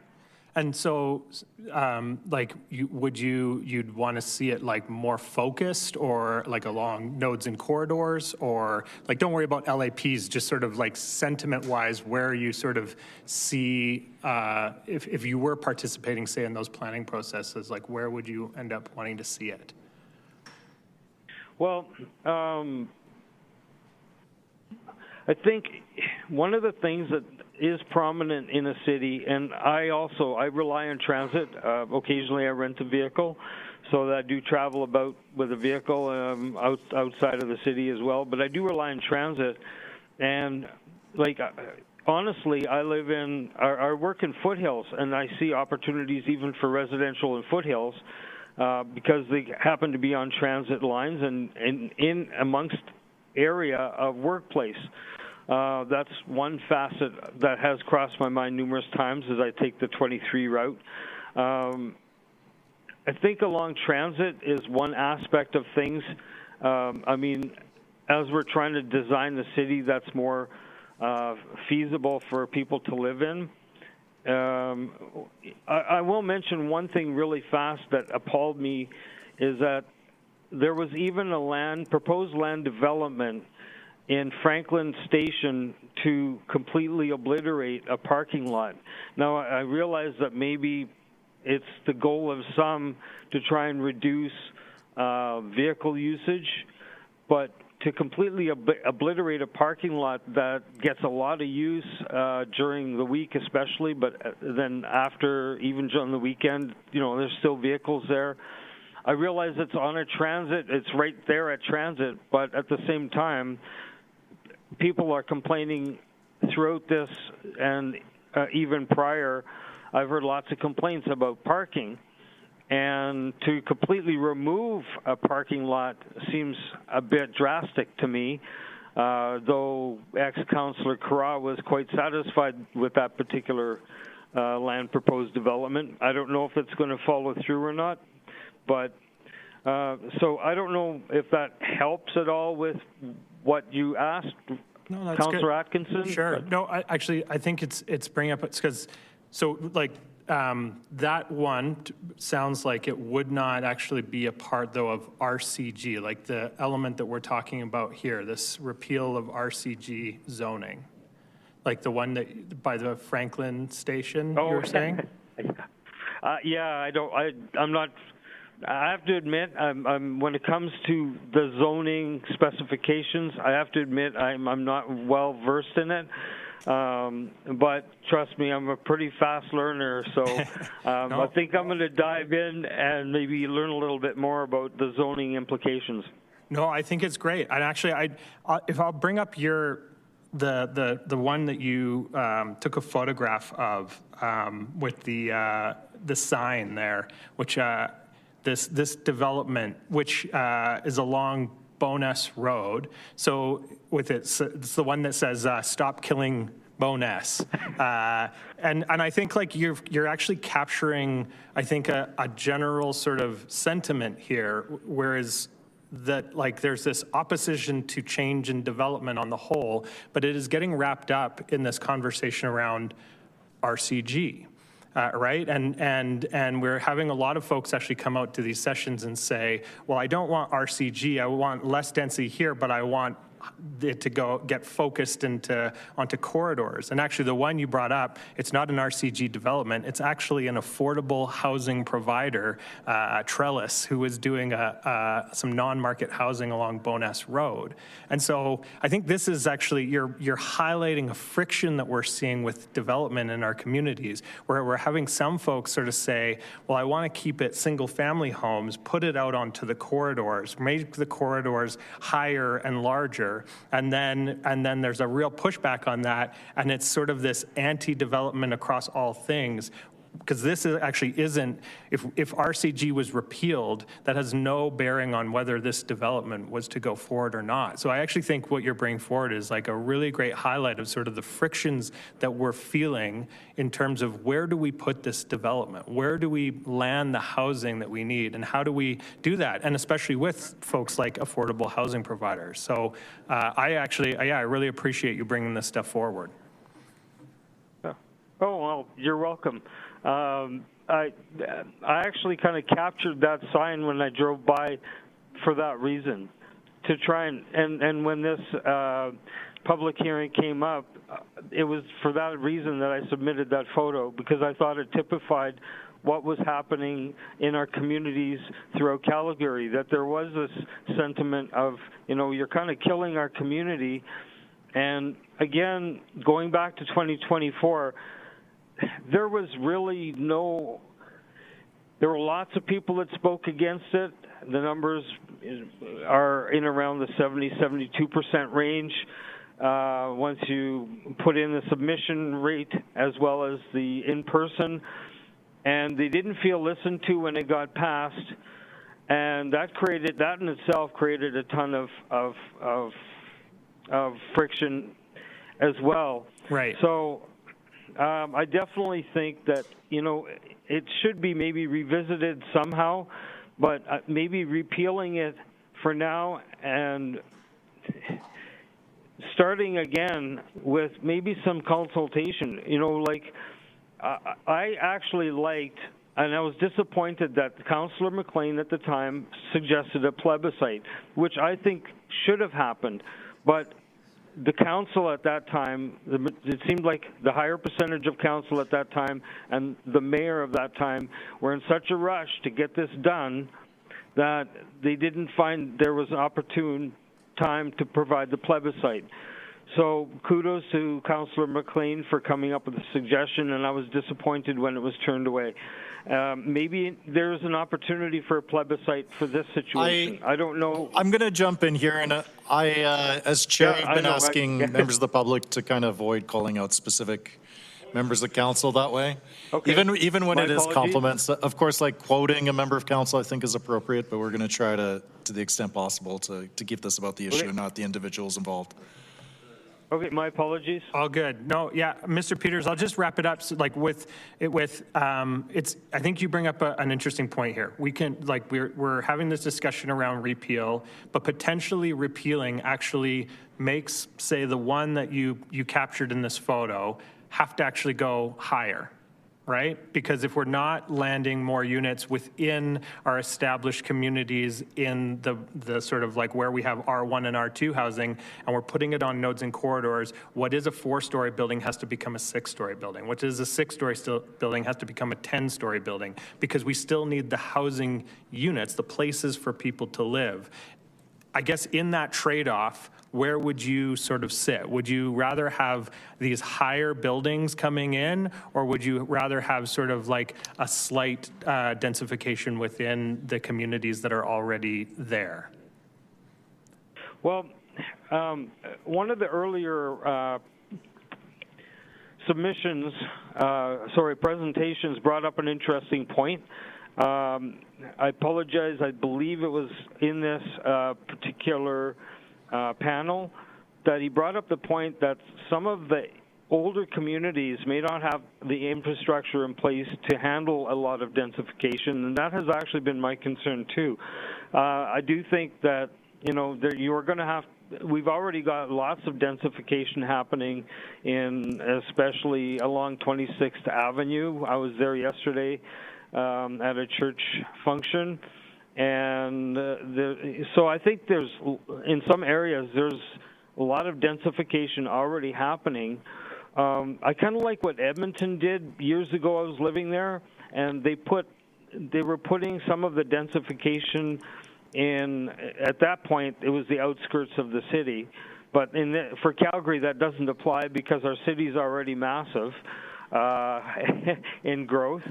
But there probably are places. Now, what I wonder is when the proposed land development went up for this situation regarding this housing on this recreational field where the sign exists that got tagged, were the residents even told what it was about? Were they informed and said, hey, you know what, you might lose this recreational field, but you're also advantaging some low-income housing for people that are in desperate need. I volunteer on the street at a street mission, and trust me, I see lots of people that need housing. Maybe some of them don't want to move into housing. Maybe they're happy on the street. I don't know. But for those that would need it, but were the residents of that area even told that that's what it was? I didn't know, and I talked to quite a bit with a couple people about it, and only now, just you mentioning it, did I find out that's actually designated for lower income housing, which would be extremely helpful for a community like Bowness. Yeah. So. Great. No, that's great. Thank you. I think you've highlighted some really important issues that we're having discussions around right now. So thank you very much. You're welcome. I'm glad I could be of assistance. Thank you all. That concludes this panel. Colleagues, we have 33 minutes until our next break. We're going to do another panel. I'll ask everyone to be as disciplined as possible so that we can accommodate as many people as we can. I believe in the audience now we have Christian Ramesh.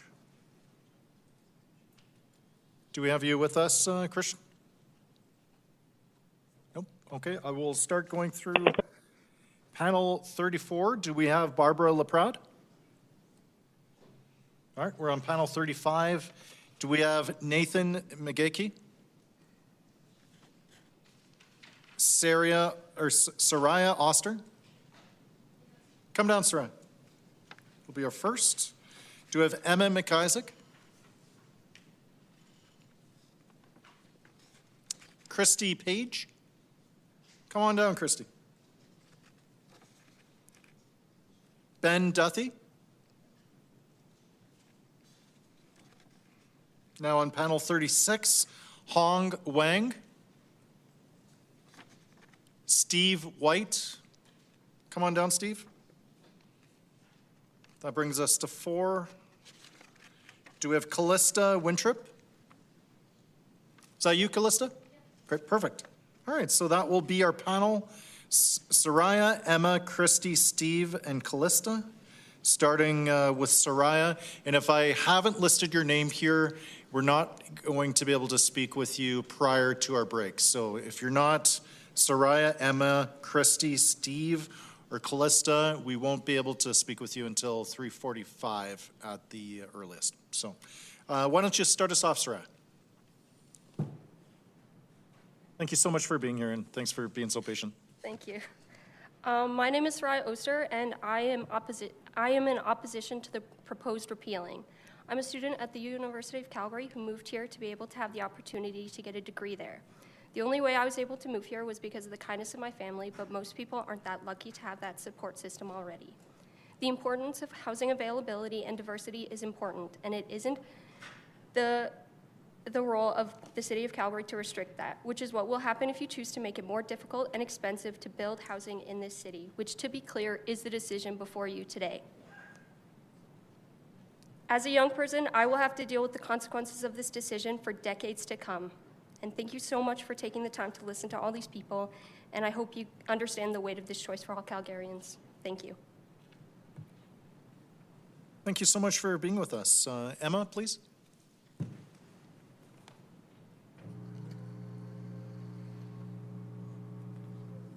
Tall people problems, sorry.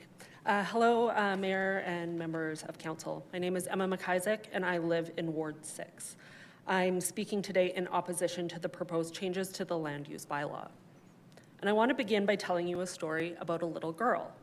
She was 8 years old the first time she slept in a shelter. She did not really understand what homelessness meant.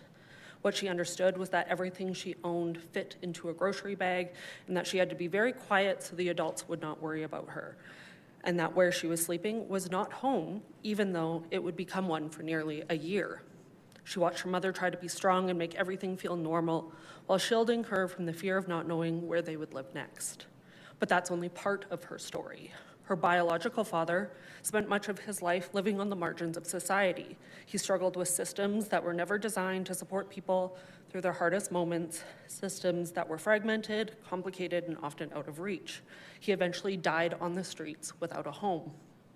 Not because he was undeserving of care, dignity, or housing, but because we as a society did not build enough pathways back to stability. And we know that a safe and affordable home is the foundation of that stability. Today, that same girl is an adult. Her mother, the woman who fought so hard to keep a roof over her head, had a stroke. She had to give up her small business, and as a result, can no longer afford market housing. She has been on multiple affordable housing wait lists since 2021. 5 years. 5 years of waiting for help that still has not come. So today she lives with her daughter because there are simply not enough affordable places for people like her to live. And that little girl who learned what housing instability feels like at 8 years old was me. And I share that not for sympathy, but because it's the voices of people who have this lived reality are not present in rooms like this. And this is why housing policy is not abstract to me. It is personal. It shapes whether children grow up feeling safe, whether families can recover from hardship, and whether people who fall down have somewhere to stand back up again. Today, I live in Westgate. Like many inner city communities, it has changed since its glory days with declining population, fewer amenities, and spaces to gather. For people like my mother who no longer drives, that matters. It would mean something as simple as being able to walk to a coffee shop, access services, and feel part of community again. Density would support that. It would create conditions for local businesses, services, and amenities to exist. It would bring back life into communities that are otherwise becoming quieter and less accessible. And for my family, it would actually give us something more important. It would give my mom her independence back, to be able to live in her own home in a community she knows, close to family. But right now, that is not an option. Not because she has not done everything right, but because there are not enough affordable places for her to live. And she is not alone. When we talk about zoning and housing, we need to remember that not everybody has the privilege of navigating systems, waiting years on lists, or taking time away from work, caregiving, or mere survival to be in rooms like this. There are people in the city who could not wait 3 days to speak to council, yet they are the ones most impacted by the decisions like this. They deserve to be considered in how we shape our policies, and that is why zoning matters. Zoning reform is not the only solution to our housing crisis, but it is one of the many important tools this council has in implementing the housing strategy. Because when cities allow more types of homes and more neighborhoods, we create the conditions for more housing to be built. More housing means more options means less pressure on rents, more attainable homes mean fewer families forced into shelters, onto couches, or into overcrowded living situations. It would allow for duplexes, townhouses, secondary suites, homes that fit within neighborhoods while allowing more people to live in them. And it's not about changing the character of communities, it's allowing communities to grow, evolve, and remain accessible to the people who live and work here. People who deserve the chance to live in a city they contribute to every day. I know zoning will not solve everything, but it is one meaningful step towards a Calgary where more people have a place to call home. 2 years ago, City Council made a brave decision for the long-term good of this city and its citizens by supporting open zoning, and we've seen it work. Today, I'm asking you to show that same courage, because the little girl I told you about deserved a home. She deserved the chance to grow up with stability, safety, and dignity, and there are far too many children in Calgary tonight that are still waiting for that, waiting for a place to feel safe, waiting for a place to belong, and please don't make them wait any longer. Thank you so much, Emma. We'll go now to Christy, then Steve after that.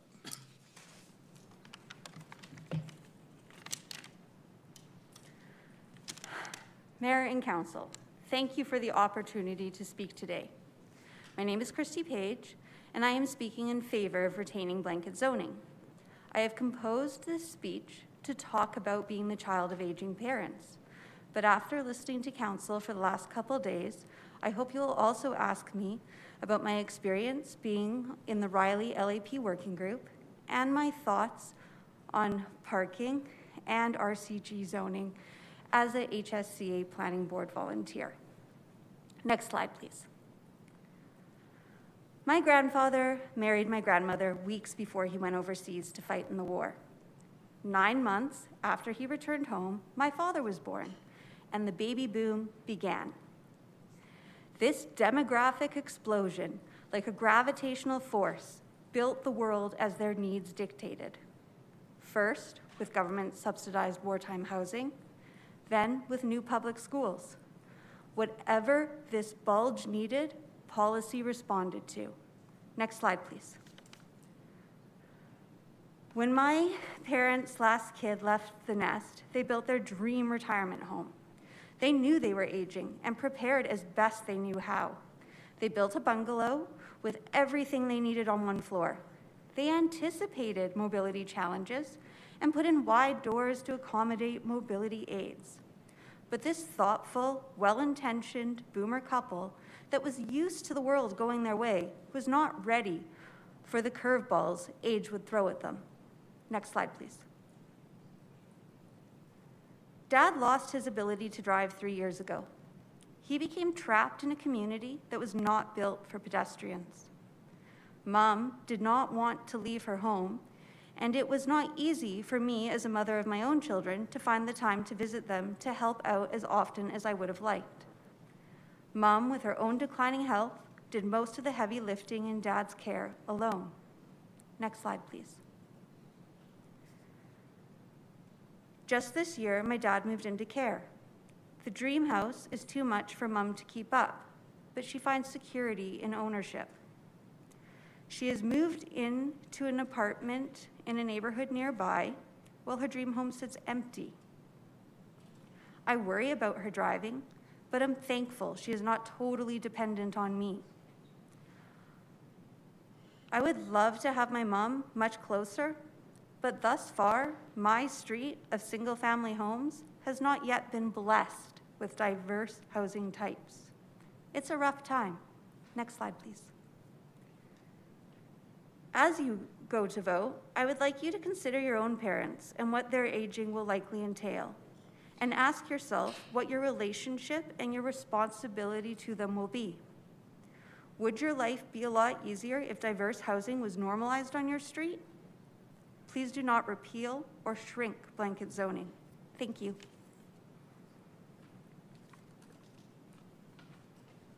Thank you so much. We'll now go to Steve, please.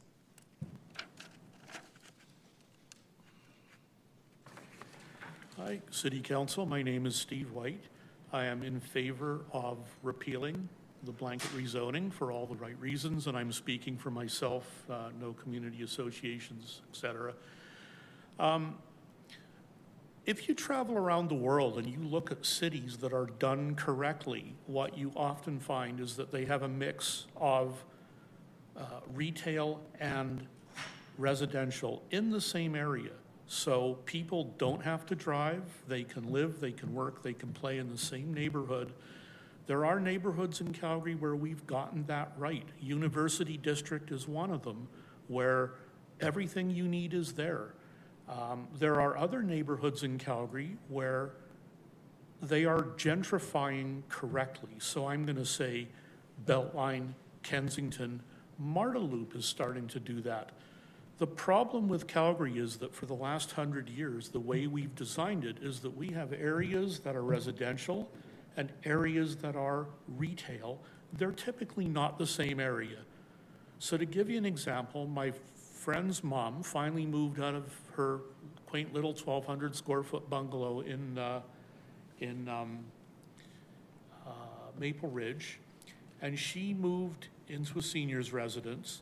The people that bought that little bungalow in the middle of a cul-de-sac are going to put an 8-plex in. So great, fantastic, affordable housing, assuming that if there's 8 units in a small 100 by 50-foot lot, they're probably 500 square foot boxes. It's probably $1,000 a month in rent. Woohoo!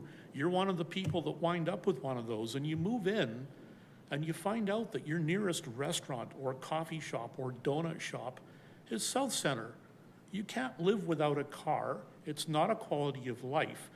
Now imagine if you leave blanket rezoning in place, and over the next 5 years, that happens throughout all these little, Bonavista and Dalhousie, and pick your neighborhood that's full of 3-bedroom bungalows. What you're going to get is a whole bunch of densification in those areas, but you're going to get people that have to drive and have to travel to do everything to have a life. Now, in contrast to that, if you look at Marda Loop, and I live in Richmond Park, so I'm there all the time, they've made a whole bunch of design errors. But realistically, what they did was they came in and said, okay, look, 34th Avenue, a little rundown, some of these houses needed redoing. We're going to reclassify these so that some of them can become businesses, and they have, and they're lovely businesses. They've built apartments, they've left some houses in place, but what it means is that when you move into that neighborhood, you can probably live without a car. So if you're one of the people who are in that end of the spectrum where you're looking at getting an apartment for $1,000 or $1,100 or $1,200 a month, you don't have to drive. The problem is then, if going back to the residential stuff, if all we do is allow existing neighborhoods to densify, we're not adding services in tandem with the dense population. What we need to do is do it neighborhood by neighborhood. We need to take the neighborhood, have a look, and say, okay, in this one, we're going to let this street and this street morph into major areas. We're going to allow people to build some small businesses and to put in coffee shops and donut shops and grocery stores and whatever. I think I also have a plan. I got to keep an eye on the time here. What you do with the so just on that, on the gentrification, now what happens is people move in, they have a life, they can work and play. What I would do for the rest of it is you use a formula. So you say, okay, in this area, on these sets of streets, if the average house is a single-family home, you can build a duplex, or you can subdivide it into 25-foot lots. Over time, once you get to, say, the average having a 1.5 residents per 50-foot lot, then you can start building triplexes or fourplexes. And you have a formula that goes all the way up so that over time, neighborhoods can densify. They can do it slowly, they can do it gracefully, services can keep up, transit can keep up. It's not jarring to the neighborhood. You're not barring densification, but what you are doing is you're doing it in such a way that it grows slowly over time and it naturally allows the neighborhoods to age. And I think if you were to do it that way, you would get a lot less argument because people wouldn't be getting 8 plexes next to their 50-foot lot. But at the same time, you're not stopping neighborhoods from densifying.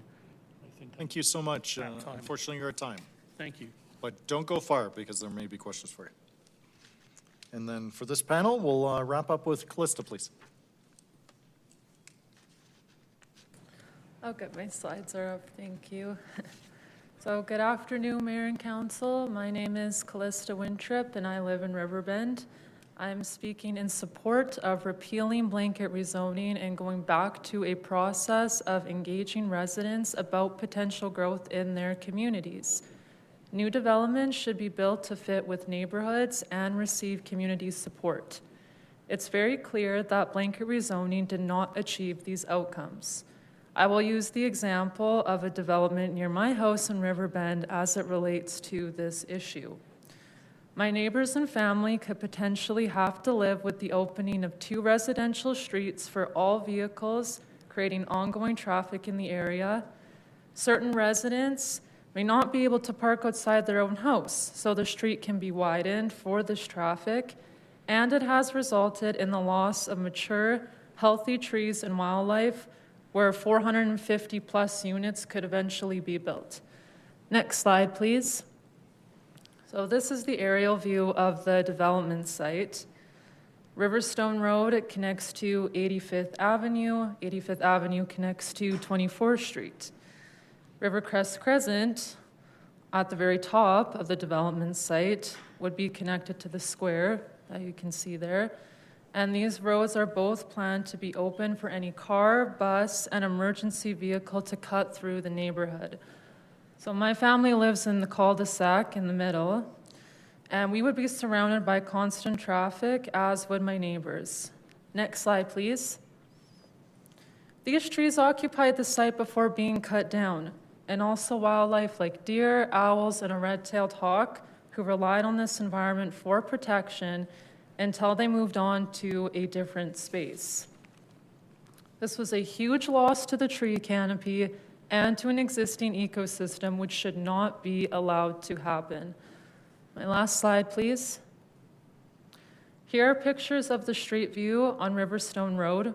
Front street parking is heavily utilized on the north side. These families living on this side may not be allowed to park here if this road is widened for additional traffic. And not all of them have a built garage to park in, creating a lack of parking for them. As well, on collection days, residents on the south side must put their garbage, recycle, and compost bins on Riverstone Road because there is no back alley. This will only further contribute to the traffic congestion on this street. If this plan happens, as I described, it would completely change our corner of Riverbend forever. The same is true for other communities who are also experiencing blanket rezoning across the city. Once the road is open, it doesn't get closed. Once a development is put up, it does not come down. These changes become permanent, which is what people don't want. Residents deserve a second chance to say how they want their community developed or not. In closing, I have a simple ask of council. Please do not make amendments to this bylaw, repeal blanket rezoning in its entirety, and revert back to giving community associations and the people who will be affected the final say. Thank you. Thank you. That concludes our panel. We have Councillor Pentazopoulos in for questions, please.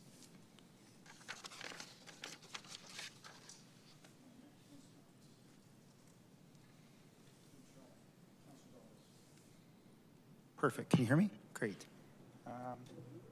Ms. McKisac, thank you.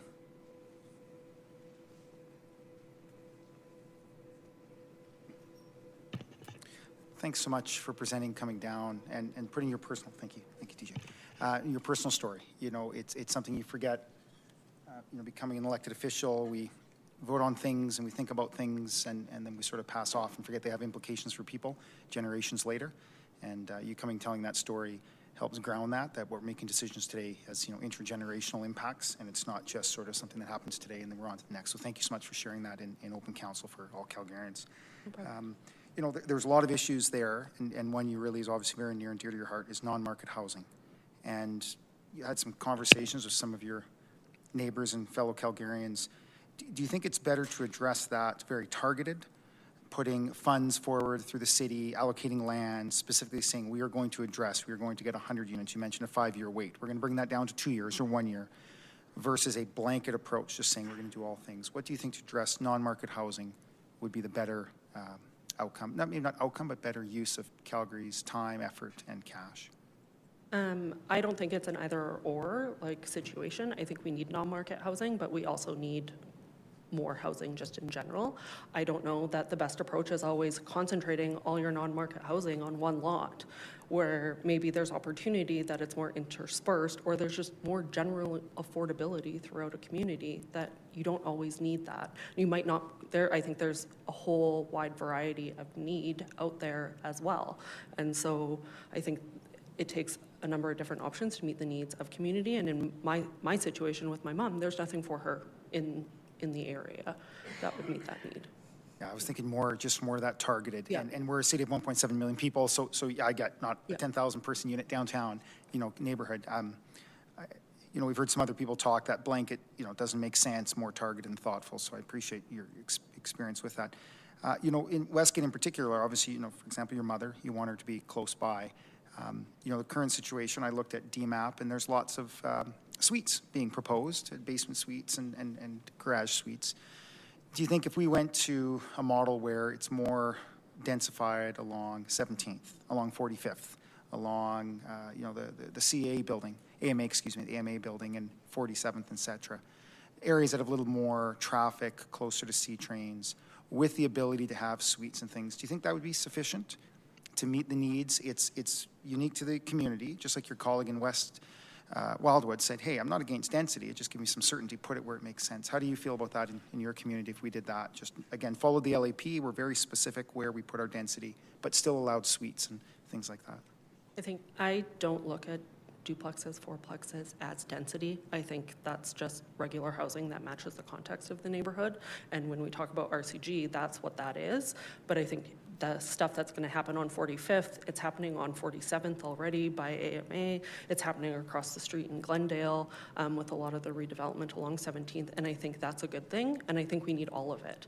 We're going to be a city of 2 million and probably greater. And I think we're setting up the system for that future city and how can we grow. And I think it's going to take a little bit of everything, not just the higher density along the corridors, but more affordable housing in the center of community. Like my bungalow, it has grown to an astronomical price. I would never be able to buy that. Where maybe as affordability gets better in community, there are more entry points through a townhouse or duplex, right? Do you think the development that's happening in the Glens, in Westgate, where, aplexes on every street corner, as I've said a lot during this discussion, is fine, neighbors should just accept it as presented, and... I don't see it as an issue, and our community is a dead zone. You drive by or walk by that giant field in between the two schools, there's two kids out there playing. What a waste of space. We need more people. The community population has declined, and there's these great green spaces, and nobody's using it because the community is so quiet. And I think when you look at the number of people living in houses, especially in Westgate, I think it's average around 2 versus where back in the day it was 6. And so, we're not going to be able to achieve that in the current bungalow stock today. So we need more townhouses, duplexes to be able to achieve that and bring more vibrancy back to the community. Thanks so much for your perspective. Really appreciate you coming down today. Thank you. Thank you. Councillor Atkinson, please. For Ms. Wintrip, please.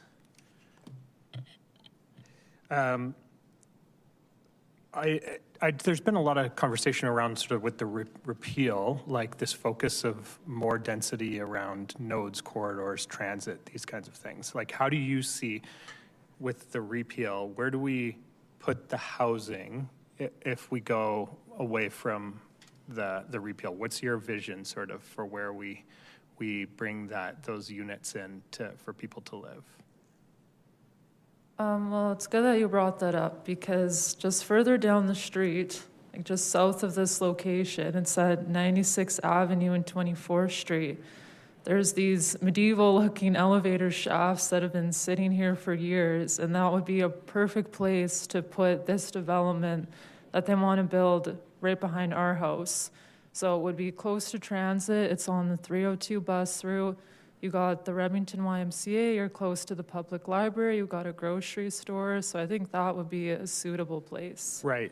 I guess like less specifically than that though, like do you see it as like, is it about transit, like transit? Just, I know that Riverbend, your area is seeing the green line. Like there's a station coming into just on the other side of the field sort of that you were highlighting there. And so I guess we've been having a lot of folks come on talking about repeal, get rid of it within my neighborhood, put it along the transit ways.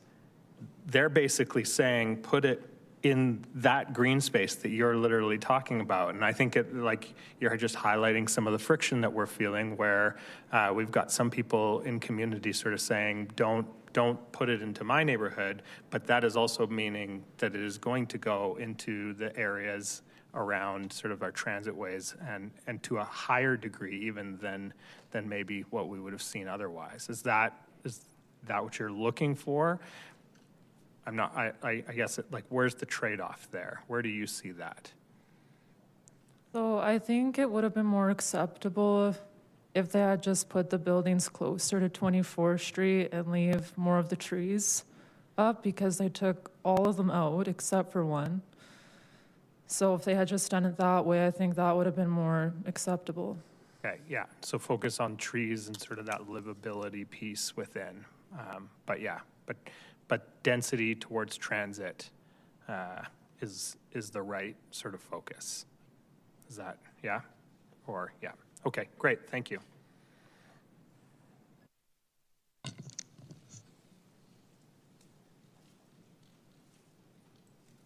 We're going to be back at 3:45.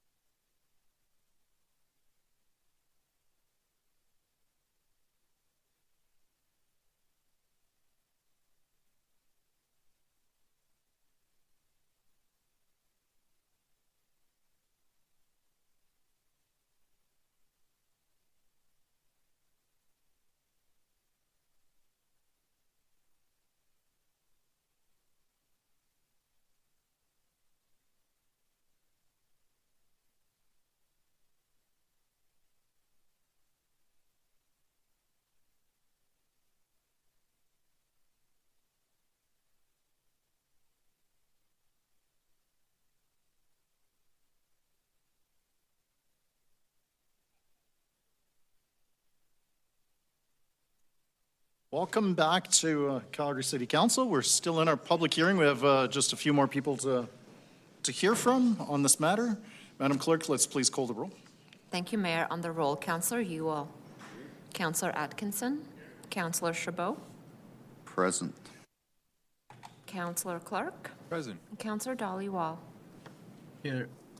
Councillor Jameson, Present. Councillor Johnston, Here.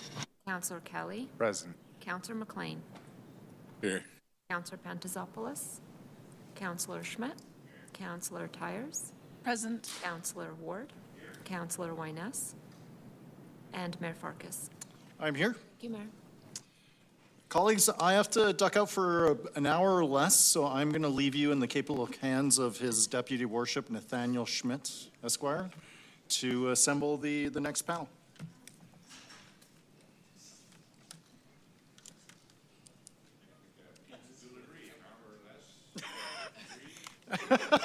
An hour less?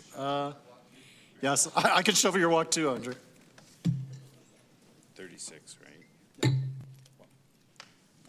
yeah,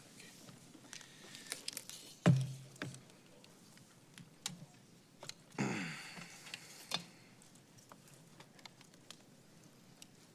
Just bear with me for a moment.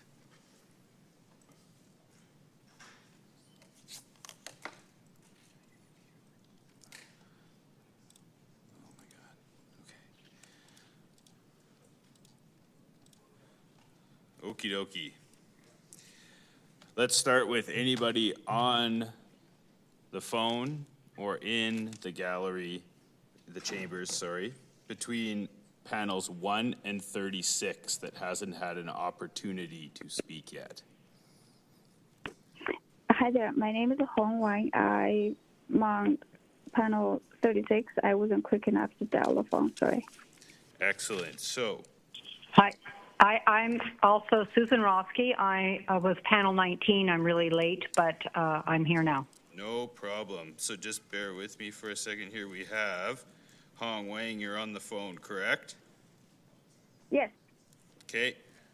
And then we'll go back to panel 19, where we have Susan Rosski, correct? That's correct. Okay. Anybody else from previous panels who is on the phone? Then we will move to panel 37, Janeed Ahmad. Oh, sorry, I got bad instructions. Teresa Helmley. Excellent. Come and take a seat. And PJ Dunn. Excellent. Go. Please take a seat. And that completes panel 36. Janeed Ahmad, panel 37. Nasser Elkali, panel 37. Juta Shah, panel 37. Alex McCall, panel 37. Peter Koning, panel 37. Excellent. Peter, please take a seat. That brings us to 4 people. Oh, we got 5 now. Okay, we've got our panel then. 1, 2, 3.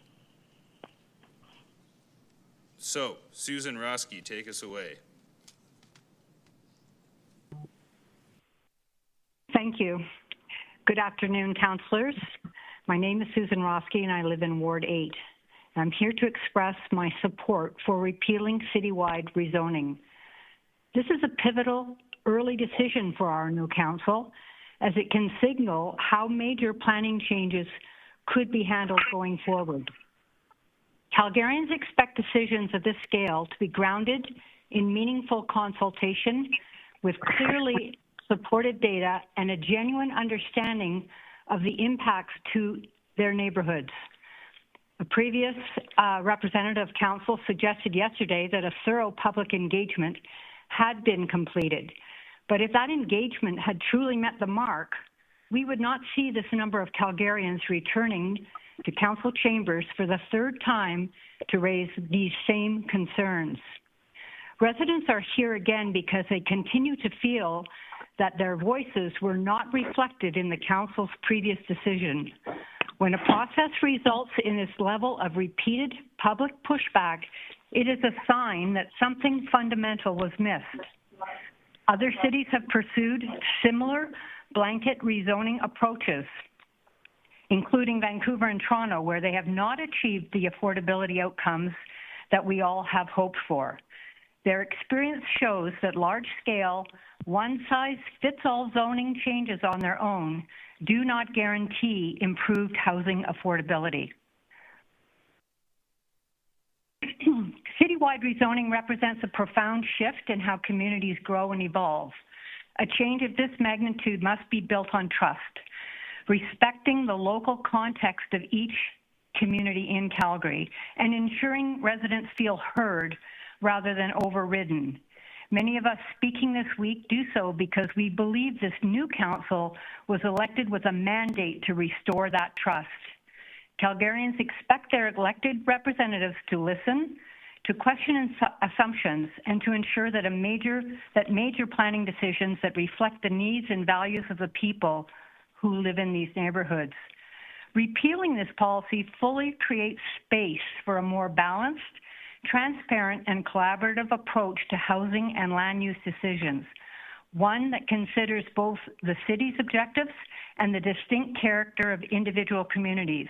It allows the city to pursue housing solutions while still respecting the fabric of established and evolving neighborhoods. Thank you for your attention and for your continued service to Calgarians. Okay, thank you. Up next on the telephone, Wang.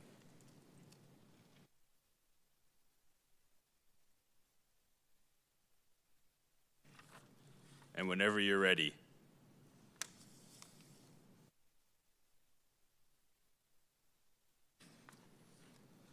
Wang, do we? Yes, we can hear you now. Thank you. Okay, sorry. My name is Wang. I live in Ward 1 and here representing myself. I'm asking the council to fully repeal the blanket rezoning bylaw, reset and reinstate the land use bylaw to what existed immediately prior to the blanket rezoning, and restart the planning and this densification process by re-engaging with Calgarians through thorough, expedited, transparent, and inclusive local area plan and corridor planning process. In my opinion, the blanket rezoning bylaw should have never been passed. In 2024, during the longest public hearing in Calgary's history, thousands of Calgarians participated. Roughly 70% of those who engaged expressed opposition, and yet the council approved the bylaw anyway. Democracy is not just about authority to vote. It is about accountability to the people you represent. Public hearings are not a formality. There's a commitment to listen. With such a clear majority of engaged citizens, is not reflected in the outcome. It creates a serious disconnection, and that shows the erode in public trust. So it's time to right the wrong, to restore council democratic accountability and public trust. Secondly, on housing affordability, I have been a realtor for 18 years in Calgary. Blanket rezoning is the single most significant outcome has been more density in the older communities. But the new builds are all more expensive. In fact, blanket rezoning has caused the removal of one of the last sources of naturally affordable housing in the established communities. You have heard enough of this. When the original detached single-family home was replaced by a multiplex, each one of the units is more expensive than the original house and the land. I've been seeing home buyers outbid by developers by tens, even hundreds of thousands of dollars. Young families totally lost their chance to obtain an older home with the space and the location they so desire to raise their children. Those old homes around universities are also the most affordable rentals for students. Once they are torn down, they're gone forever. The new builds are always more expensive and not even available for students. I was here in 2024's public hearing, and I said that infills are always more expensive than the original homes or similar homes built in the suburbs. We're here again, and there's simply no evidence on the market that blanket rezoning has helped housing affordability. On the contrary, market data has proven blanket rezoning causes a direct increase of housing price in the communities that RCGs are being built. Our market has slowed down since our last public hearing. As of today, there are 1,626 condos for sale. 110 of them are under $200,000. The lowest price is $139,000. We have five months of supply of condos, and that's a buyer's market.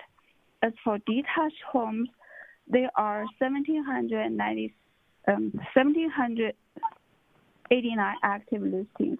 86 of them are under $500,000, and the lowest price is $299,000. So now there are more listings on market. The prices have come down, yet the sales number also came down. February sales was a 11% year-over-year decrease.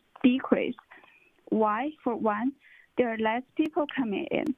What we had in the past was not really a housing supply crisis. It was an uncontrolled immigration crisis. And most importantly, housing affordability is not isolated. Everything has become less affordable, and the problem cannot be explained by simple reasons. But I dare say the fact our country has been in a perpetual economic decline for over a decade is one of them. People are losing jobs. People with jobs are not making enough money to keep up with inflation. Young people with good education cannot find jobs, and no amount of identification can solve that. Thirdly, and Ms. Wang, I'm sorry to interrupt, but your time is up. So, but please stay on the line, as you may get some more questions. Thank you. Thank you. Up next, we have Teresa Helmley.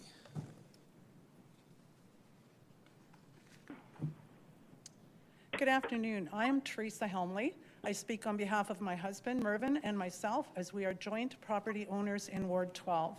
We were and continue to be opposed to Calgary Council's decision to move toward blanket rezoning. We are in favor of a full repeal. A major concern for us is the lack of transparency, accountability of council and administration, and the lack of respect for the will of the people and the democratic process. I question why this second series of hearings is even happening. Why did council not just refer back to the previous hearings where Calgarians were loud and clear on their opposition to the rezoning? It appears as though council and administration are attempting to do this over and over until they fatigue the public enough to ultimately get the results they had hoped for. This began with the federal government inappropriately approaching the city of Calgary directly, unconstitutionally, circumventing the province with offers of funding under specific conditions that did not align with the values of the majority of property owners in Calgary.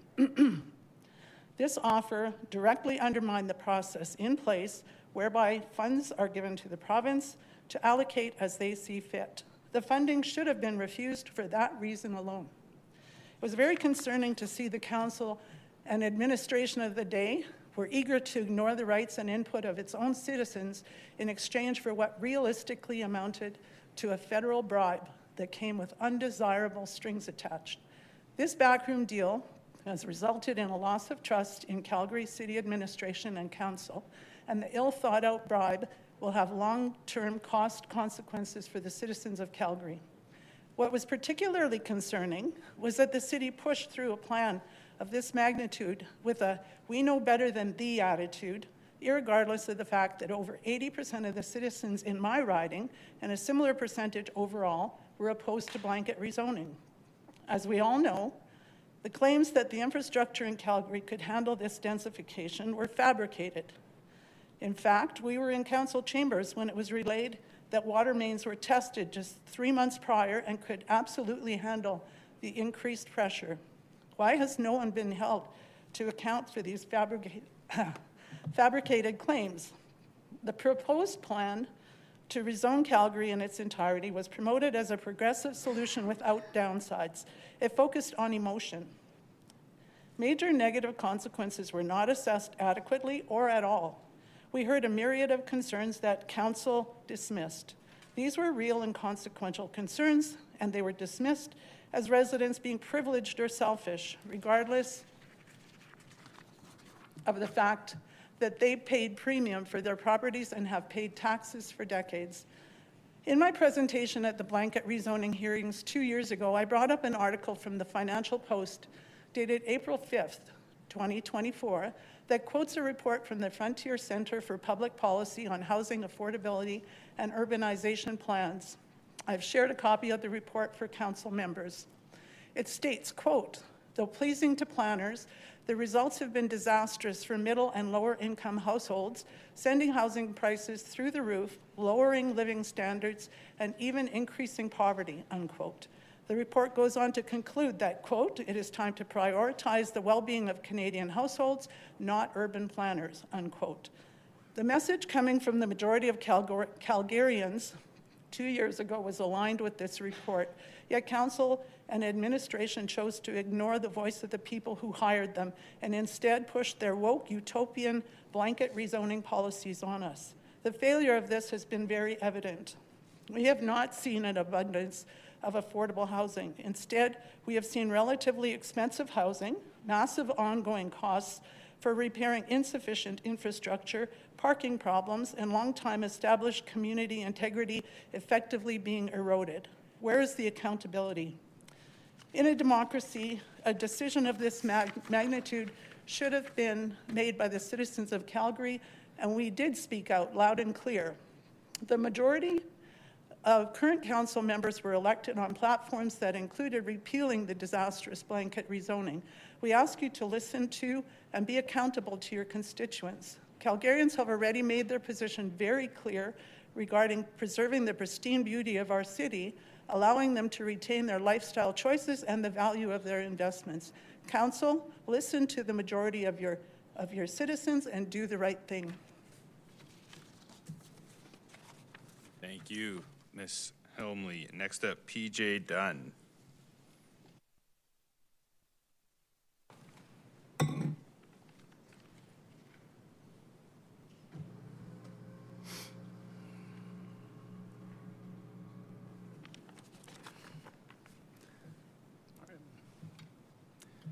Thank you, councillors, for the opportunity to speak today.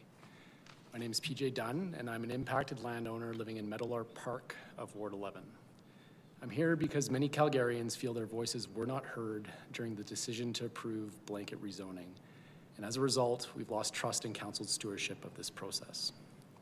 During the previous hearings, thousands of Calgarians took the time to write submissions and present to council. A clear majority opposed blanket rezoning. 62% of speakers and 88% of written submissions. People showed up because they believed their voices would be heard and considered.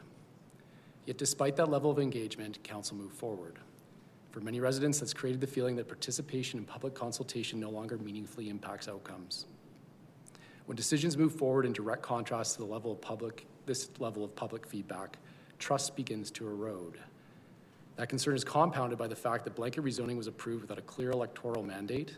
No candidates ran on a platform of blanket rezoning for the 2024 hearing, and requests for a plebiscite were not acted on.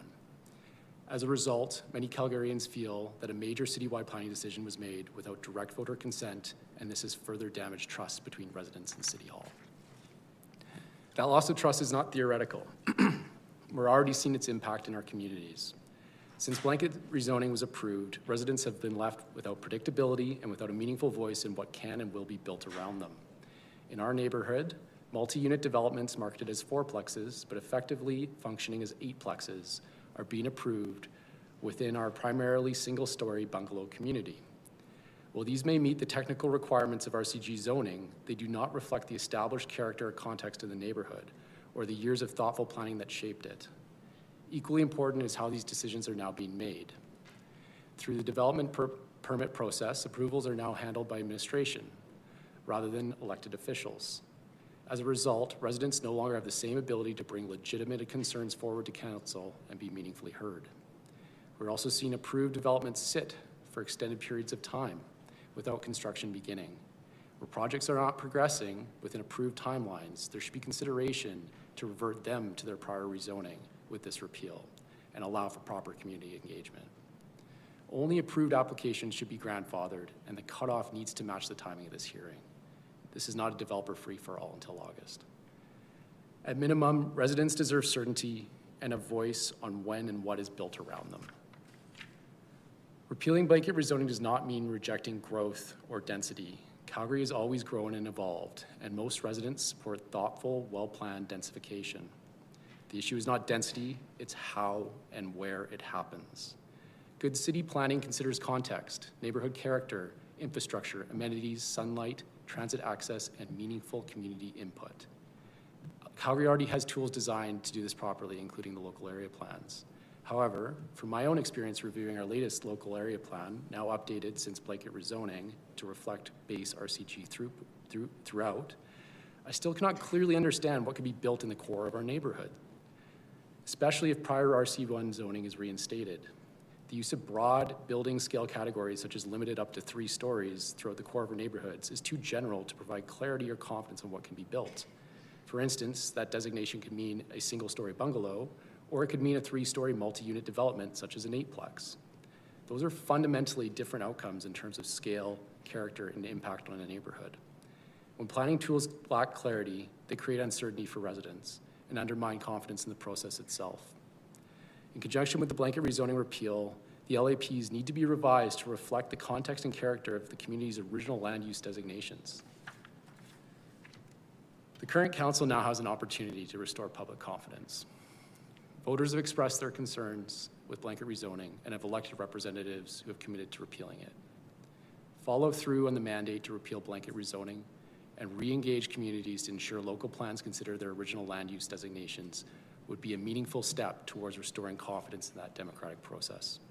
I encourage council to take that step. Thank you for your time. Thank you. Peter Koning, you are up next. Good afternoon. I do have some slides. If you could start with the title slide, please. Good afternoon, Mayor Farkas. Now I'm reading my notes. And council. My name is Peter Koning. My wife and I have lived in Calgary for 28 years, raising our 2 sons in the community of Sundance. I'll start by telling you that the most financially responsible choice is for you to vote against the motion to repeal.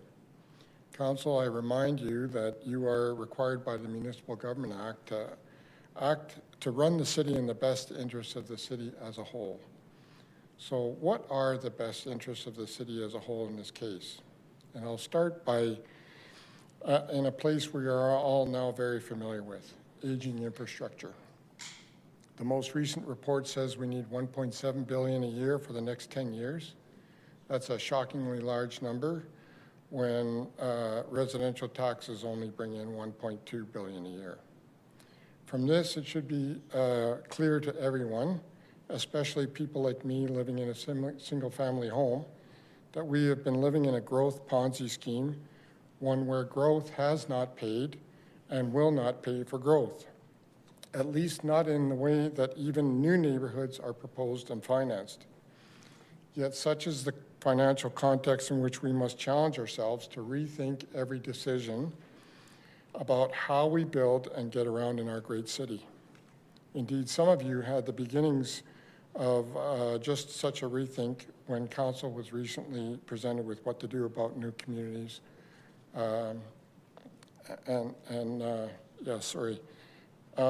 So among the most important criteria we should now be asking is how can we make this land more tax productive? Or better yet, is the proposed tax development tax productive enough? The fact of the matter is we need to expect radically more private investment relative to public investment. Now that brings me to rezoning. What did rezoning accomplish? After all, infilling has been going on for many years. Rezoning's aim was to make it more efficient and straightforward. And as you've heard from others, it has unequivocally contributed to more housing and more affordable housing. I've walked the neighborhoods experiencing redevelopment. I've talked to friends and colleagues who live next door or across the street from these changes. Please show slide 2. Now I've analyzed all the city data on infilling since 2016 shown here.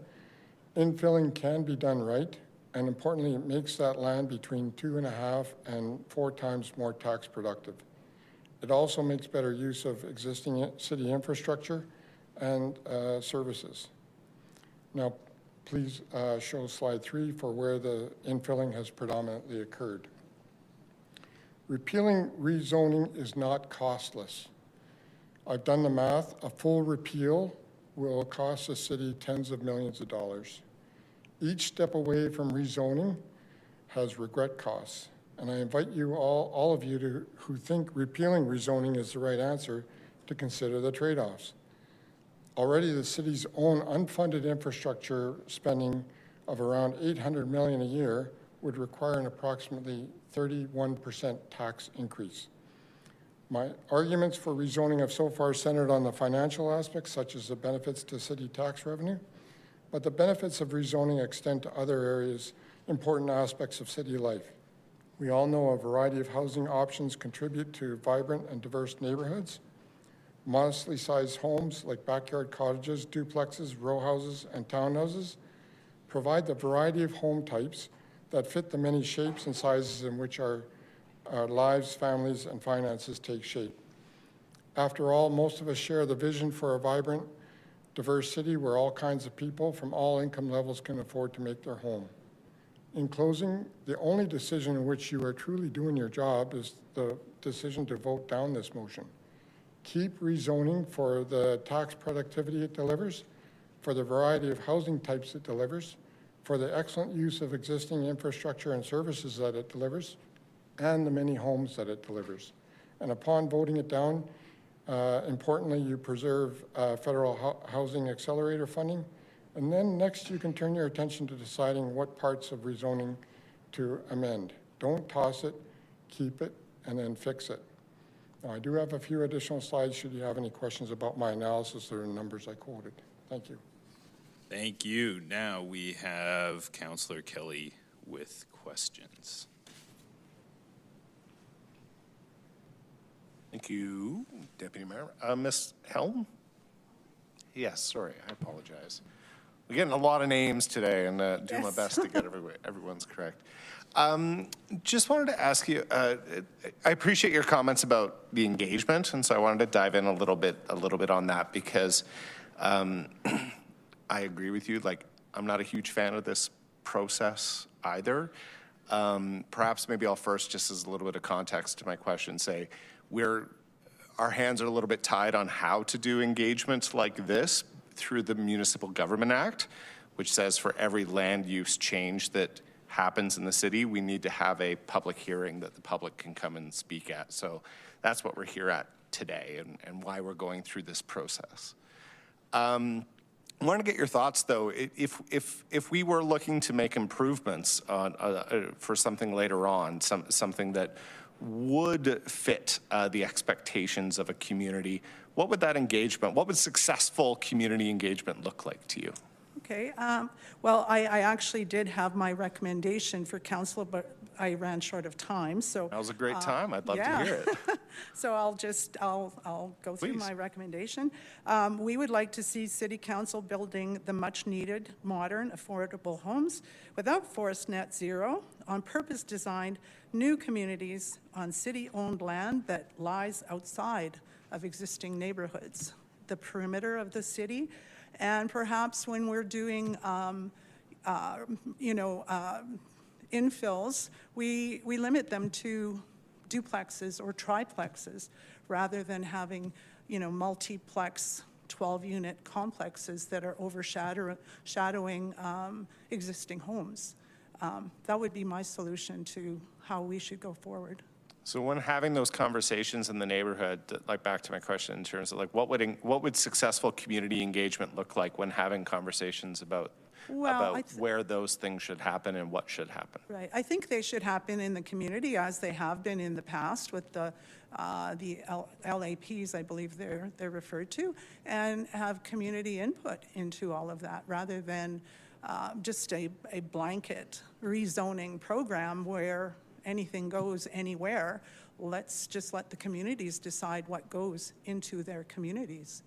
And hopefully I'm not repeating myself here, but like having that conversation with the community, think about your neighborhood as an example, like what would it look like? How would you feel engaged if the community engaged you via X? I'm just trying to get an idea in terms of what that successful community engagement looks like to you so that you would feel heard in that process. Probably surveys, probably meetings at the community associations, engagement with council, the representative from the ward and the citizens, town halls, all those sort of things to make sure that the entire or the majority of the community is on the same page as what council is recommending.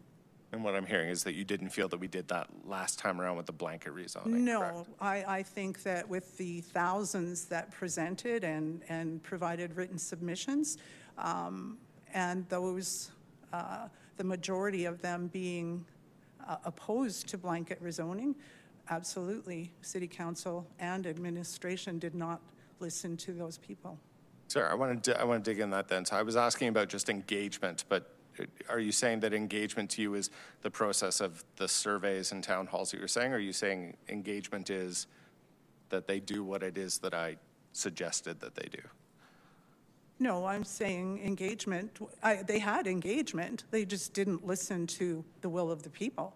Got it. Okay, thank you. I'd heard from earlier that you weren't happy with the engagement process, so I wanted to dig down a little bit on that. I think I should make it clear. I wasn't happy with the fact that the majority were opposed and City Council and administration went ahead with it anyway. That's a completely fair statement. I just wanted to clarify the difference between those two, the output of the engagement versus the engagement itself. It was primarily the output of the engagement that you weren't happy with. Okay, thank you. Appreciate it. Councillor Chabot, I think you are up next. Yeah, thanks. I'm not sure how to pronounce it. Is it Helmley? Yes. It's Helmley. So, hard on me. sorry. I feel like we've seen you here before outside of the public hearing for the initial blanket zoning. Right. So you've presented to council previously as well? I referred to it in my presentation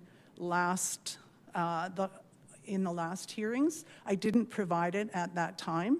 This time I have provided it so that council can refer to it because it specifically goes through the densification problems that we're seeing in New Zealand and I think also Vancouver, Toronto, and we're replicating the same thing here in Calgary.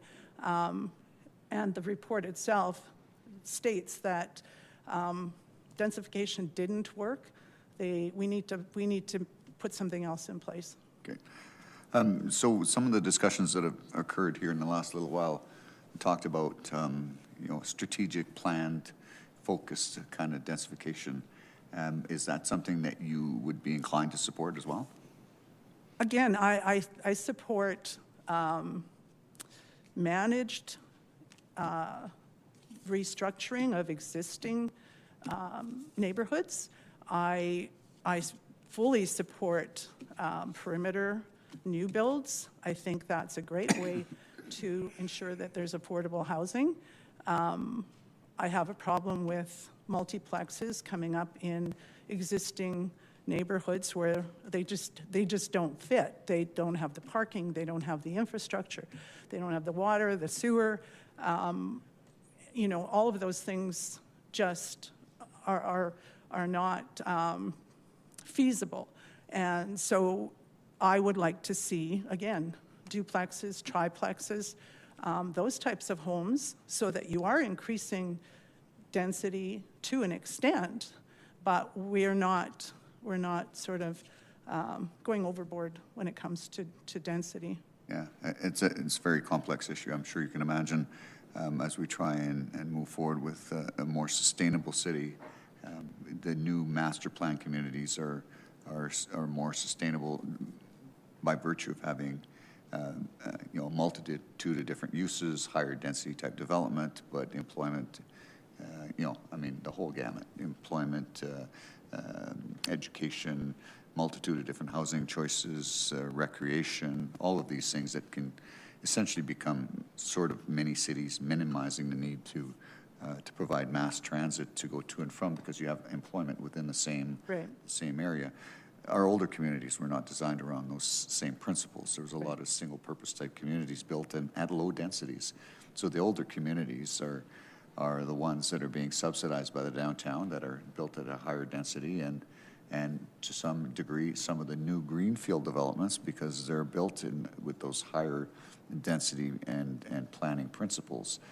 So it's some of the other communities that were built around the 60s and 70s and 80s that are not self-sustaining. Mm-hmm. And so we need to increase our density in those communities to at least be able to maintain the existing infrastructure in those facilities. And that's why I'm asking the question about how do we move forward to a more sustainable city, which will require increased intensification of use of some of those older single-purpose type communities. Right. Another gentleman before me talked about that, about incorporating retail and business and you know, modest density. In my view, that would be a positive path forward, rather than just, again, plunking these multiplexes into communities that don't have the infrastructure, don't have the parking. So that's a whole nother debate about whether or not it has the infrastructure. We just had a report that said there is sufficient capacity in our existing system to accommodate the growth. Right. What's happening, though, is it's happening predominantly in very specific locations that may have be coming close to reaching its capacity. There's currently plenty of capacity in most communities in our city to accommodate that type of growth. So it's a bit of a misconception there about actual capacity versus perceived capacity.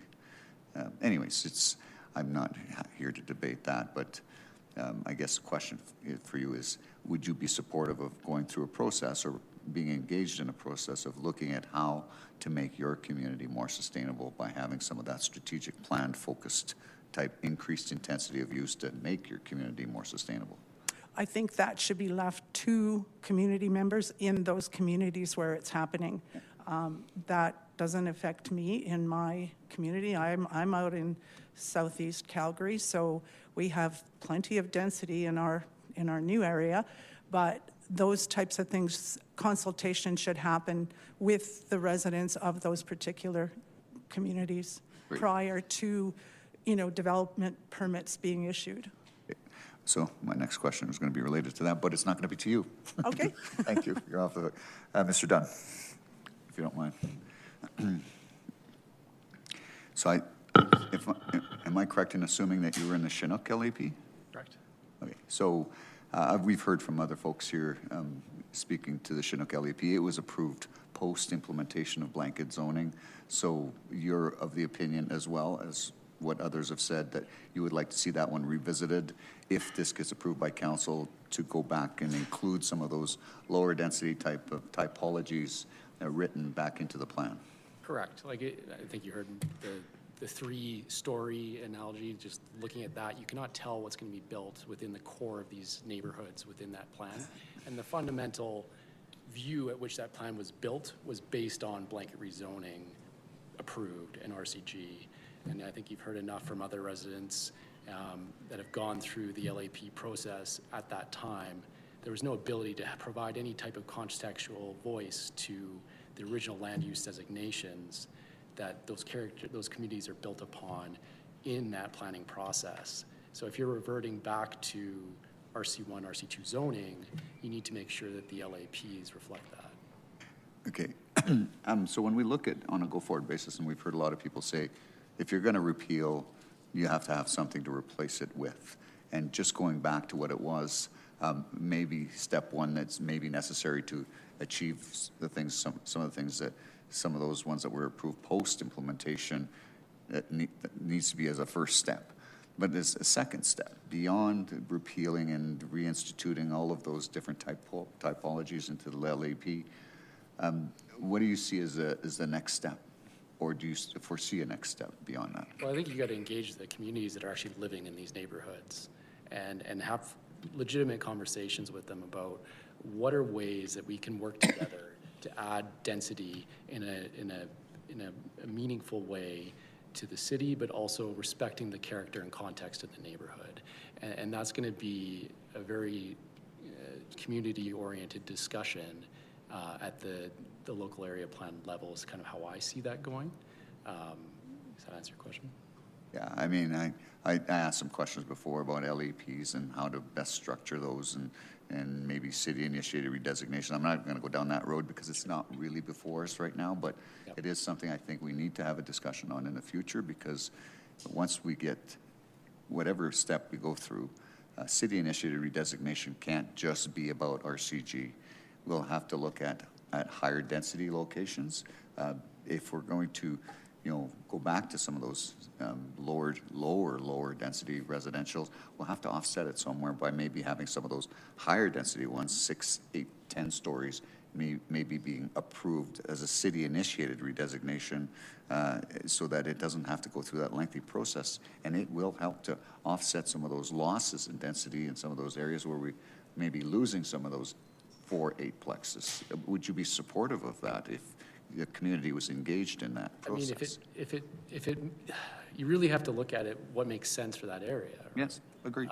And I should be able to look at that local area plan and have a really darn good idea in 5 minutes or less what's going to be built around me. Yeah. And if it's not reflecting the land use designation that is currently in place, it's really not done in good faith to that for the person that's actually going to be looking at it and trying to apply it. Yeah, but LEPs in themselves do not redesignate lands, and that's the point I'm getting at. They guide them and they provide guidance, if I understand correctly, for the whoever wants to build within that area for what is statutory. Yeah. So administration will then follow those recommendations when they make recommendations on approval or refusal, but ultimately it still has to go through that process, and we need to try and improve the process as well. And I think that's why I'm asking a question about city-initiated redesignation following an LAP. Yeah, I just don't think that the LAP for Chinook was finalized in good faith. That's fair. Yeah, that's fair. That's fair. And I think that needs to also be revisited in conjunction with the blanket rezoning. Yeah, no, I appreciate what you have to say, and others as well that echo that same sentiment that you have. So thank you for being here and for voicing. Thank you for your questions. I appreciate that. You bet. No further questions for me. Thank you. Councillor Atkinson. Mr. Koning, please. You had a map in your presentation that actually had, there we go. Yeah. Love this map. Did you make this map? It's on the City of Calgary website.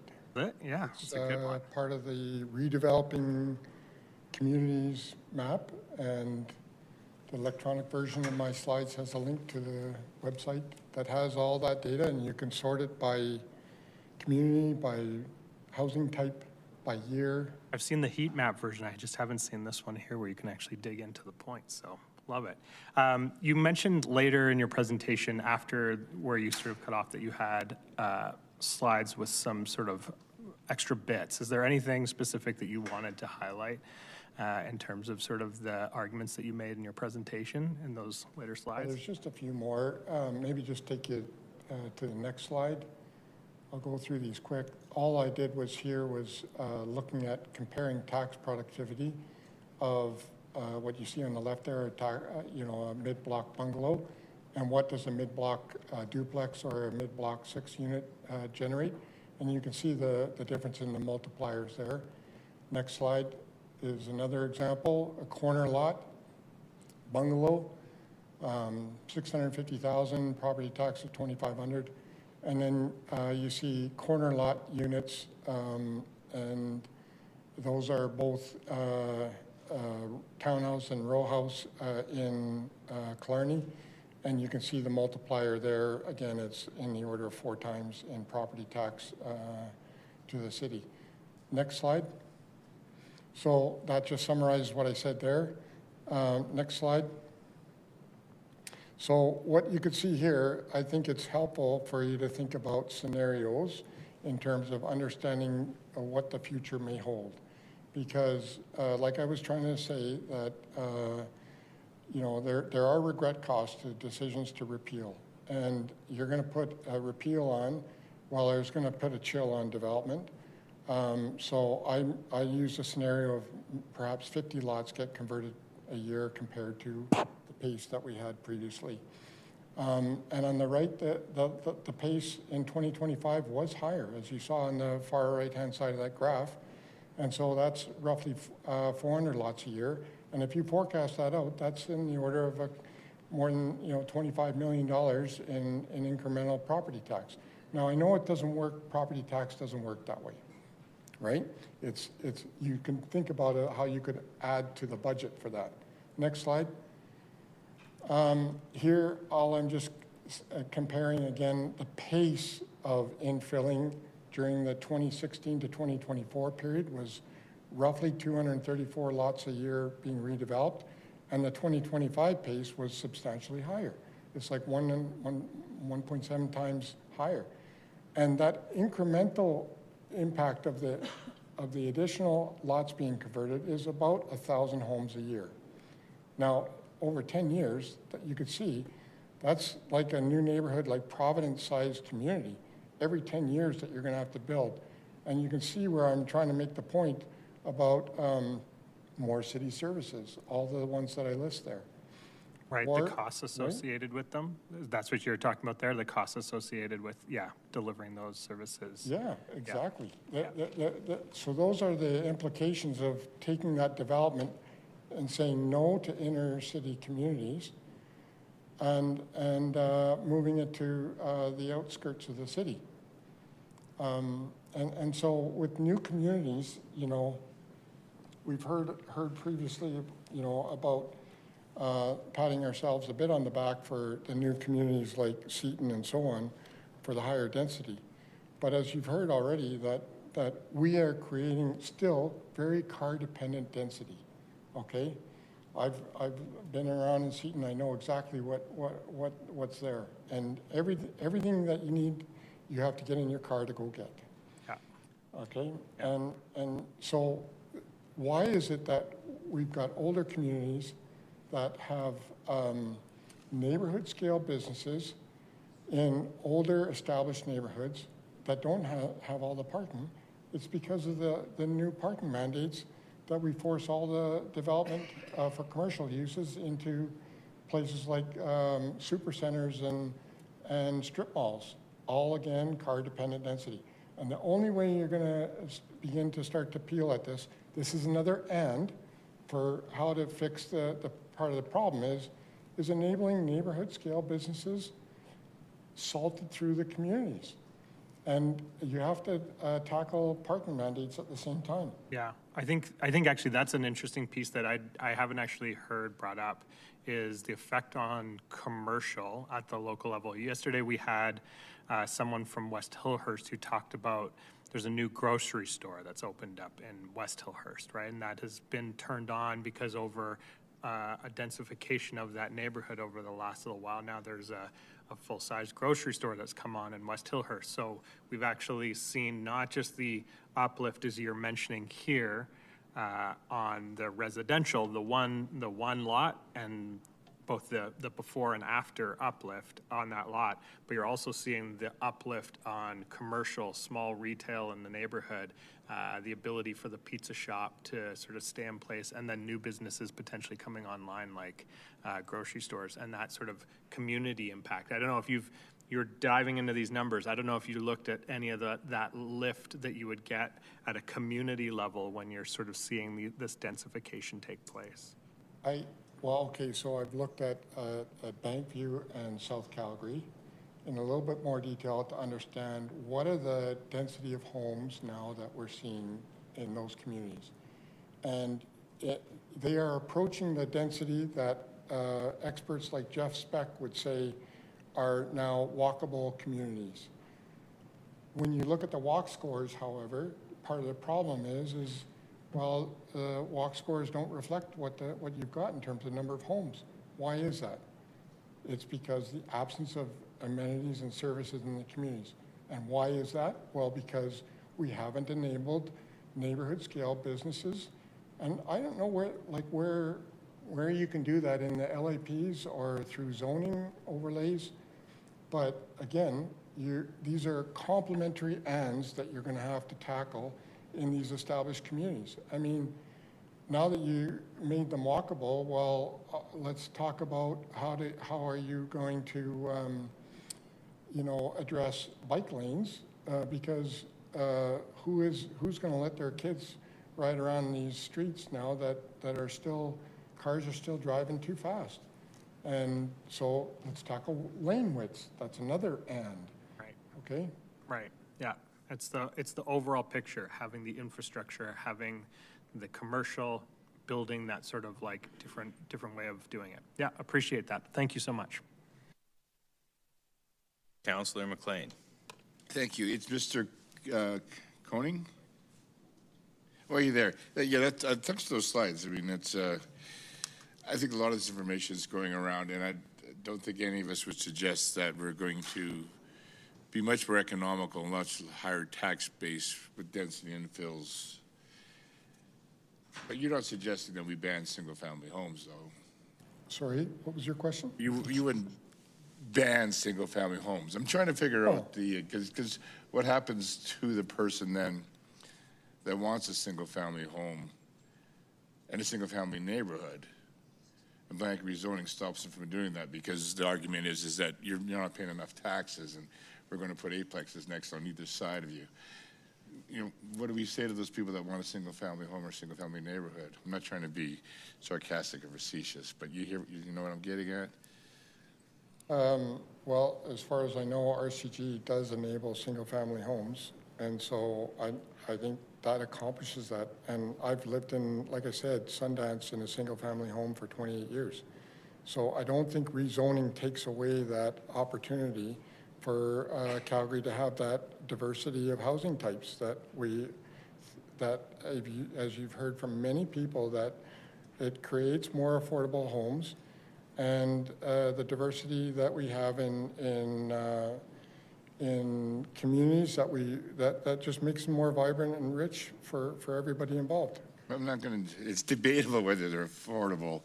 Even vibrant and rich could be debatable, because in the new communities, which you've shown there, you'll see that they will have them divided where we keep the density. Your single-family homes over here, then the medium density, your high density. And then if we take away more single-family homes, it seems to be that then you go to Cochrane or Okotoks or acreages, even less density.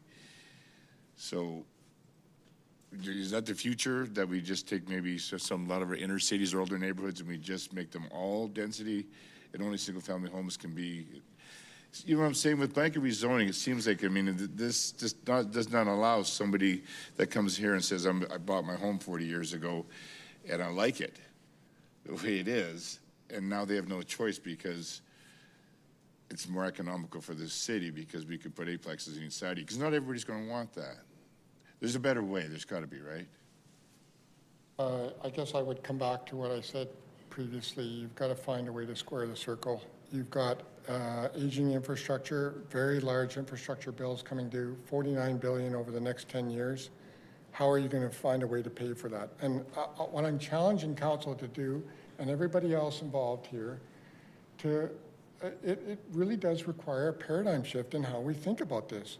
Is the taxes that I'm paying in Sundance actually representative of what the true costs of that infrastructure that services my community? It probably doesn't.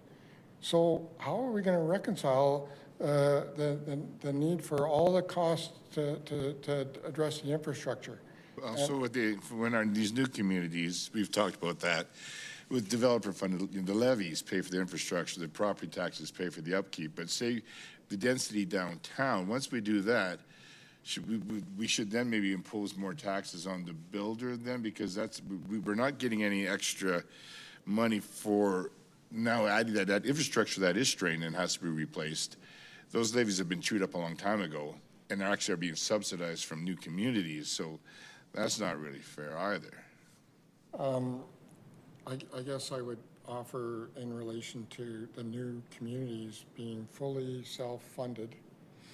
I would challenge that because how is it that we are ending up in this situation now, where we've got all this infrastructure that needs attention?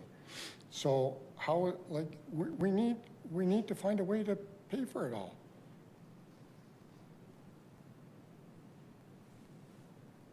So then maybe it suggests we should just raise taxes maybe on the inner city, or maybe some of these eightplexes, the new developments, then there goes your affordability. Like I said, I know it's a tough problem. I just think we're looking for the solutions here, and we just can't blanket and put it everywhere, because some people, I think we have to honor the fact that when they bought their single-family home in a single-family neighborhood, and there's some inequities even with cul-de-sacs we were seeing, where sometimes, like, if you fourplexes and LAPs, some houses, some neighborhoods that have cul-de-sacs aren't going to be, you know, required to put in fourplexes or eightplexes. I'm just going to redirect us towards a question of clarification on the presentation. I hope you keep that same amount of clarification for some of these other questions, which we haven't seen. I'm getting to clarification. I'm just, again, I'll end it up with this, just the fact that a blanket approach, do you think that's the answer, or do you think there's maybe a possibility of an LAP, or maybe a more structured or a more thoughtful process? So I've listened to most of the hearings so far. I've heard a lot of the concerns. I would still say, do not repeal, fix. Now, when I looked at all the neighborhoods in the infilling that happened, honestly, it was hard to find the number of times where you actually had more than a 4-unit mid-block, okay? There was frankly very few. There was a handful that I could find. And so if you're trying to think about what would be the amendments that you're doing, keep the 8 units on the corner and figure out what the mid-block fix would need to be. So, listen, I've participated in city building engagement, the area structure plan engagement. I haven't participated in the local area plan, so I'm out of my depth there. But my caution would be careful kicking everything down to the LAP, because the same arguments and you know, turf war about what's allowed and what's not allowed is going to be happening there, and you're not going to put administration in a very comfortable spot trying to negotiate community by community LAPs. But you do agree with public engagement, Oh, what we're doing right here. So you understand, if we make amendments on the floor, that will have zero public engagement. So that's the exact opposite of what we're doing here, right? Doing an amendment with just council making up sausage, that's zero public engagement. So is that fair? So that's why I'm saying don't repeal the rezoning, keep it, and then go through a proper process to amend it.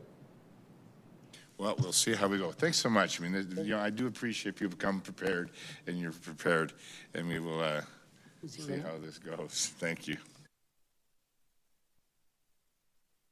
Well, thank you so much to this panel. I believe it concludes the council members' questions. We will now go to assembling the next panel. Is there anyone in the audience or on the phone who may have been or is part of panels 1 through 37 but was not called? All right, so we will ask the 3 individuals who are here with us in the chamber to come and approach. And was there someone on the telephone bridge that was on panels 1 through 37? Yes, I was on panel 37. Great, and what's your name, miss? It's Janine Ahmed. Would you mind repeating that?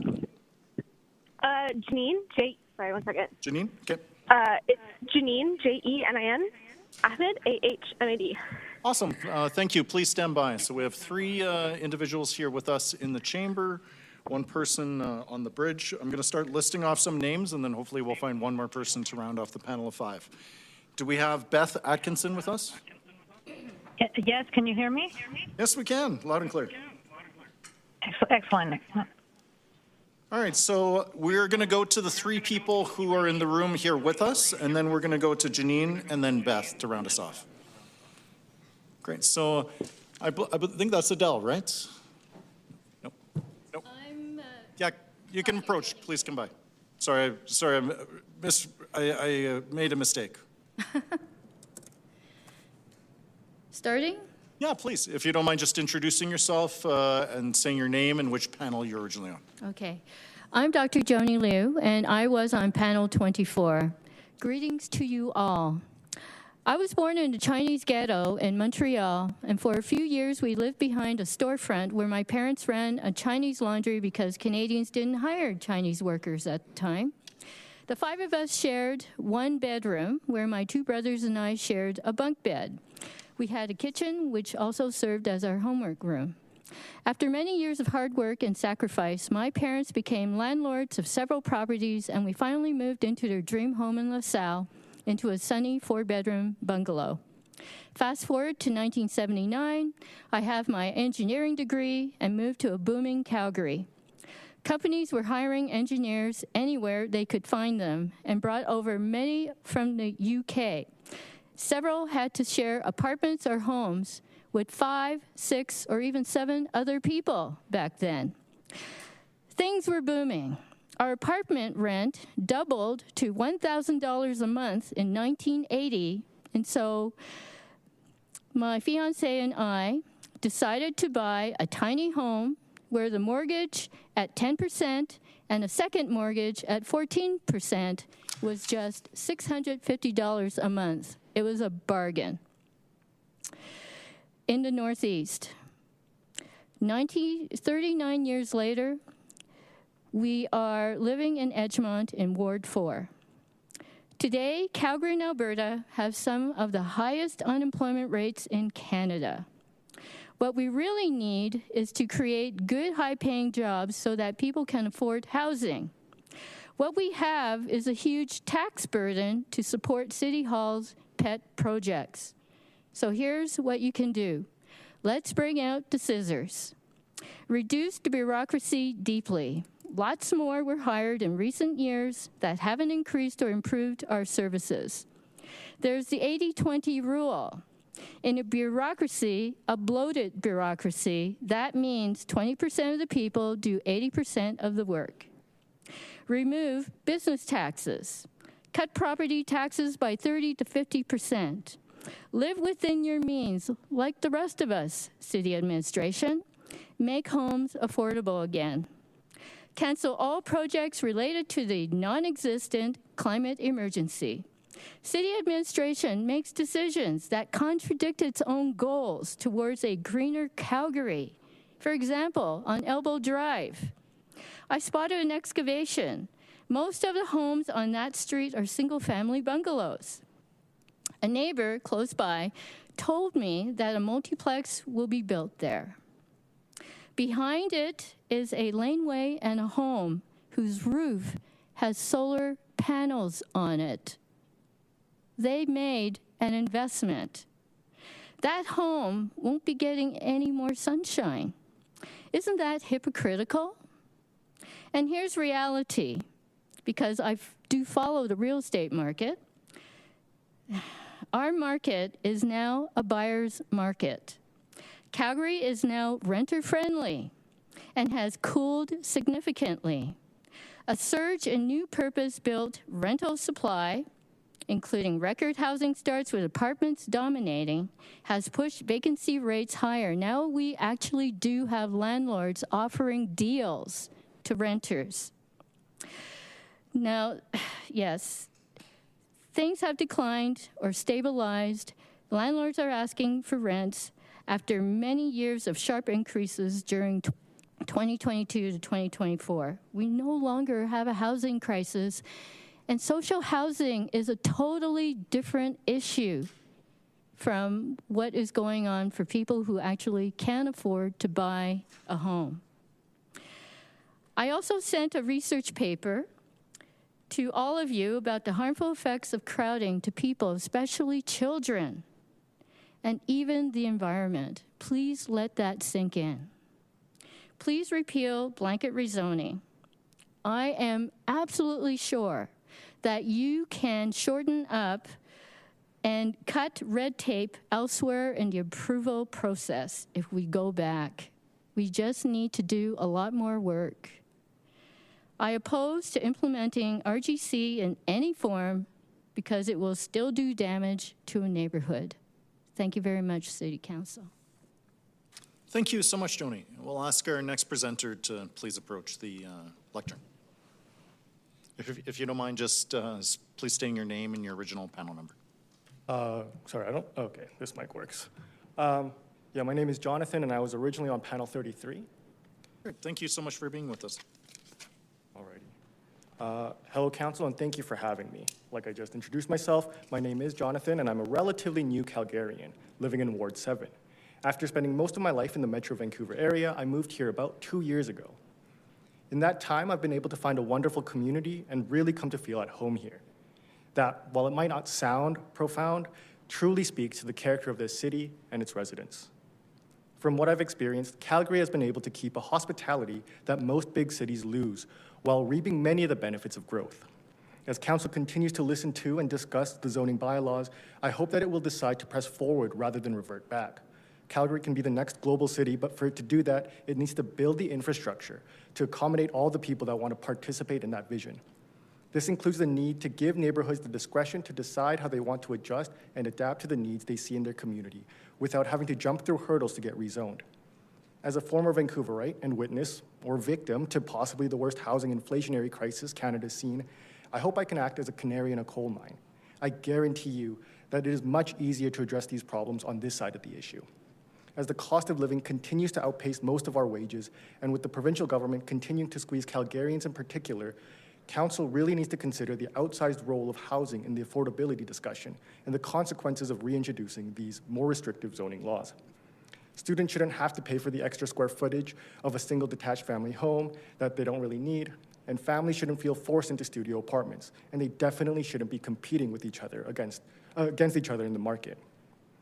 By opposing this motion and keeping rezoning alive, we're encouraging a variety of housing options to naturally grow based on demand at the ground level. And by sorting the markets to be able to match individuals' needs more closely, we can help keep housing inflation in check by breaking up each specific market, meaning a little extra cash in hand for more Calgarians to help support themselves and local businesses, which ultimately leads to more sustainable growth for the housing industry and the city at large. I understand that the change people wanted to see from this bylaw has been a little slower and quieter than they might have initially wanted. But the fruits of any housing bylaw will take time to mature. In a time of divisive politics, I hope that Council is able to have the demeanor necessary to listen to the frustrations of many of those that want to repeal, without necessarily ceding to every reactionary demand. Without the ability to rezone, we risk further sprawl. And sprawl means fewer Calgarians are stuck with an ever-growing bill to build more roads, more water mains, and more energy lines in these new developments, increasing our cost per capita to just barely manage. And given the lack of satisfaction over the city's current ability to maintain our current infrastructure, it seems reckless for Council to continue in this direction. I hope Council can walk the fine line of taking seriously the frustrations people might have while holding steadfast to making decisions based on the evidence, even if it might not be, for the lack of better words, the most sexy policy. Thank you again for your time, and I'll see the rest of it. I don't know. Thank you so much, but please don't go far. We'll ask our remaining in-person speaker to please approach. If you don't mind just letting us know your name and your original panel number. Hello, my name's Gabriella, and I was originally on panel 29.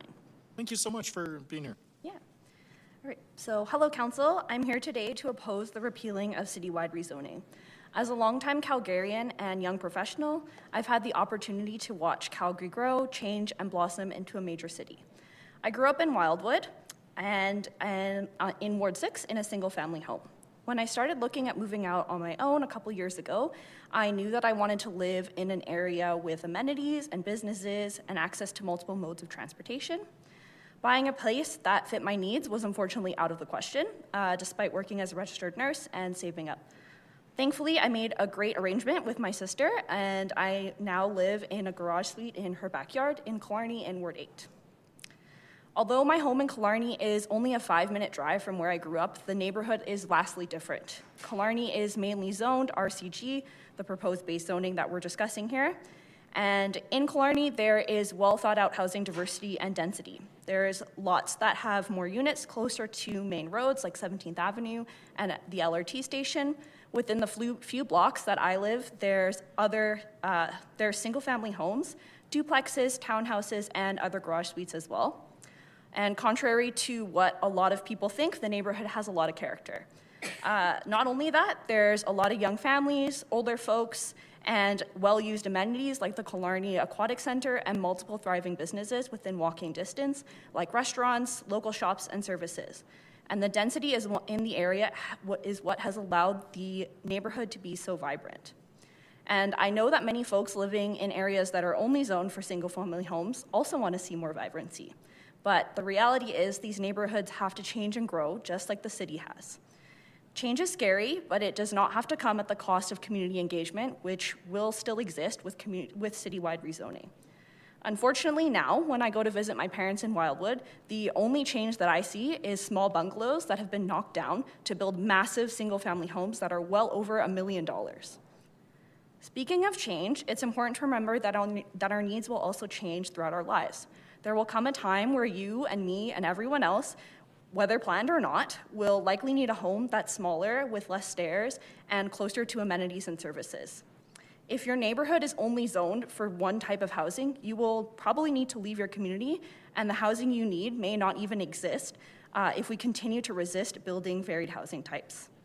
I see this a lot working in healthcare, families who need to figure out how and where they're gonna care for their aging parents, spouses who have to separate because the home is no longer suitable, but there's no alternatives nearby, and patients that we can't safely discharge back home.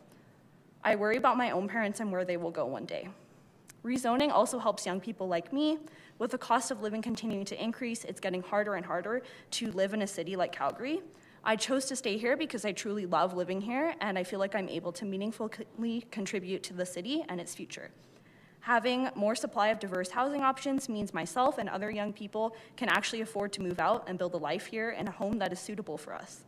I also work in the community with folks who are unhoused and on years-long wait lists for housing. And I think council and most of the city, or most of Calgarians, would agree that we desperately need more affordable, non-market housing units.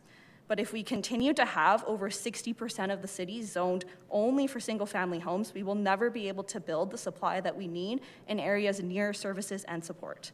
Not only that, folks will remain in non-market housing forever if there are no other housing types along the continuum for them to move into, which further contributes to the backlog that we have. Calgary is at a crossroads.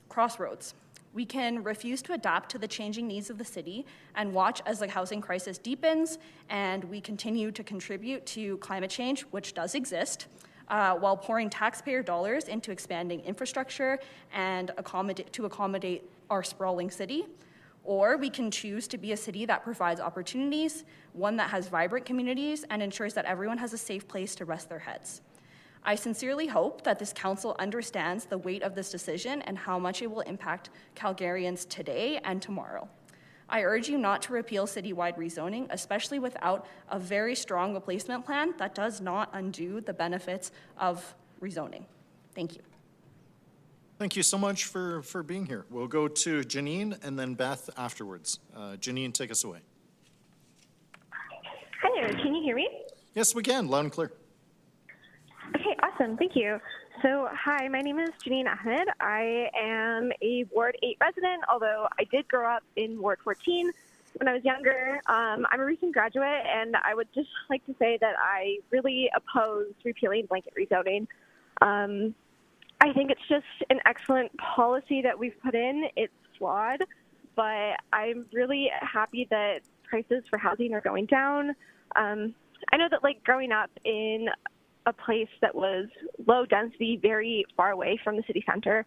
There was not much for me to do as a kid. I spent my teen years on my computer, very depressed because I did not live near any of my friends. There was nothing for me to do.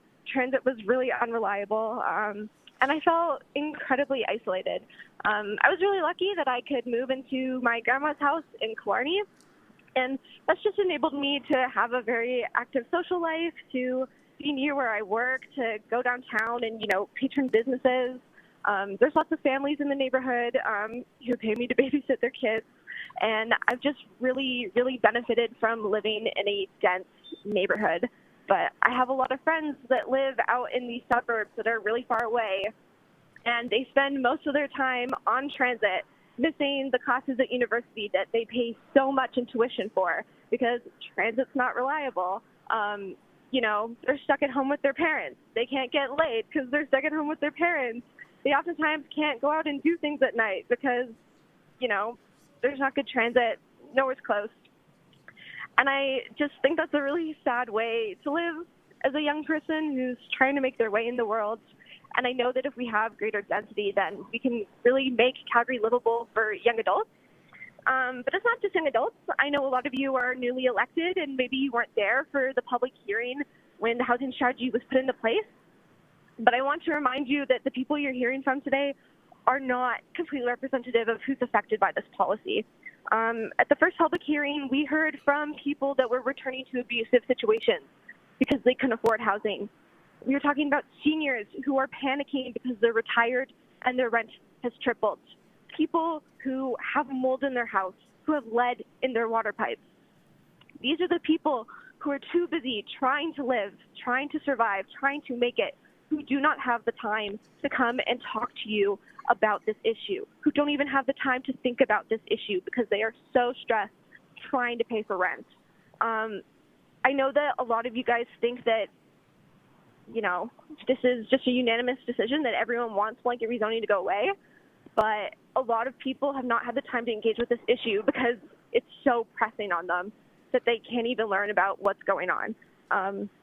This is not a democratic process, and I think that it would be just such a grave mistake if you got rid of blanket rezoning. Thank you. Thank you so much for being with us. Let's go to Beth to round off our panel, please. Hi, my name is Beth Atkinson, and I represent Hounsville Heights Briar Hill Community Association as the Director of Land Use.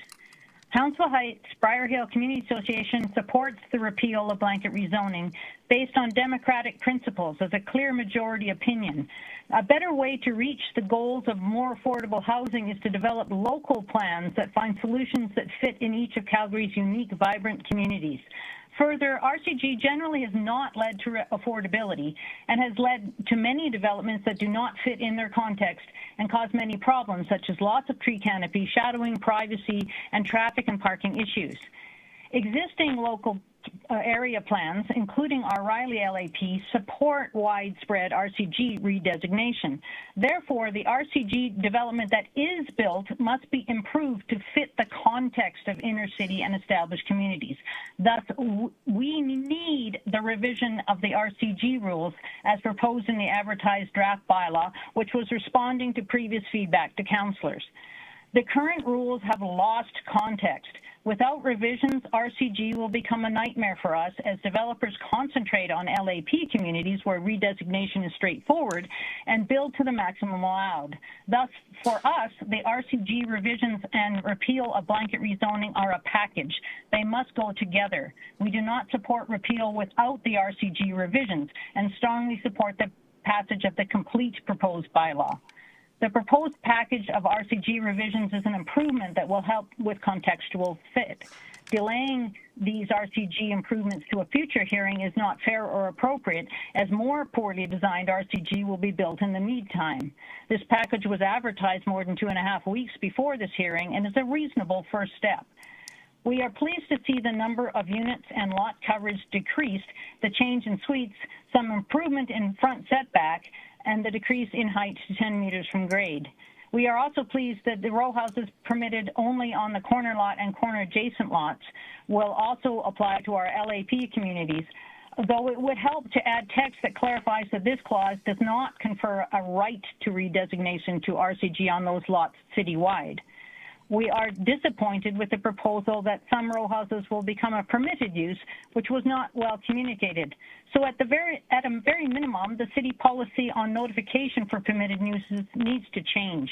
We have some permitted contextual applications that are not compliant, so we need to be aware of applications to be a helpful second set of eyes on plans to ensure rules are followed. We ask council to direct the city to change this policy. Further engagement on RCG rules is appropriate and necessary following this hearing and the passage of today's proposed bylaw.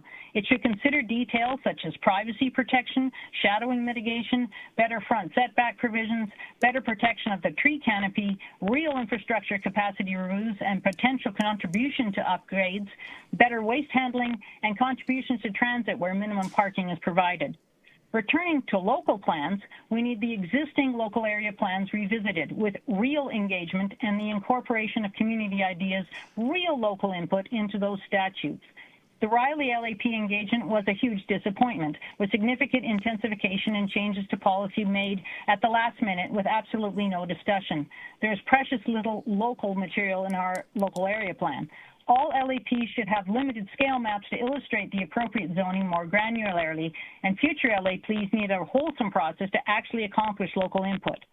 Our support for blanket rezoning repeal and RCG revision does not reflect a desire to see no changes or return to the past. Rather, we seek densification that is well planned and designed to harmonize with the context of its surroundings and respects the local environment, including the tree canopy. We seek meaningful input into proposals in our community. Our community members have invested their lives into their forever homes and our community, and their legitimate needs deserve consideration. Our community is beautiful, vibrant, green, and wildlife-filled. Density can be added without losing those key attributes. Inner city and established communities are not blank development sites. Context matters.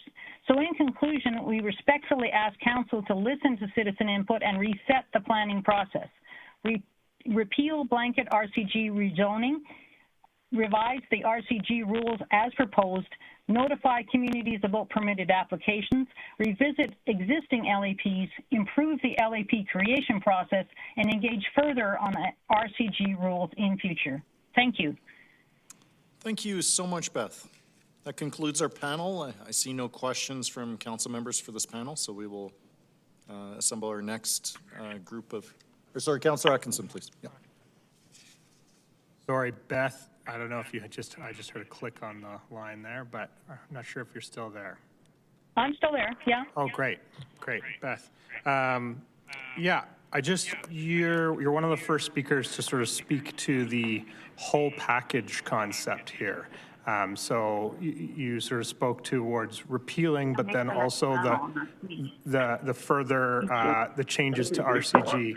Oh. Let's just make sure everybody is muted besides Councillor Atkinson and Beth. Proceed, sir. Okay, great. And yeah, so Beth, I was just wondering if you could really just like you were running through it. I know you've got a planning mind. We've had many good chats. I know you had a lot to fit in, but I just wanted you to specifically hone in on that sort of piece around. There's the repeal at play. That's one question. But then the changes to RCG. Could you speak to those changes to RCG with a little, without having to run through as many words as quickly as possible? Sure. As you say, we've had some really good chats, and the RCG rules, as they've evolved over time, have taken away a lot of the protections about context. Probably the best one to start with an example is front setback. We now have just 3 meters, and that is more than 6 meters contrast with what's beside it in many parts of our community, and that just looks like stands out as sore thumb. It doesn't fit at all. We're pleased to see the suggestion that we tweak back on the lot coverage, because with the 60% lot coverage, we're not maintaining any of the existing tree canopy. Same with the number of units, really. It's fitting what actually sensibly fits in context So we welcome some densification, but we want it to maintain look if it fits. You can have a lot more units in a similar, and it needs to be similar, not the same, but similar building envelope. So we can change what's in the envelope, but we should keep the envelopes making sense with their context.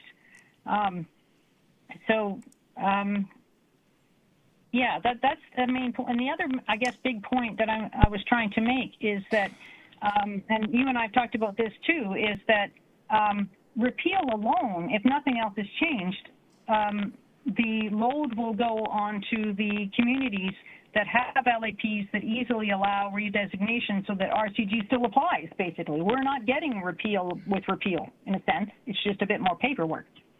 Right. So we need, we respect the democratic process that for a lot of, that most people, many anyway, the majority of people in the last hearing and a lot of people we talked to and stuff with the input to this hearing, et cetera, are saying that they don't want it as a blanket. They want a chance to have their own local plans and stuff. We support that. I totally agree. But we need, at the same time, in sync, so that we're not damaged further, we need some changes so that what is built under RCG, which we're going to still have, is more sensitive, more contextually appropriate. We can have further conversations about exactly what those RCG rules should look like in future, but we need something now because there will be ongoing RCG building in our community, and we would like to see that context better. And I believe that these proposals that have been made, they were reactions to feedback from people like us, two councillors. So we're pleased to see something there, and we would like to see this first version passed, and then we can have a future discussion from there. Totally appreciate that. I appreciate that mindset of an iterative process. That's what city building is all about. That's what, why we are where we are. Thank you for all your efforts, Beth, and everyone on the panel for coming out and speaking. It was great to hear from you all. Thank you. Thank you very much. Any other council questions for this panel? Seeing none, thank you so much for being here with us. We'll start to call some folks again from panel 37 and onwards. Do we have Nasser Akoli with us? Yuta Shah? Alex McCall? All right, Alex, you're first up. Do we have Dean Turner? Yep, I'm here. Thanks, Dean. Please stand by. Sean Konkainen?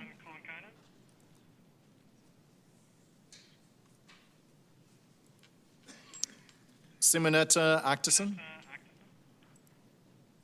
Yes, I'm here.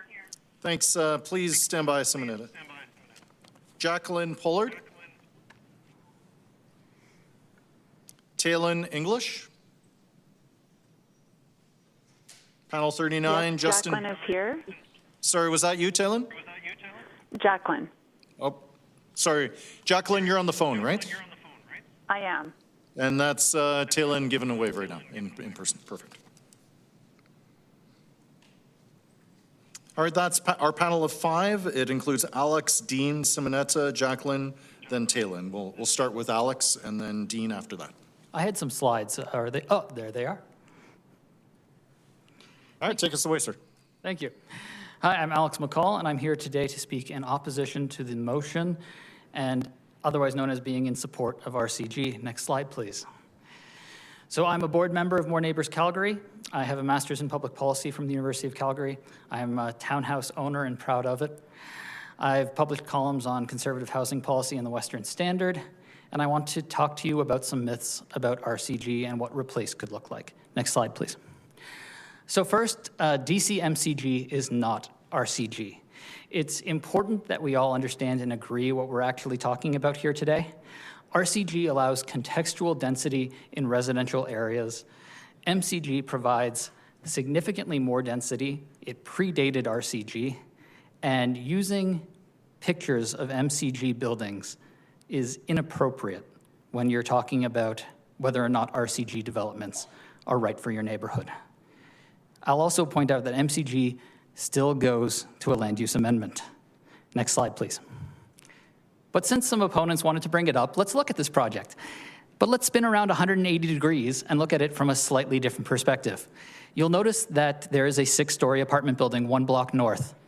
That was approved unanimously at a land use amendment by the council. Sorry, not this council, a previous council. This the DC MCG property in question was upzoned in a 12-3 vote of the previous council. I'd like to thank all the councilors who voted for it, including the ones who are now currently saying that we should downzone. These homes were built directly across the street from existing MCG fourplexes, and the bungalows along Edmonton Trail were already zoned MCG. This is a perfect example of how higher base zoning does not prevent you from building a single detached home or from having a single detached home. In fact, R1 is the one-size-fits-all, while RCG, RG, HGO, and MCG give freedom to build what Calgarians want. So when we're talking about what the free market wants, we're just talking about us. We're talking about landowners wanting to build the homes that we want to live in. Next slide, please. I'll also point out that it's the cheapest 3-bedroom, 2-bath home in this neighborhood currently available to rent. Density delivers affordability, and the basement suites are even cheaper. Next slide, please. But what is affordable housing? There is a difference between deeply affordable subsidized housing, which is great, and what we're actually talking about, which is if RCG is delivering more affordable housing, otherwise known as less expensive or cheaper housing. RCG was never sold as a magic bullet, but it's already working, and it's ramping up, and it's a good thing. The least expensive new missing middle housing options in almost any neighborhood are usually the densest forms of RCG or HGO. The most affordable 3-bedroom rentals are often RCG or HGO. A $700,000 3-bed townhouse with a rental mortgage helper suite is considerably more more affordable from a cash flow perspective than a 2-bedroom bungalow that it replaced. Remember, when you factor in the rental income from the basement suite, the owner of the upstairs is effectively paying a $390,000 mortgage. That is wonderfully affordable compared to the average. Anyone who advocates that we should continue to build our wonderful new greenfield with the base zoning of RG are effectively admitting that the base zoning of the city should be RCG. Next slide, please. So what could replacement look like? It could look like R2 for mid-block. So RC2 was always the most density allowed under RCG as a permitted use, otherwise known as by right. More density was always a discretionary use. So what would a half-compliant amendment look like? It would allow 4 units by right via what I would call a new RC2, which would allow duplexes with suites or fourplexes without suites mid-block. This removes RCG discretionary mid-block. But on the corner units, we should allow 4-unit townhouses as they currently exist under RCG, but as a compromise, we should have them by right without suites everywhere, but within walking distance of transit, I think we should have the basement suites as a by right use as well. So why is it good to have good blanket zoning? Next slide, please. Because for God's sakes, you have more important things to do, and I don't need to be here every time a LAP-compliant building is proposed in my area. You have water pipes. You have a safe street policy that is not working. And you have an a green line train issue that I think really deserves most of your attention. Next slide, please.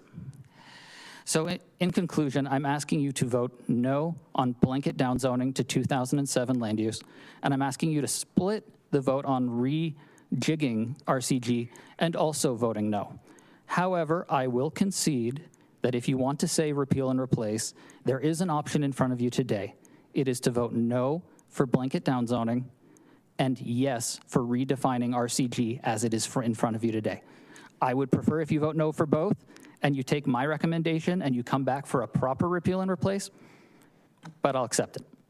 Thank you. Thank you so much for being here with us. We'll go next to Dean, please. Yeah, thank you. Good afternoon. My name's Dean Turner. I'm a resident of Rutland Park in the Southwest, Ward 8. And I want to thank you for the opportunity to speak to you today, and for everybody in council and everybody who's shown up, to commend you on your stamina for having to sit through all of these long sessions. It's truly impressive. In my opinion, I think it's fair to assess the previous city council's motives for implementing blanket rezoning was in support of three key objectives: increase housing supply, improved affordability, and enabling the development of missing middle density. Blanket rezoning alone does not guarantee affordability, infrastructure alignment, or balanced growth. While it certainly supports growth, it increases permission, not outcomes. Without non-market directives, developers typically optimize for the highest margin builds, whether they're luxury infills, duplexes, or high-density complexes with minimal square footage. The net result is that much of the supply is not affordable to the demographic these changes were intended to support. The city's own Q2 2025 housing review showed only modest affordability improvement, with the price-to-income ratio staying roughly the same year over year.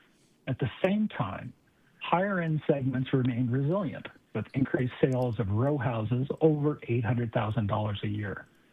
The net result is continued price polarization in the market. I would argue that improvement in affordability has not materialized, and any gains are not evenly distributed, further reinforcing the affordability gap that this very bylaw was meant to address. The missing middle remains limited due to both economic constraints and the tendency for development to occur where land assembly is easiest rather than where infrastructure and transit are strongest. I'm referring to the need for development along major transit routes and services within walking distance.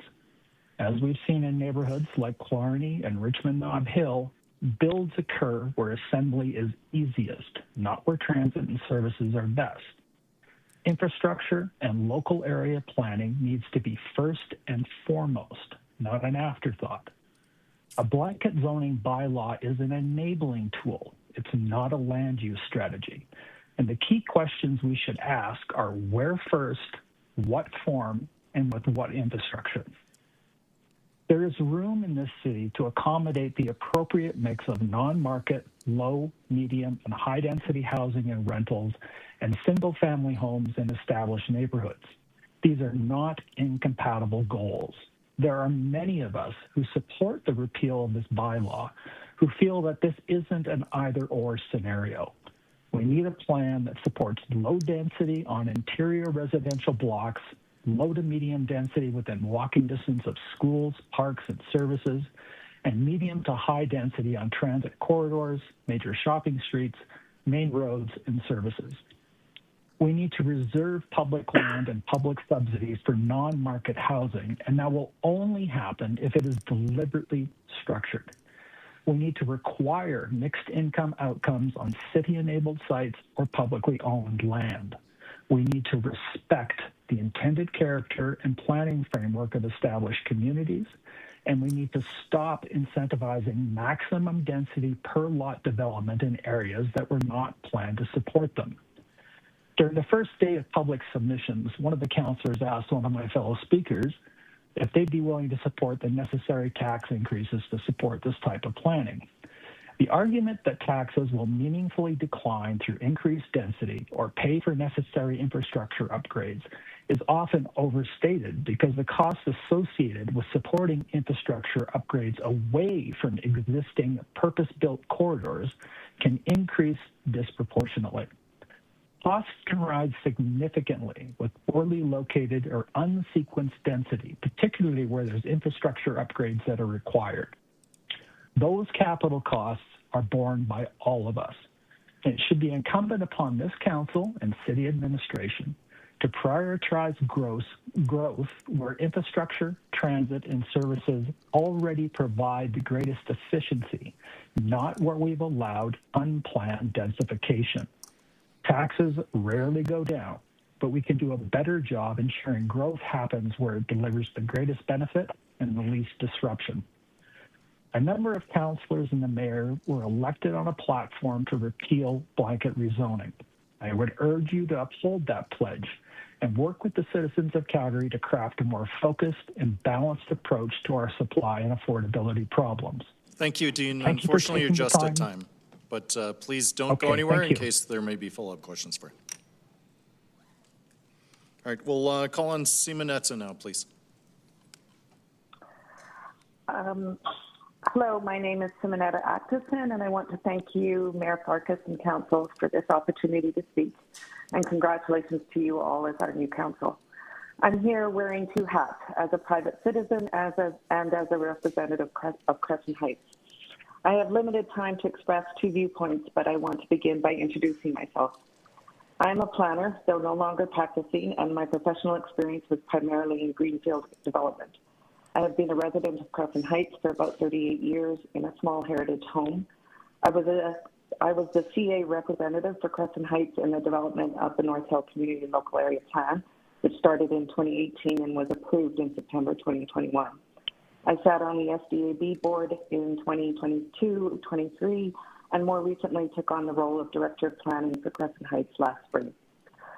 Personally, I support a full repeal of blanket rezoning, and with that, a revision to the rules around RCG land use that includes robust engagement with citizens and stakeholder groups.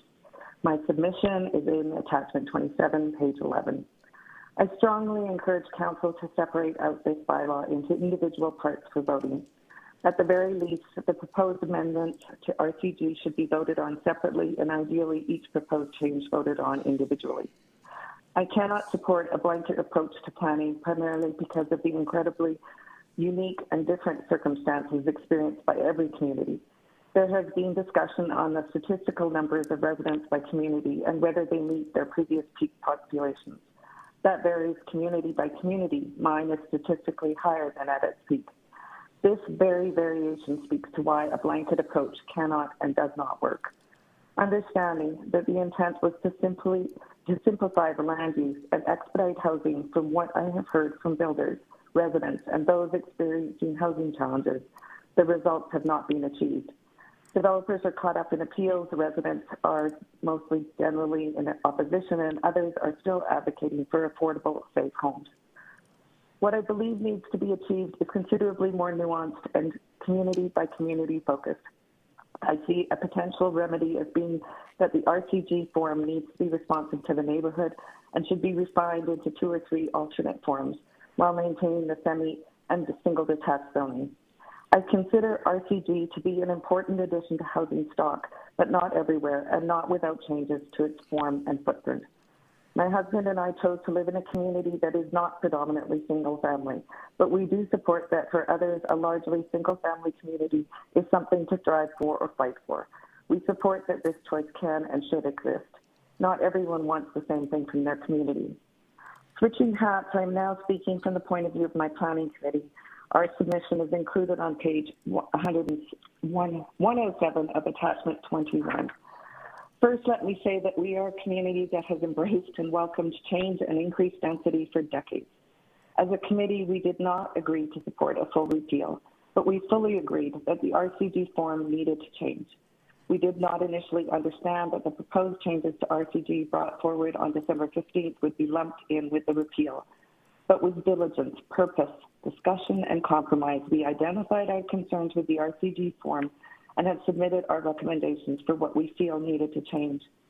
Our major points are count all dwellings, reduce density, reduce lot coverage, improve landscaping and urban forest retention, improve amenity space requirements, consider changes in built form that allow for single floor units, combined entrances, suites designed so that they can be reabsorbed into the primary unit, and insist on minimal exposure to natural light for basement suites. This brings me to our local area plan. For those of you considering local area plans as the savior of detail, consideration, and context, we would say that this does not hold true. Many of the policies included in our local area plan are routinely ignored by both administration and, in our recent experience, by SDAB. We did not support the final version of our local area plan as a community. We felt our area redevelopment plan served us better. We considered the local area plan experience to be less than satisfactory. but this is what we have been given, and we strive to work within its parameters. We routinely feel it fails us as a community, especially when it comes to heritage, landscaping, and tree canopy protection. We are a community that has less than 24% remaining of single-family housing, most of which was previously zoned RC2, and contains the largest number of heritage assets north of the river, and those assets are rapidly disappearing. There is so much more to say, but I thank the many presenters before me that have focused on so many of the issues at hand. Thank you, and I'm open to questions. Thank you so much. We'll go next to Jacqueline, then Talen after that.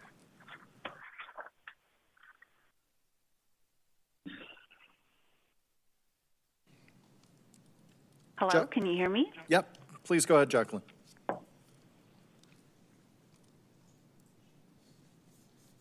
Hello? Hello, Jacqueline. You're up for 5 minutes. Hi there. Sorry about that.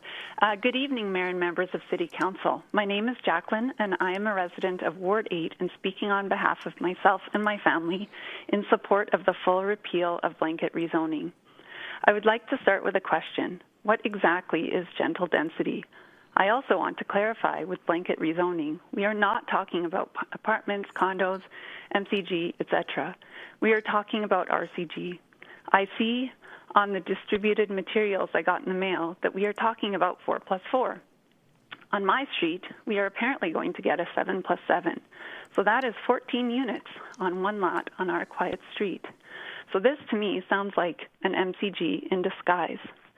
A city works because on a well-established social contract. People agree to shared rules, trusting that decisions will be reasonable, balanced, and equitable.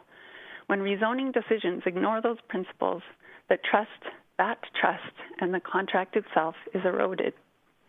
We already accept that living in a modern city comes with responsibilities. Homeowners are expected to maintain their yards, clear snow, etc., while respecting noise bylaws so neighbors can live peacefully. When new developments disregard these such expectations, impacting things like light, privacy, parking, and overall livability, it asks existing residents to carry burdens that go beyond what we have collectively agreed is fair.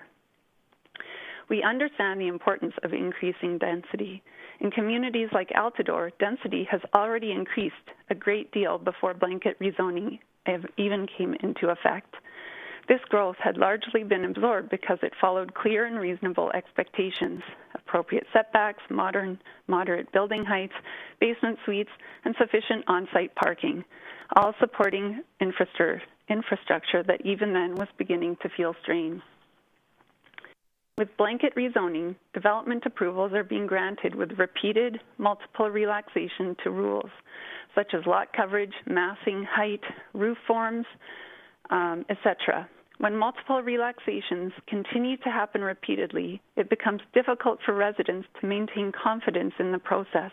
It creates a growing sense that the expectations applies to existing residents are not being applied consistently to new development.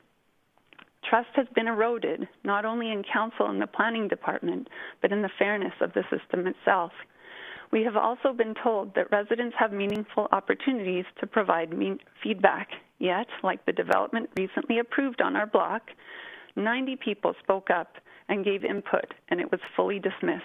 That is not only disappointing, but also a breach of trust. Residents are left feeling unheard, and the process begins to feel performative rather than genuine. Many residents who would otherwise be volunteering in their communities are instead spending their time attending hearings, preparing submissions, and repeatedly advocating to be heard, while others involved in this process are compensated to advance this blanket rezoning. This dynamic is discouraging. It leaves people feeling disappointed, disengaged, and asking a very important question. Who is this really serving? From where many residents stand, this is not feeling like meaningfully addressing affordability, or supporting young families, or helping seniors age in place, or strengthening diverse, livable communities. Established literature states that blanking rezoning is driving up land costs, benefiting developers rather than future neighbors. When relaxations become routine, they create developer entitlement. The expectation shifts from following the established rules to pushing beyond them, and the burden falls on existing hardworking residents to fight to push back. Recently, my family decided to invest in solar panels.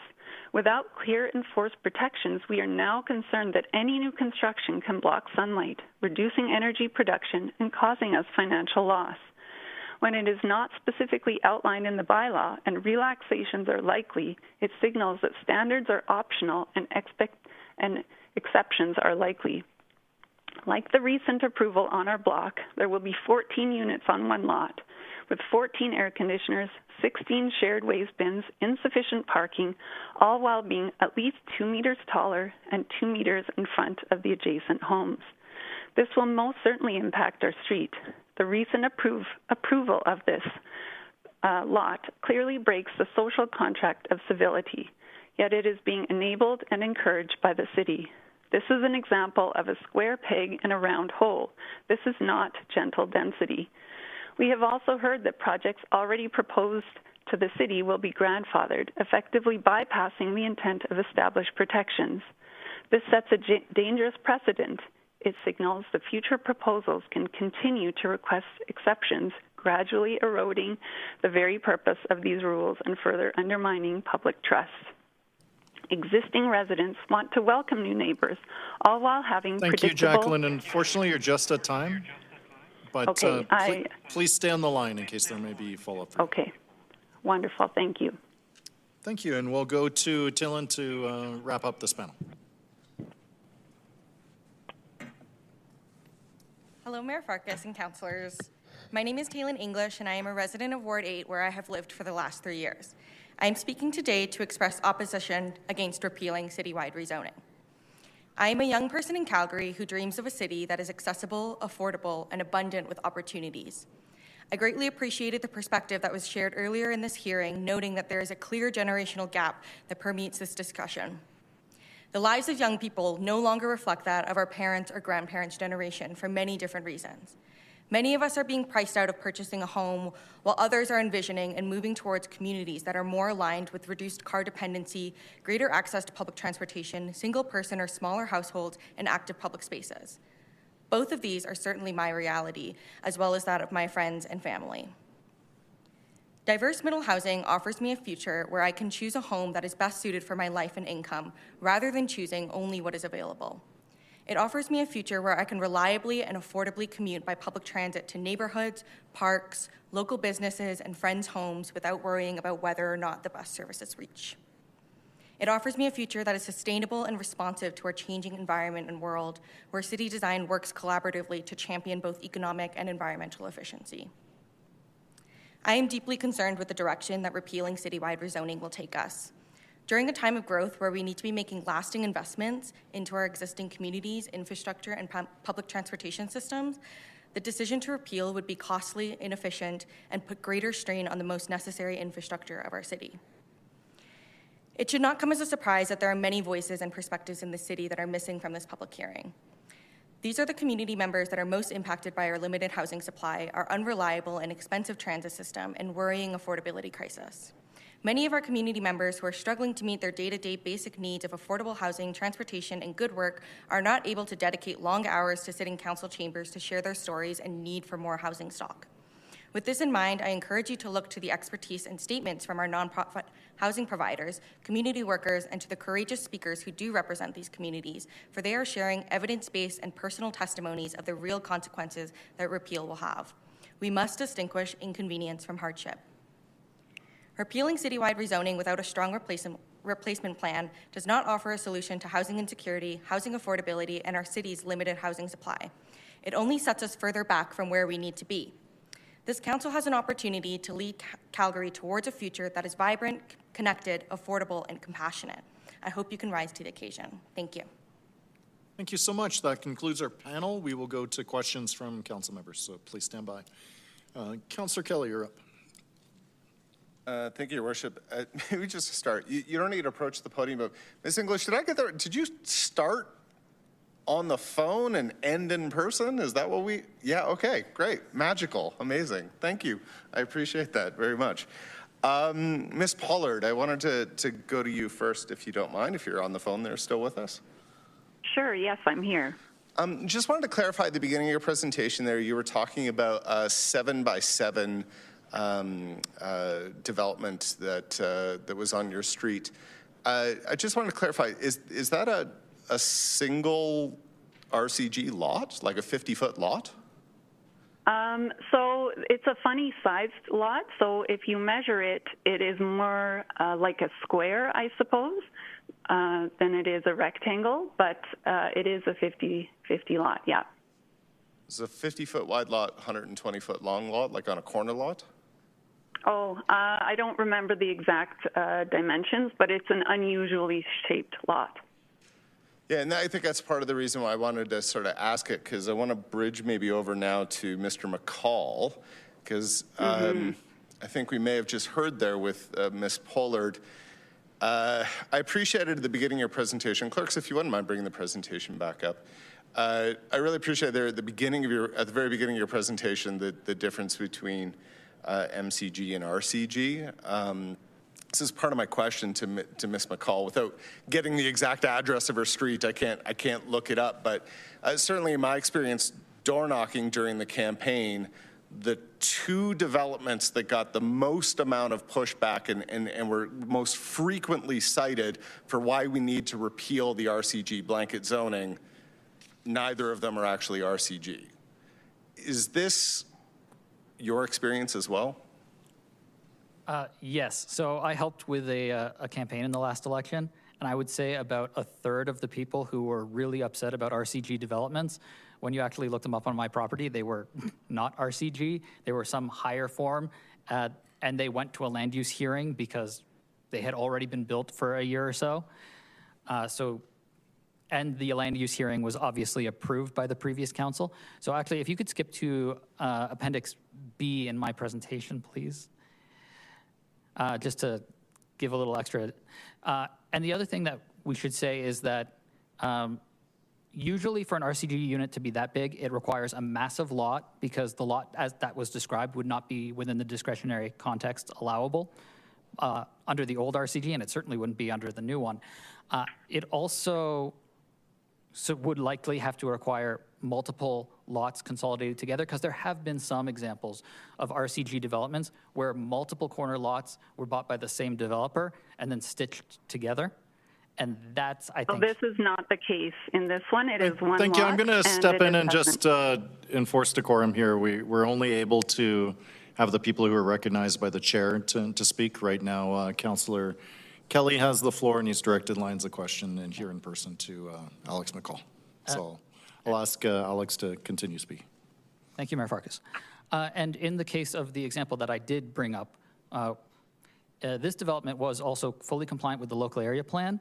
And one of the things that many of the More Neighbors community have been kind of stressed or wanting to emphasize is that the local area plan does not change the base zoning.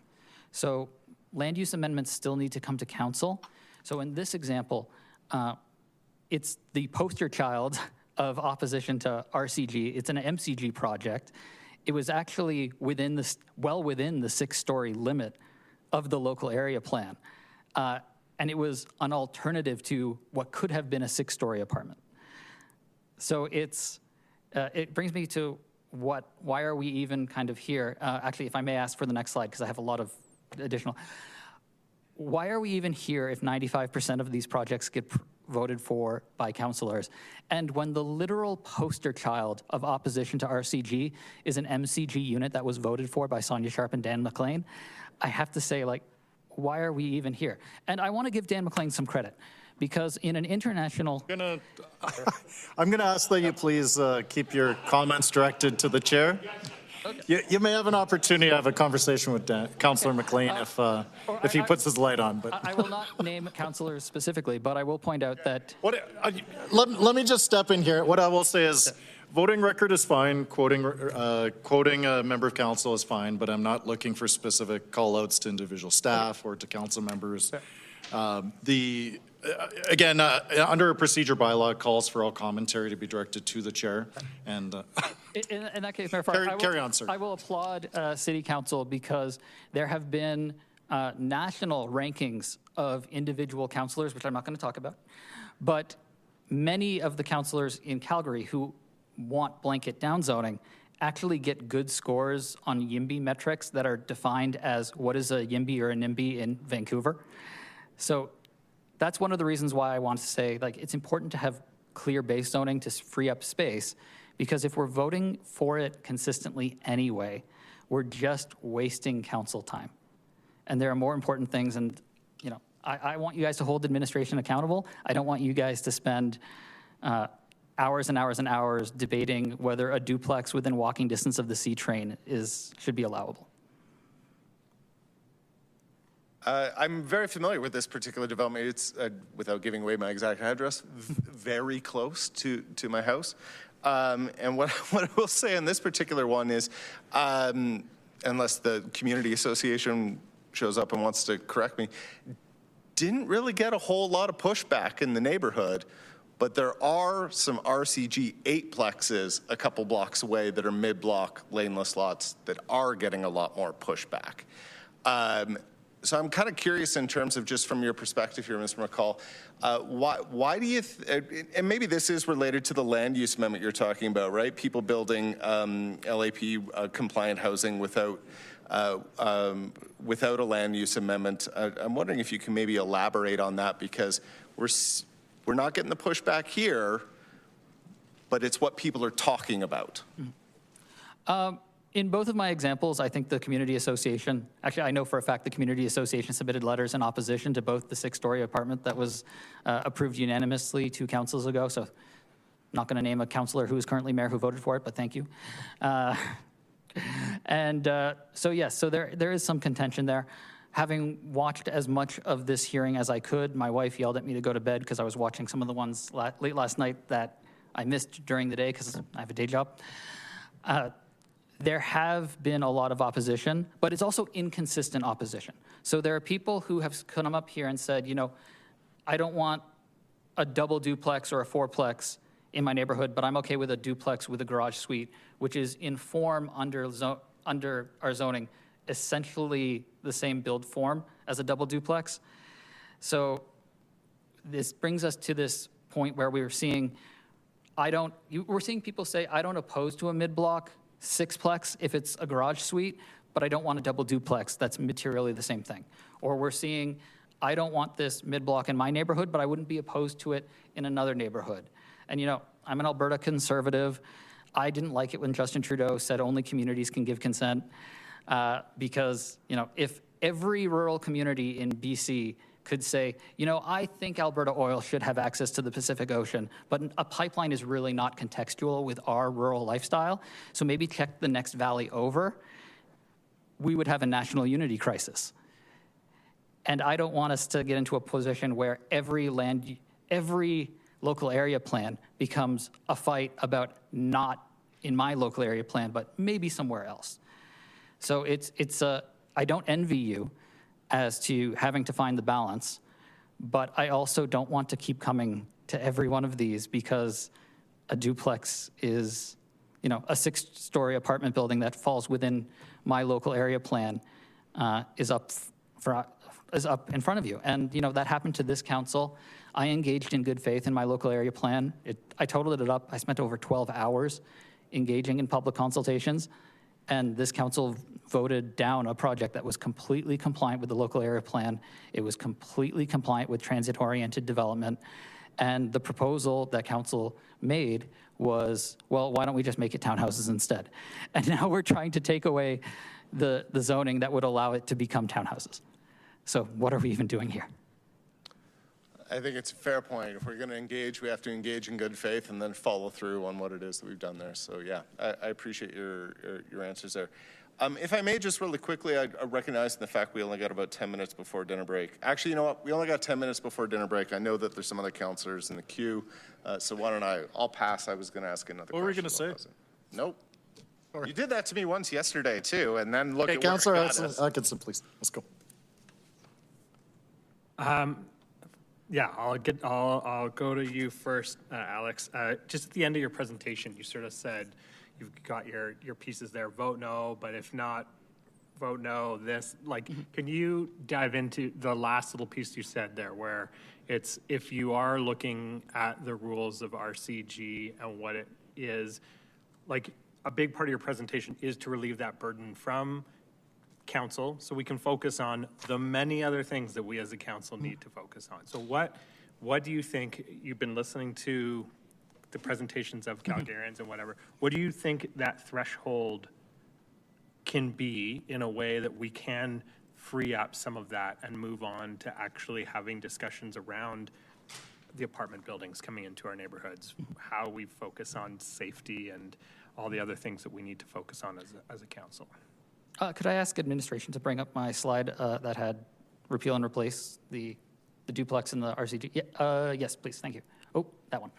Okay, so yes, so I was trying to figure out a way that would basically keep what was permitted use under RCG today. So that's the by right, that's the duplexes with, and I appreciate some confusion because we talk, in Calgary, we talk units, but the federal government talks about like homes total. So when they say 4 units by right from the federal government, they're including the basement suites. But when we're talking about it in Calgary, just different terms, you know, we can't make it easy. We have to make things complicated. So I would say my preference is that the city council, or that this council votes no on the motion before you right now to blanket down zone. And my preference is that you come back with a new land use hearing, and I get to come here again, but I'll be a little nicer, where you have a repeal and replace in a single motion that looks a lot like this, where a duplex with suites or a fourplex without suites mid-block is considered permitted use by right, so it doesn't have to come to a land use amendment. And then you remove all the discretionary uses that people don't seem to be really upset about. And then you allow the 4-unit townhouses on the corner lots. And you know, there is some point to what some other presenters have pointed out, and I even said earlier in response to Councillor Kelly, there are lots that are going to be large enough to accommodate RCG compliant, you know, 7 units up, 7 units down. And that's okay. If you have a massive block of, or if a developer is willing to buy multiple units and then put multiple rows of townhouses together, that's fine. I live in a townhouse that's 8 in a row, but my 4 were built first, and then the next 4 were built later. So like you can actually see the design slightly changes, even though we share a wall between my unit and the new style, and it's fine. Like, I think my unit looks nicer, but to each their own. Right, yeah, having that, I know, I appreciate that. I appreciate that nuance that you're bringing to that. Thank you so much. I'm gonna actually move into a question just for Simonetta. Are you still on the line? I am. You mentioned your written submission, and you blew through it, and I just want to highlight it for folks because I think actually a lot of the nuances that you brought in from your experience within Crescent Heights Community Association I just really want to shine a light on it. So I think you mentioned like which attachment and page number, and if you could just highlight that again for the council. So if you're talking about the attachment that was provided from the planning committee. From the planning, yeah, from the Crescent Heights Community, Planning Committee. You got it. Yeah. It's page 107 of attachment 21. Page 107 of attachment 21. Great. Thank you. And finally, just a question for Ms. English. If you're still just behind there. Awesome. I've been reading a lot of sort of the, you mentioned like organizations, different committees. You know, I've been going to, there was the Social Wellbeing Advisory Committee from Council. There's a recommendation from them. There's a recommendation from the Housing Committee for Council. These are all sort of in favor of not repealing. Is there anything specifically that you've read, you're pointing us to sort of these, you know, either housing providers or sort of different organizations out there who are representing maybe voices that we're not hearing as much of that you would like to point council to? Is there I think there were representatives from Norfolk Housing that I had appreciated their insights on. I unfortunately have not been following the public hearings as closely as I have wanted. Unfortunately, I do work a full-time job, and so I can't speak specifically to those. Got to find a way to pay for those houses, right? Exactly. Yeah, thank you. No, thank you for your presentation. Yeah. Thank you. And now I want to go back to Councillor Kelly, please. Thank you, Your Worship. I just wanted to apologize to Ms. Pollard. I didn't mean in my pivot from her statement over to Mr. McCall to imply anything about her position or knowledge of that particular site. Just thought it would be appropriate for me to jump back in because she obviously did have something that she wanted to add, but I believe that Mayor, you followed the correct procedure there in terms of cutting her off. So I just wanted to acknowledge that and apologize to her. Thank you for that, Councillor Kelly. I'll jump in and just ask Jacqueline, would you like an opportunity to just respond to what you heard? You've been named. I'd like an opportunity for you to be able to speak and respond to that. Sure, no problem. I appreciate what you say, and I think it's because you started with me. I thought we were kind of joined in on a three-way conversation there, so that's why I continue to speak up. But I appreciate the process. Thank you. Did you want to weigh in just on the merits of kind of the conversation here and add anything else from your perspective? No. Okay. Good. Thank you very much. Council, we will be back at 7:15, starting with panelists up to panel 39.